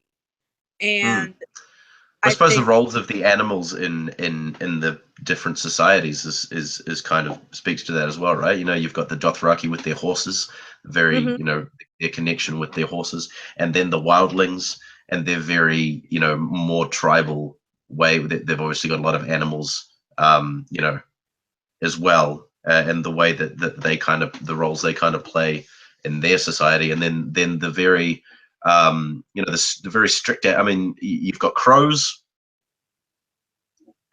and that's about it. In the, but they're very purposeful animals that are just there to do their purpose, and that's it. In the kind of Westeros society, so not a lot of freedom, because that's their thing. They go off and they do their thing, and that's it. I don't know if that's actually anything meaningful, but I just kind of thought of that. Just think. I think there's something there in terms of the connection between the ravens of the Citadel, whose only real job in life is to deliver messages between these royal houses, and the Black Brothers of the Night's Watch, also called the Crows. They once they are on the wall, their only purpose in life is to protect the wall and protect the Seven Kingdoms from what lies beyond. Sure. And so I think there's a parallel there. It's just we got to suss it out. Yeah, totally. Yeah, we know that the whole Nymeria, Arya's wolf. We kind of have bits of her, because there's those legends of the wolf pack and stuff that's like roaming around the place killing a bunch of people, right? That's something that's happening, isn't it? Yeah. But and Arya kind of has a connection with her still. Oh yeah, Arya still can walk, even though she's in Bravo, she can still walk into Nymeria. Yeah, she's just really far away and doesn't know where she is. Right. And it's I don't know if it's I think Arya is walked in the Nymeria when she removes Catelyn's body from the from the river. Yeah, that's right. I think I remember that. Yeah, that's right. Ooh, shit. Right, like that's some existential crisis right there. Right. Shit. All these people, like if I had to choose a job in Westeros, like if I had to like live in their universe, I would try to be like a therapist to the elites, because all these people need like severe therapy. Right. That's what I would be doing. About the problems. Yeah, exactly. Right. Oh like, shit. You can talk to me. Yeah, we can talk this out. Don't worry about it. It'll be sweet. Right. Come on, Tywin. Just open up a little bit. I was thinking before. I forgot to say this, but like one of the really cool bits in the story I thought was when Arya meets Tywin, and they get to talking. Yeah, I agree. And so you get to. I love that part. Yeah, because you kind of get to talk to Tywin a little bit. And again, you don't get the full story from Tywin, but you definitely get a bit more of a, you get a little bit of maybe he's not, it's not the full inside his head you get to sympathize with them thing or empathize at all, but you get a little bit of something there because you actually get to hear from Tywin a little bit, right? And about how he thinks about his family and his kids and his wife, True. And you kind of get that. You kind of get that from his hatred of Tyrion, of the fact that Tyrion is the one that killed his wife. He has that, and so he obviously cared for his wife, and that has had a profound impact on him as a human. Oh yeah. Oftentimes what I'll do is I'll read the wiki sometimes just to kind of refresh and see okay, what And one thing that's clear is that Tywin loved his wife very, very much. It's said that the only time that Tywin ever smiled was at their wedding. Tywin says to Cersei in the show, I don't distrust you because you're a woman. I distrust you because you're not as smart as you think you are. And his reference to I don't distrust you because you're a woman is because Joanna was his partner. She helped him develop his tactics. So he doesn't. I think one thing we can say about Tywin is he doesn't necessarily view women as lesser. You can tell Robert totally does. Yeah. Robert does not view women as partners. He views them as something to sleep with. But Tywin clearly does. And Tywin he's so complicated because he clearly has daddy issues and he has kid issues. His children are inbred. And they are. Me and Kristi were talking earlier about kind of Tywin and just how all of the children, Tyrion, I was going to say Lancel, Tyrion, Jaime, and Cersei, right? They all hide behind Tywin. Every time something goes wrong in their lives, it's, I'm going to tell Tywin. I'm going to get Tywin. My father this, my father that. Children who have always grown up in their father's shadow and look to him for protection throughout their life. They're in their freaking 40s, dude, and they're still talking about my father this, my father. It's like, Jaime, then handle this shit, bruh. Yeah.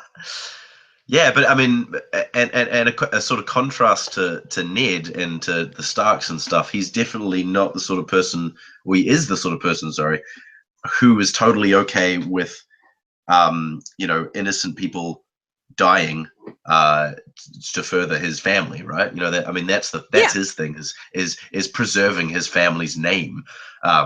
There's a great monologue in the TV series, in the first series, where I think it's this bit where Jaime comes into the tent and Tywin's skinning a deer, and he has this great monologue. I think it's that point where he talks about family and the preservation of the name, the family, and all that sort of stuff. And that's obviously a very important thing to him as well.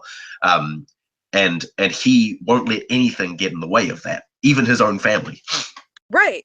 And what I find, and I agree that's one of the greatest moments of Tywin, where he's giving that speech to Jaime about, we could either set up a dynasty that lasts 1,000 years, or we could crumble into nothing like the Targaryens did.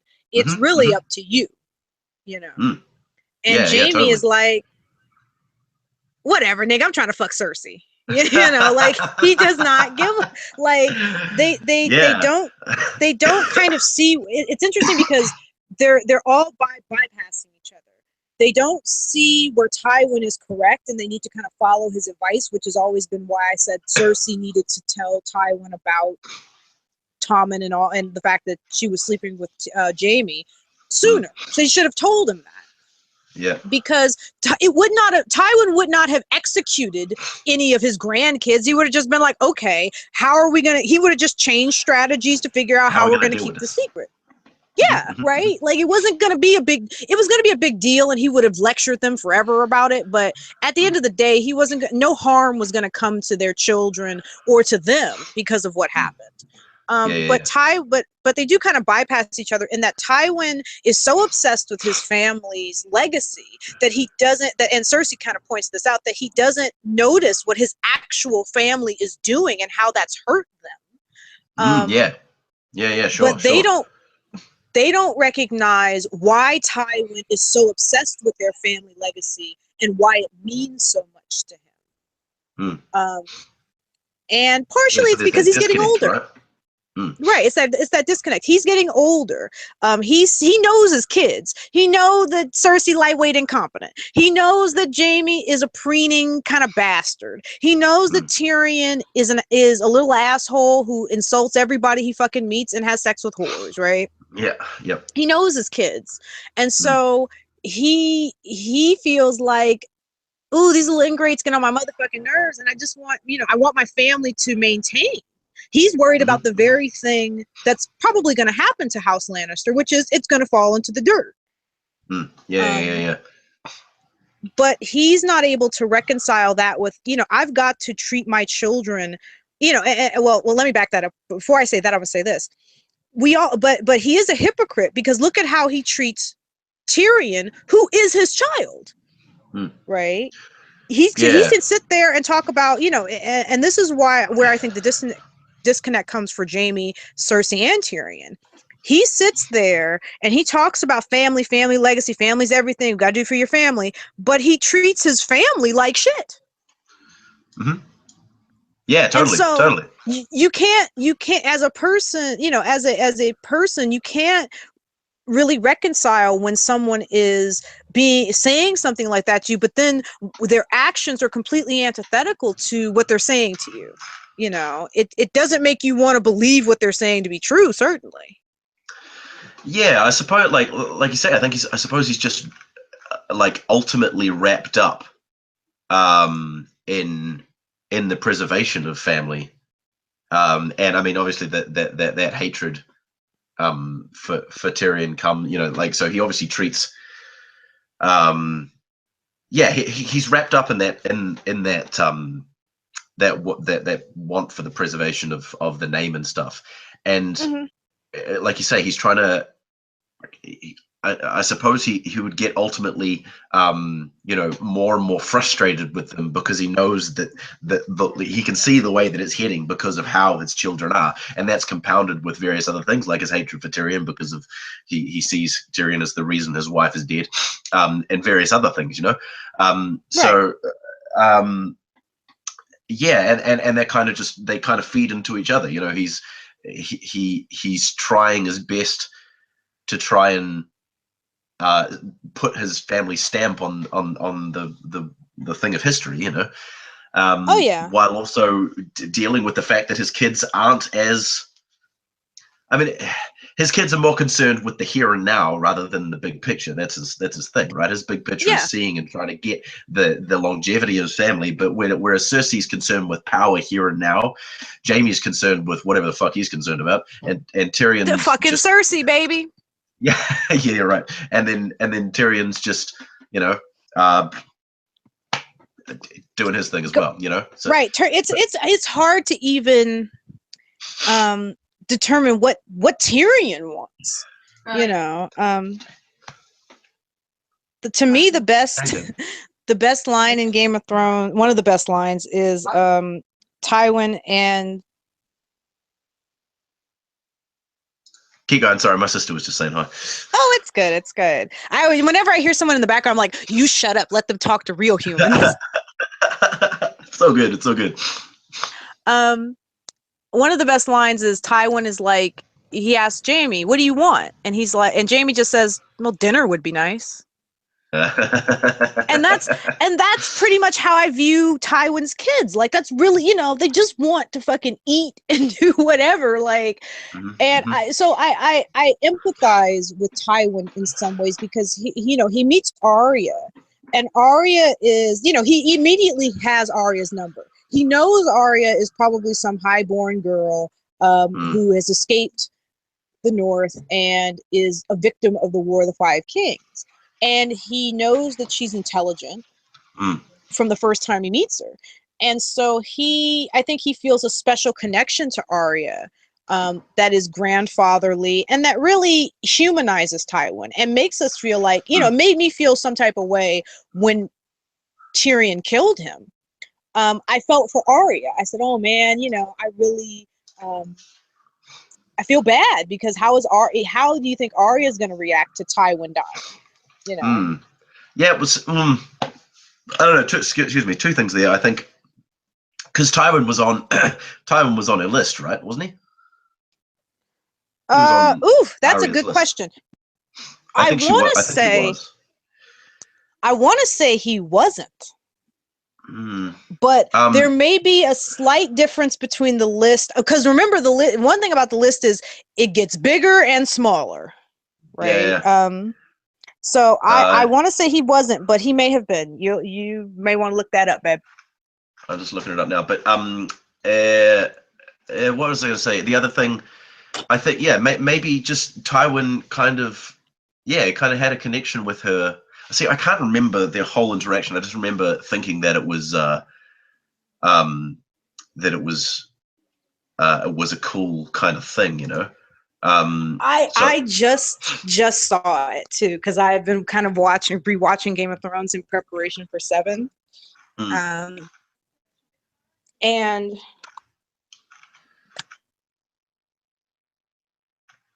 she's being kept in the pens at Harrenhal. Tywin comes in and is kind of pissed off with the Lannister army because they're just executing people instead of putting them to work. And the first thing he says, and the first thing that happens is, you know, Pulliver threatens her, and he says he's not going to kill you, right? This one's a girl, you idiot. I thought that was so cute. And he tests her intelligence. Well, why are you dressed as a boy? And she says, safer to travel. And he immediately says, smart, right? He knows from the jump just how intelligent Arya really is. And I think that he rather cultivate that than to destroy it.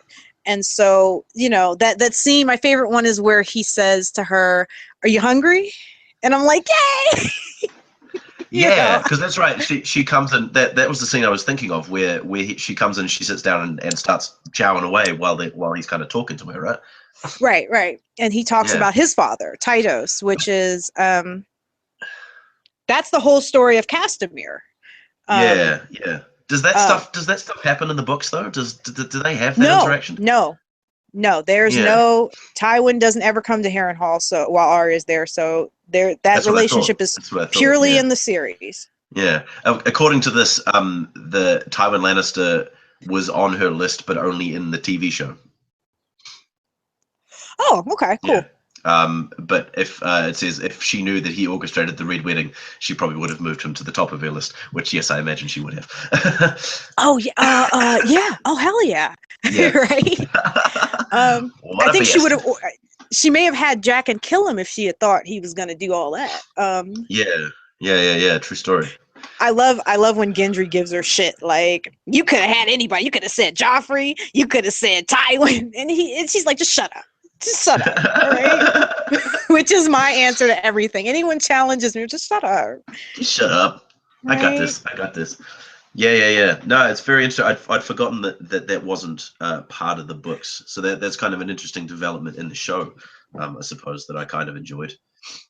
A lot of people who watch the show and have read the books, they say that's one of their favorite show-only moments, if not their absolute favorite show-only moment, is Arya and Tywin, which, I mean, God knows I'd watch a spinoff show of just Arya and Tywin, like the odd couple, just getting into it. Right? Oh no, that's funny. Shit. Yeah. And then obviously, Tywin meets his end. That was one of the things that I remember reading about and thinking about as well, is how, these huge grand people with all this power and stuff just meet their end in such mundane ways. I mean, I suppose Ned didn't really, but Tywin on a toilet, right. Rob while he was just eating some dinner, right. Renly while he's getting changed, Yep. Just so that they didn't die in the heat of battle or while they were doing grand amazing things. They weren't doing all this sort of stuff. They just died in these really sort of small mundane ways. Yeah, the only person I can think of right this moment who kind of gets an exciting death, if you will, is Oberyn Martell.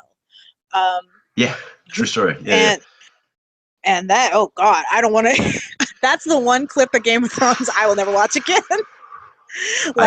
Just that cracking sound. That's just like, oh my God.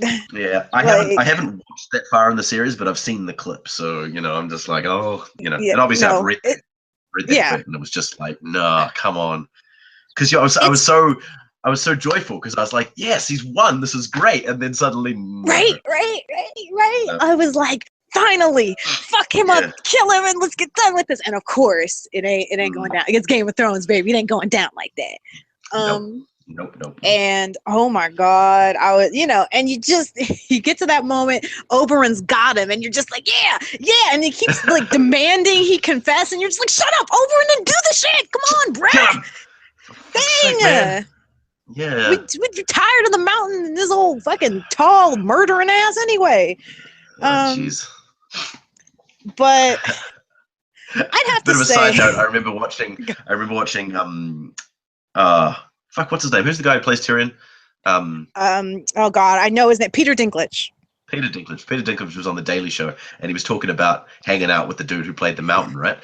And he's just this huge guy, this like massive guy who can just lift ridiculous amounts of weight and stuff. And he said they would go out to dinner and stuff, and he would order just like 3 whole chickens and just oh jeez. He's more like the Hound than anything. Yeah, exactly. Excuse me, sir. What would you like for dinner? Chicken, thanks. 3. Just keep bringing them. Just keep bringing them. Keep piling them on. Yeah, for real. Like, don't let me. I don't want to see bones. All I want to see is flesh. Empty plate. No. Yeah, exactly. Right. All the time. Chicken all day, roasted. Boom. Yeah. Cool. I can't think of anyone else who kind of goes. I mean, unless you're talking about like Rhaegar, but we don't see that happen. That happens in we're never going to see. Yeah, and my thing is, I don't want them to do. I kind of like, they just announced they're going to be like 4 spinoff series to Game of Thrones. They haven't decided like what's going to happen or whatever. To be fair, there is that. Have you read the the one that that George R. R. Martin wrote about Dunk the Dunk and Egg. Yeah. I haven't read it. My best friend gave me the synopsis though, so I'm fully versed. I have the graphic novels lying around somewhere. That's how I read them. Well, see, you smart. That's smart. All right. Yeah, it's cute, right? Yeah. Well, my first encounter with Game of Thrones was I audiobook the first one. And that really helped because that was like my first, that Audible shit. You get the, sign up and get one free. So I was like Game of Thrones, it makes it easier to get through. For me it was I watched the TV show first. I watched it. I watched that TV show, honey. I was like, I was there, and then it was like season 1. It was season 1 season 2 hadn't come out yet, and I watched season 1. A couple of times, and that's when I read the books. I started reading the books, and I finished the books before. Like I said, so I stopped. I was really disillusioned with season 2. I didn't like it at all. With how they. You didn't? No, what didn't you like? There were just character choices, like the way that characters were. It's been such a long time since I thought about it. One of them was that thing that I said about with Jon. Like Jon, for me in the TV series or in that second season at least, he was more of like an angsty teenager who was just kind of like, I'm gonna, and he didn't. He was just kind of annoying and angsty. But in the books, he was more. To me, he seemed more like Ghost, the direwolf, more like kind of sleek and just he had his he had his morals and he stuck to them and stuff like that. He the thing with what's her face, he didn't he didn't kill her. He missed on purpose, and she ran away. But in the TV shows, they changed that. And then there was another bit which I saw. That's it. What happens? You know, he has to fight. He has to fight his. You know, he's with the wildlings, right? And he's Corn captured. half And hand. Yeah. He has to fight Corn half.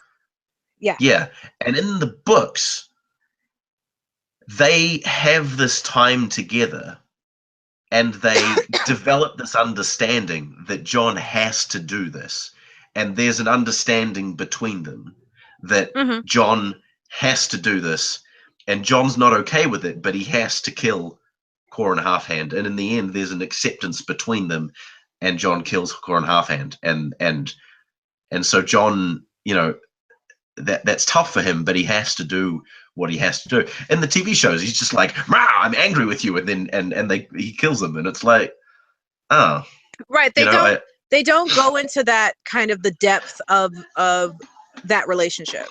Yeah, I feel that really impacts Jon's character as well, because, like I say, in the TV show, it just feels like he's just an angry kid who was just okay, I'm just going to kill this guy, whatever, you know, because they were kind of.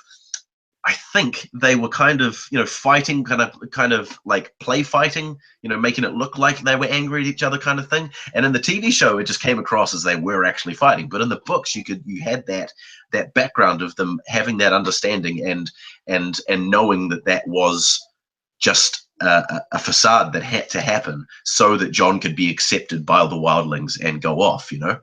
I will admit, I kind of got that. It took a second, though. I will say that they didn't go into as much depth as they did in the books about it, certainly.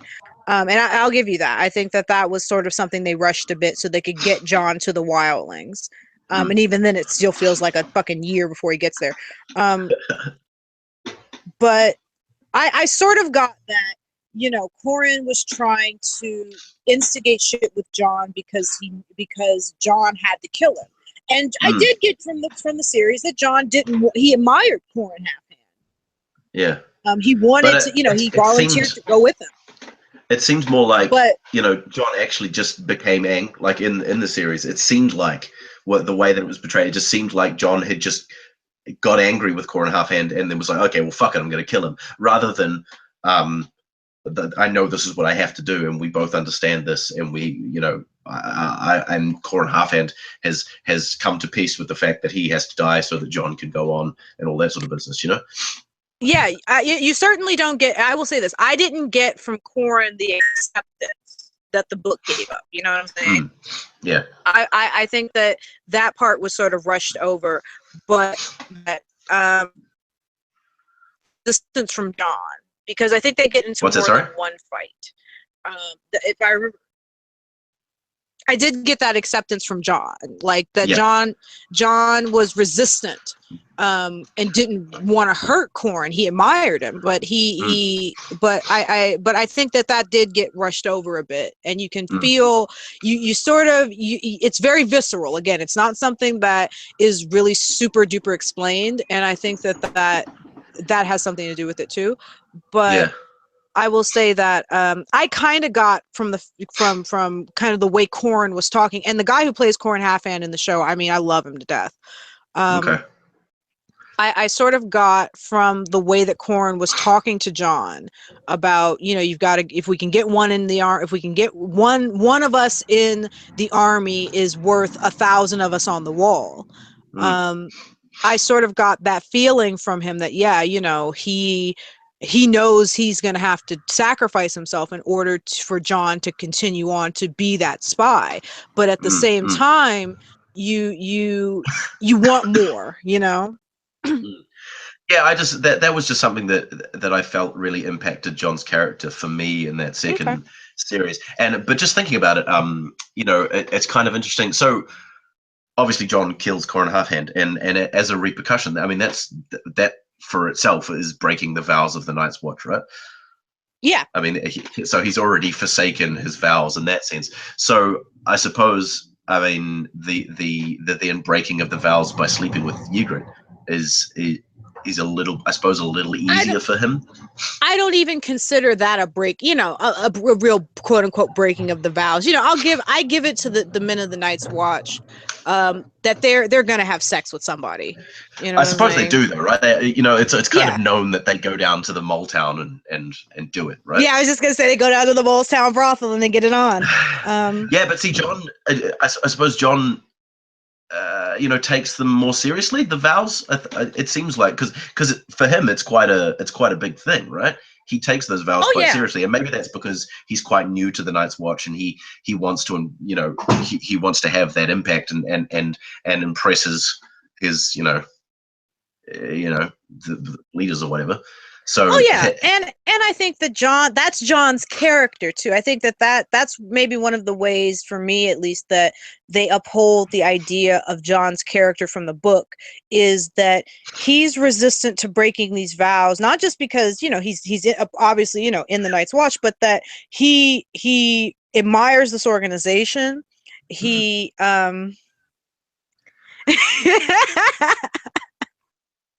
What? Hello? Are you still here? Yeah, yep. What was that? Okay. What were you laughing at? Oh, my boyfriend just hit me up on Messenger and was like, 5 hours, baby? Damn, are you breaking down every episode?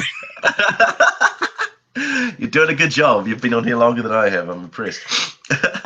Yeah, well, it's a little more than 5 hours. I was around and, you know, half talking while you guys, for like 30 minutes before you guys showed up. So I'm just like, good job.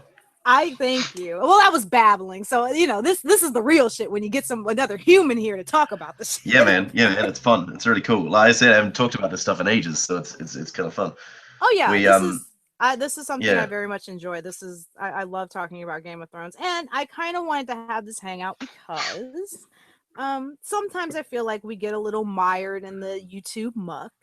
And sometimes we just, you know, don't talk about the stuff that we love. And I know those antis love Game of Thrones. They try to, it's getting all feminist now, I don't want to watch this shit no more. But they know they're gonna watch the shit, you know. Yeah, exactly. So, well, that's what happened. Like I kind of enjoyed that as well.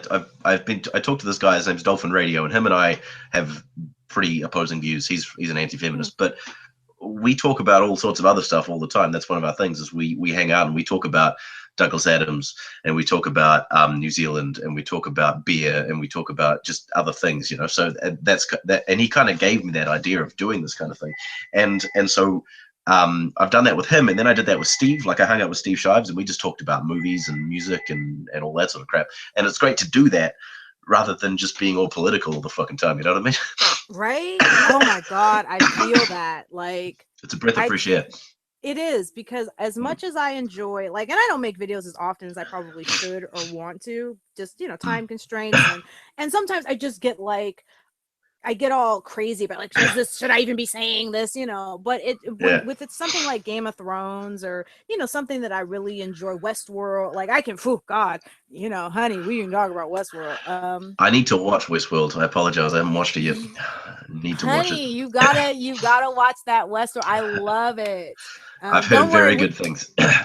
It's enjoyable. It definitely is enjoyable. It's got that mystery element that I think is important to a lot of series now. You know, there's not one reason I kind of dropped out of TV for a hot minute was because I was just like, there's no mystery. Like I would say from 2009 to like 2011, I didn't watch anything that was on television.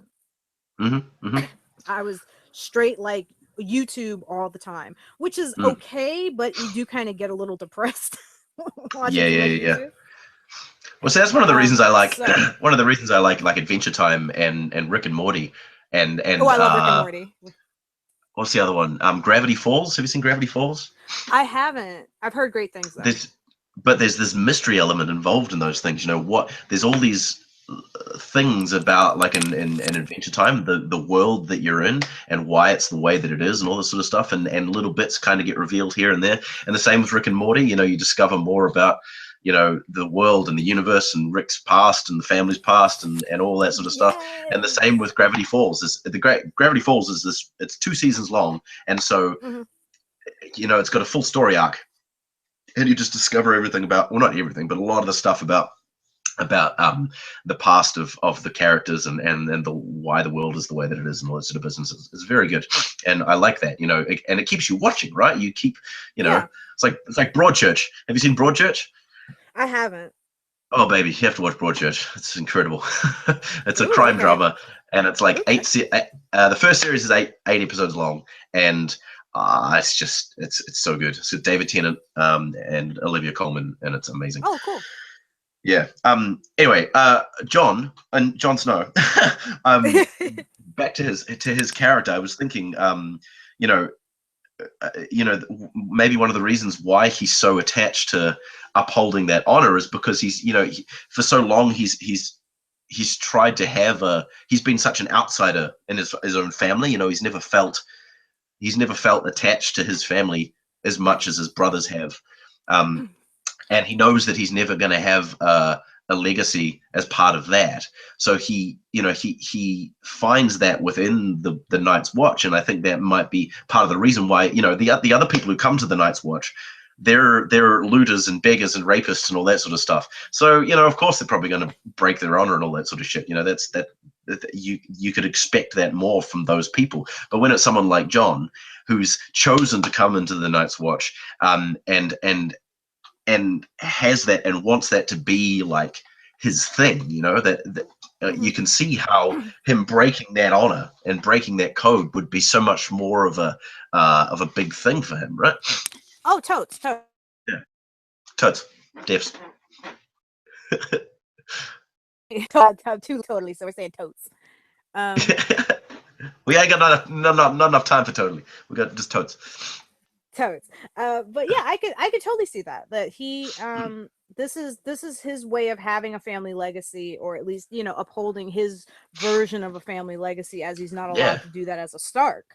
And so he takes his choice very seriously, and I can definitely see that, because he made the choice, as opposed to I made it, instead of making the choice out of kind of get castrated or the wall. He made a choice of live kind of an outsider's life at Winterfell, and maybe kind of move up the ranks there to Castilian or something like that, and forsake that kind of for the Night's Watch. So I could definitely see why he's so keen to uphold his vows. But I think at the same time, me personally, if I'm Lord Eddard Stark, and I know, and I know Jon, I'm not letting my son, be him biological or not, I'm not letting my son go off and join the Night's Watch, knowing that my family's kind of in a vulnerable position anyway.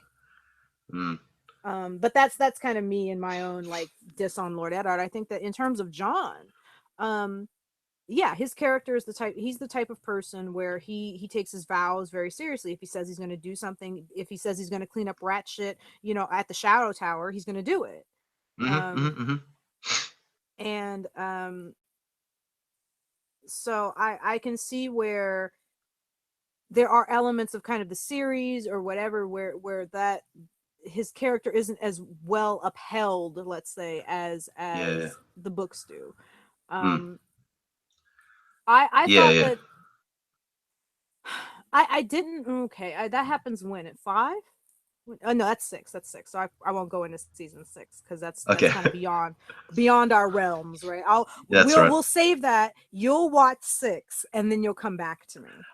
Okay. I gotta read. I want to read it before I watch it. That's the thing. See, then you're gonna be waiting for you. They're gonna be done with the series, honey. Yeah, I know. That's why I have to be like. Are you surprised that I've managed to avoid spoilers this amount of time? No.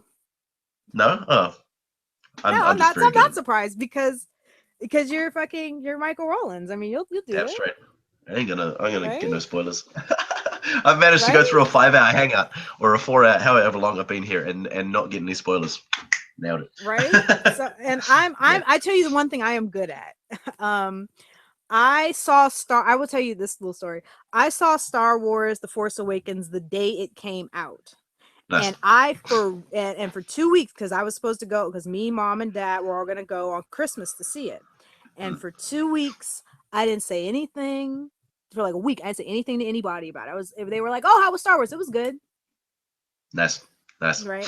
I dig that. I dig that. I am the queen of like, if we're gonna talk about something, and I will not spoil it. If I don't like you, you'll know it because I'll spoil the fuck out of it. I appreciate that. I appreciate that a lot. For sure, of course. Yeah. No, totally. One of the other things I didn't like, and I said this to Kristi as well, is the way that Rob's relationship with the nurse woman was handled in the TV show as opposed to the books. I thought that, you know, in the books we only get it from Catelyn's perspective, right? We only ever get that relationship, so it's always kind of a distant thing. We get her opinion about it. We hear about it through her, because we never have a Rob chapter. But in the TV show, it's just this kind of big thing, right? It's this romantic comedy thing going on between these two, which is fine, but I feel like it takes away from screen time that we could have had from much more interesting stuff, you know, like more Arya stuff or more Tyrion stuff or something like that, you know? Right. I was never intrigued by his relationship with Talisa. Lily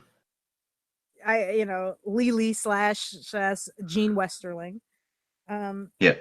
I was never intrigued by it. I didn't care. I thought it always, in the books it makes a lot more sense, right? He knocked this girl up and he felt, you know, honor bound to take care of her. And so marrying her was the logical conclusion. Although in the series it makes no sense, because you're a king now. Kings, when you love someone and you can't marry them, you still with them. You just, you know, you just kind of keep your wife locked up in a tower somewhere, and you know, you just travel around with your friggin', you know, your nurse lover.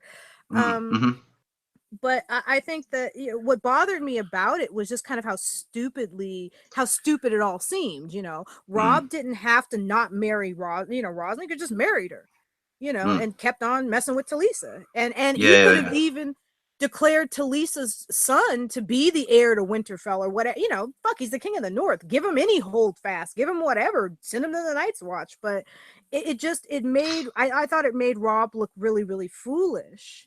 Whereas in the books, it's clear that it's not so much foolishness or sort of like boyish, you know, kind of like love, but it's his father's sense of honor that dooms Rob. Yeah, totally.